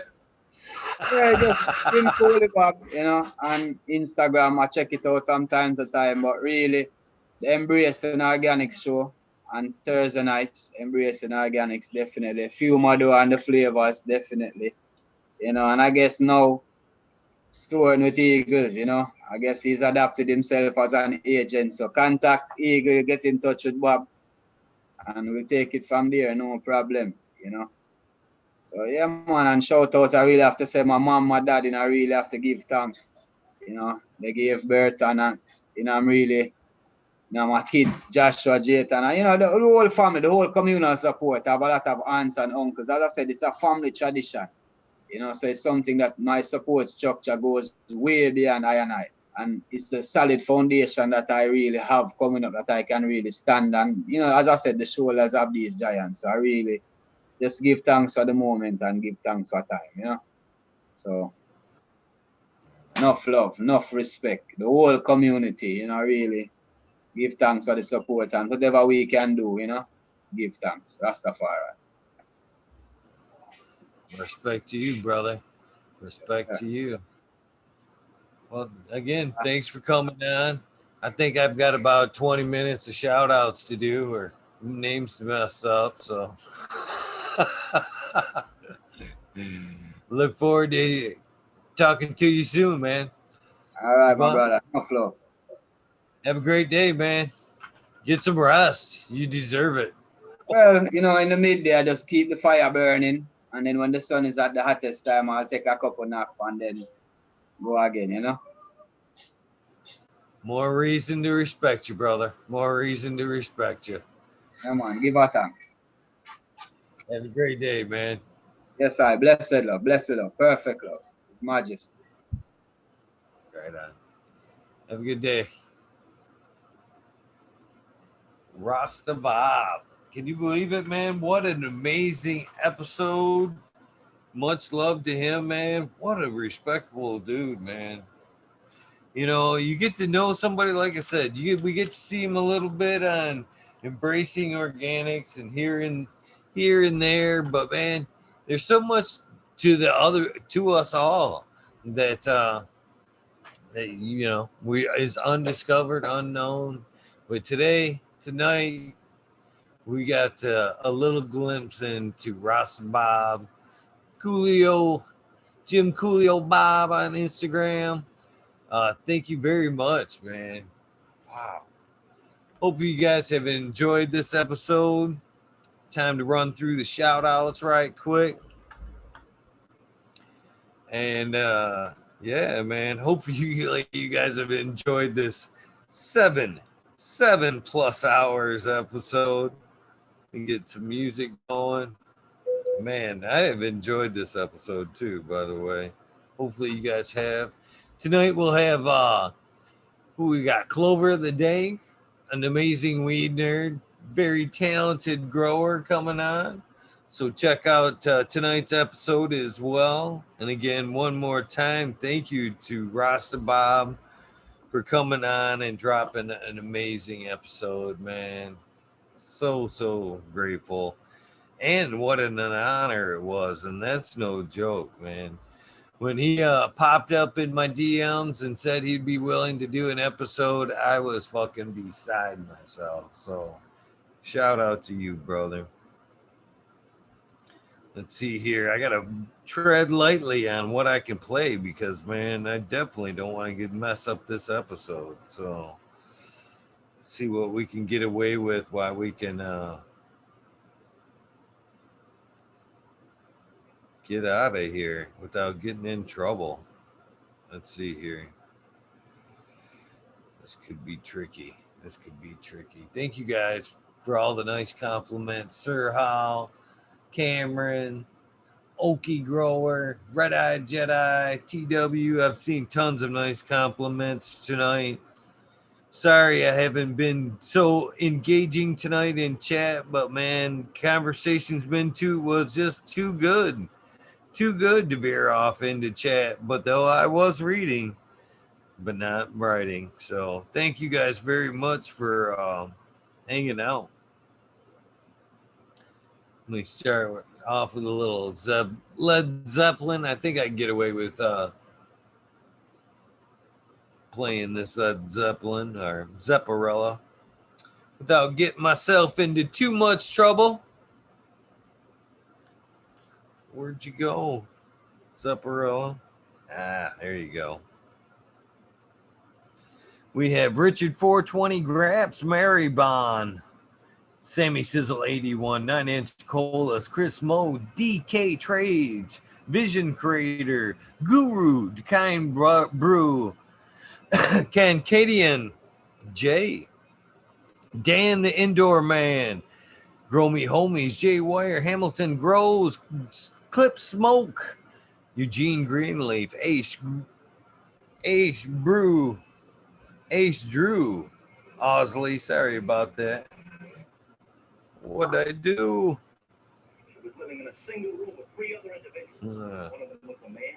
Messed it up. There we go. Where'd I leave off? Right here. We have Clip Smoke. Ace Drew, Osley, Fred, Don Carlos, Sight Like, Keystone, Canna Flag, PA, Big High 710, North Arizona Beer, Grow 420, No Sellout, Jesse White, Gosh Dang Yeti, Introvert, So J, Vixen Robin, Mr. Killer 8 Mo, Camwood, James Buttercream, C-Dub from NorCal, the Farmy Seed Bank Network. I'm sure I just messed that up. Dreadhead, Smokey 616, Curtis Mahan, Matt Myron, Morte Tordente, Rick Heyman, Mortete Kel. Oh man, I ain't going there. Stephanie Dorr, Antenna Seeds. Thank you for your episode. Mike Rubles, the Drew Bear 420, Maxi 715, Lawrence Gonzalez, Slow to Get Up, Stu Moo. Man, there were some names in chat tonight that I didn't write down. I'm sorry. Jack Greenstock 420, Spartan Grow, Boom Farm, Smiley's Gardens, Charlie Farm 420, JD's, Misty's Nug, Smoke and Grow, Fraser, Grokoski, Twisted Roots, Faded Farmer 420, Jeff Dorowski, Genetic Memory Farms, Cameron, Bagseed, Mr. Bagseed, that is, Jill Carter, Mystic Marks, Ginger Snaps, I Kill DT, TWE, Groze, Rick Wolf, DLP 2372, Never Starving, Pepper 420, Canna Trooper. Man, I got cotton mouth. Terrible. Sequence 3, Blind Cat 420, Light Up Again, Tim. Good morning, brother. UKSIF 420, Buddha Boy, Devin Shipwreck, Medical MJ, Budsville, USA, Resurrection Prophet, Chris Martinez, Tara Wilson, Dinkman, 420, Dinkman, Dan, Red Setter Farms, Good Life, Bill Sid, Joni Bell, Chicha B, Most Hated Grower, The Major General, 420 Army, Good Morning, Brother, The American One, W Digger, 714, Shirate, Kineos, Genetics, Mountain Skies, ready to hit that hot fire, Chris Mertz, even. It's nice seeing you in chat, Jack. Green Sock, by the way. Same to you. Tal, you've been MIA. Nice to see you alive and well, my friend. Boca King, Raz, Pop Little, Slow Roll, Spiky Pilots, Matt Steelbird, Indo 11, Stephanie V, Shark Pulley 989, Von Braun, Sovereign Gardens, Stoner Nation 420, Bugs One, Painted Lady, Frank Boot, Fuel House Farms, Jay Myers, Mid to Chat, Mr. Manny D, Bag Seed, Dr. DGC, Jeff Shredder 911, Dutch Grows 420, Scallywag 420, Abolish Farms, and Mrs. C, Evolve 420, Skillbolt 1, Mechanic Kate, Med Grower 1, Empire Breeding Co. for Growly, Lost Lee, Pedro, Liam Mass, Danny Danko, Breeder Steve 8, B Bear 7, Mr. Noble, that is, CK, Tom Trinidad, Dog 16, Jamid, Lonely Jester, Smoking in a Small Town, Tim S., Mr. Lazy, White Feather Rose, Morning Rafter Rose, Automation is Freedom, Bob, Mr. Robert Hazelton, Dwarf Michigan Quarter, Double Tap Farms, Bob Groves, Mr. Green Thumb 420, 808 Rooting Prospect, Cannon Bus Driver, Hating Life, Kenny 710, Operation Grows, Pete, T-Ben, TM4 2696, Root Nut 619, Dr. Scrambles, VB Moonrocks, GHF Double J's, Stealth Grower 56, Bio Greens, Hanky Stinky 420, OGKP, Georgia Joe, Ganja Nana, Your Mama, Roy Rodriguez, Jim Seagulls, Nature's Best Nugs, GR420 Community Videos, Lone Stoner, Bee Growing, Killer Bee Grows, Ganja Wizard, Husky Gardens, Nut Tree 420, Dr. Ooh, So Life, Bully Life, Jeffro 420, Dr. Franklin Booty, Beavis 698, Goddamn I'm Baked, the Riffin' Fat Boy, Ted Nugent's Test, Seldom Seen, John Smith, Oak Park Gardens, Hell 9782, Skunky Pallets, Packets, Martial Artist 2012, Microslave Hefner, Robert, Mr. Green Fingers, fucking Thomas, Daniel McDazzle, Medically Fit, Lemon Hoko, KGB, Operation Grow, again, I guess, Rancho Costa Plenty, Monkey Balls, Andrew Chaplin, Bobby Lynn Means, Mr. Mac, Bill S., Trench Digger, We Peace, Tonya Like Bologna, Tater Delicious, Minty, Country Roots, Hair On, Fire Genetics, Earth Creeper, Billy Way, 420, Tommy Trichomes, Teeny Weeny 101, Buds and Hazards, Beardy B-Man 616, Mr. Club 14, Mike Bauer, All Up North, Max Screwman, Ruby, Levine Sharp, Timothy McKimmis, Neo, Justin Bean, Andrew Chaplin again, Jaschronic 88, Fat Belly, Jennifer Steele, Kinbus 03, Chirp Farmer, Shannon Stevens, Carlitos Latinos, Gator County Bagseed, again, Mr. Beast, Mr. Speed, Wolfstein Firesaw, Willie Wookie, The Goddess Grows, Jim Bob, thank you for popping in, Mr. Rasta Bob, White Feather Grows, Burning Shrooms, Tone Grows Dank from 619 to 664. The K-Man Grows, Noob Grows, Sean McCann, Jay Muntz, Dank Agenda, Walla Walla Can Grow, Fall Dog, Huron Cannabis Council, Alyssa Parrish, Rock Fam, Justice Mick, 420 Bin, Fire, Fresh Grow, that is, Thriving Herbs, High Boy, Your Mailman Grows, We Be Burning, Australian Grows, For the Love of the Plant, Argo American, Smart Poker, Unfrozen K-Man, Hawaii's Highest, Surfcraft, Micro Goon, Jeff Lowenfels, Mobius Grows, Dan D, Dank Brownies, Elliot Harkins, Underwater Overkill, Mystic Flavor, Seattle Steve, Shadow Warrior, Valley Green 514, Amelia Jensen, Oz Indica, Mr. Dr. MJ Coco, Brandon Rust. Oh man, I hate the fact I'm drinking that. Dr. Rust, Brandon Ross, Matthew Gates, D's Bags, Drone Star, Shotgun Willie, Dank Yoda, Jay Siemens, Jor Bro Grows, Clackamas Coop will be here shortly. Wank. DJ Conley, Michigan Grown Buds Farm, Aaron the Grower. Thank you, Aaron the Grower. Appreciate your favor, brother.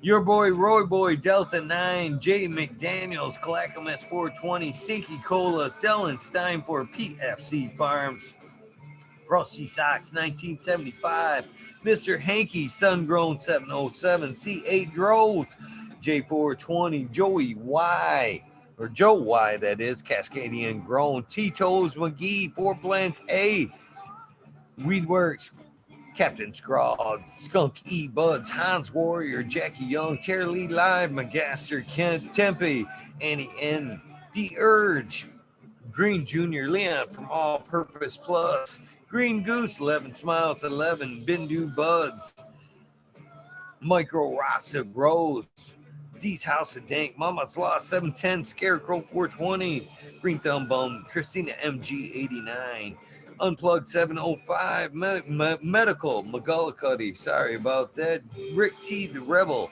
the Nige 207, Famia and Salinas, Dave's Not Here, Tom Spook, Greg Walker, Mendo Dope, T-Dog, Dung Beetle, Red Eye Jedi Grows, Mother Nature's, Justin Conway, Jabriz Allah, Runboy 7426, Justin Good Earth, Strongman Okies, Grower 75, Corey Trevor, Michael Wallace, Mole Vision 420, Who's Your Cat Daddy Taco, Don Slug, Rick S. In the Bushes 827, Jason Siemens, Kevin Hahn, The World's Last Hope, Pete's Fan, Bio Minter, Dirt Road Dude, Kanashiva, Jose Ramirez, Dirt Road, or Red Eye Rustler, sorry, Red Eye Rustler, Dab Goblin, Dr. Buzz Lightyear, Acetone, 710, Canuck, Canna Queen Genetics. It's on her episode, Canned with Canna, Sunday. Check it out if you're interested. Stabby, Tanazi, Fumdor, Dirtman, Dan, Keith of Black Sail, Mr. Bacillus, Zen Premium Gardens, Rasta Bob. Thank you, Tip, for tonight. Rasta Jeff, Embracing Organics, Thursdays at 9 o'clock. Man's tooth is killing me.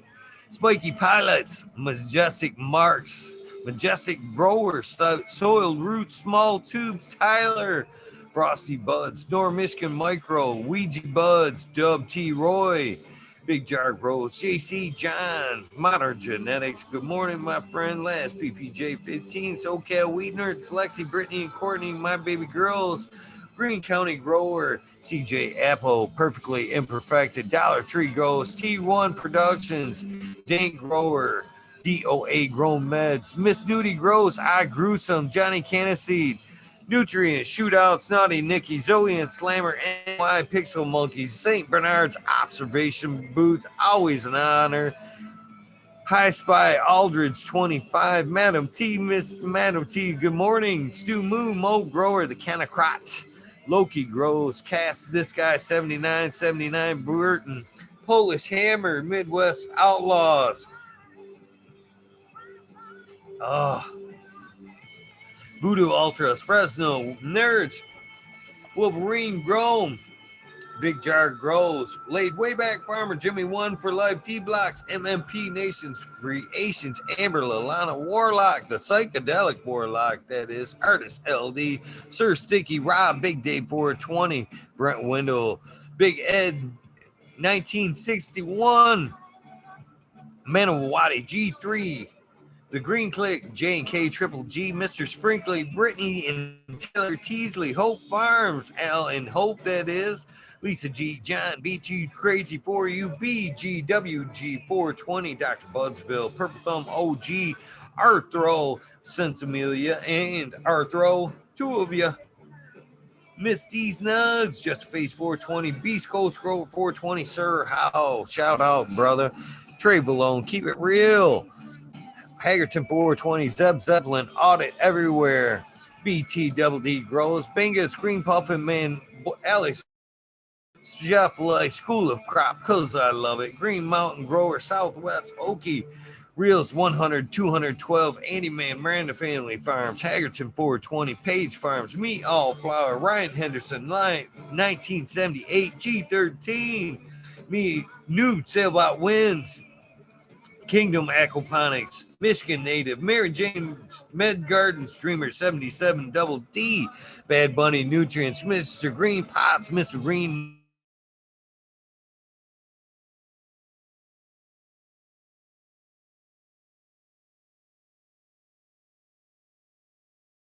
Podcast with Rasta Jeff. Thank you for popping in tonight, Rasta Jeff. Of course, sharing that knowledge nightly on the Grow From Your Heart podcast and those amazing Ivory Genetics. Shout out to you, brother.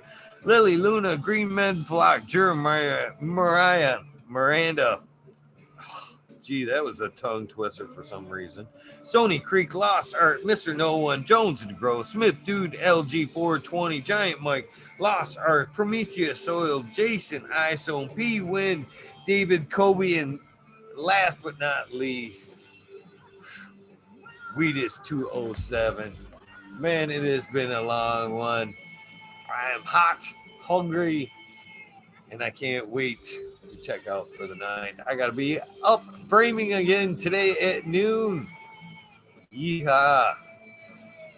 You guys have an amazing day. Thank you for tuning in. Much love and respect to all of you guys. If this is the end of your day, your journey, get some rest. If this is the beginning of your day, like most people, because it's almost 8 o'clock in the morning, have a prosperous, amazing day. Most importantly, please do something nice for somebody. Random acts of kindness do save lives, and I cannot thank you enough for following along. Man, you guys are some die-hard people that hang out night after night, and I have a lot of love for you guys. Thank you for tuning in. Join me tonight. One last plea to join me tonight. Clover the Dank will be here, and hopefully I will be awake. Thank you guys for tuning in. Love you guys. Have an amazing day.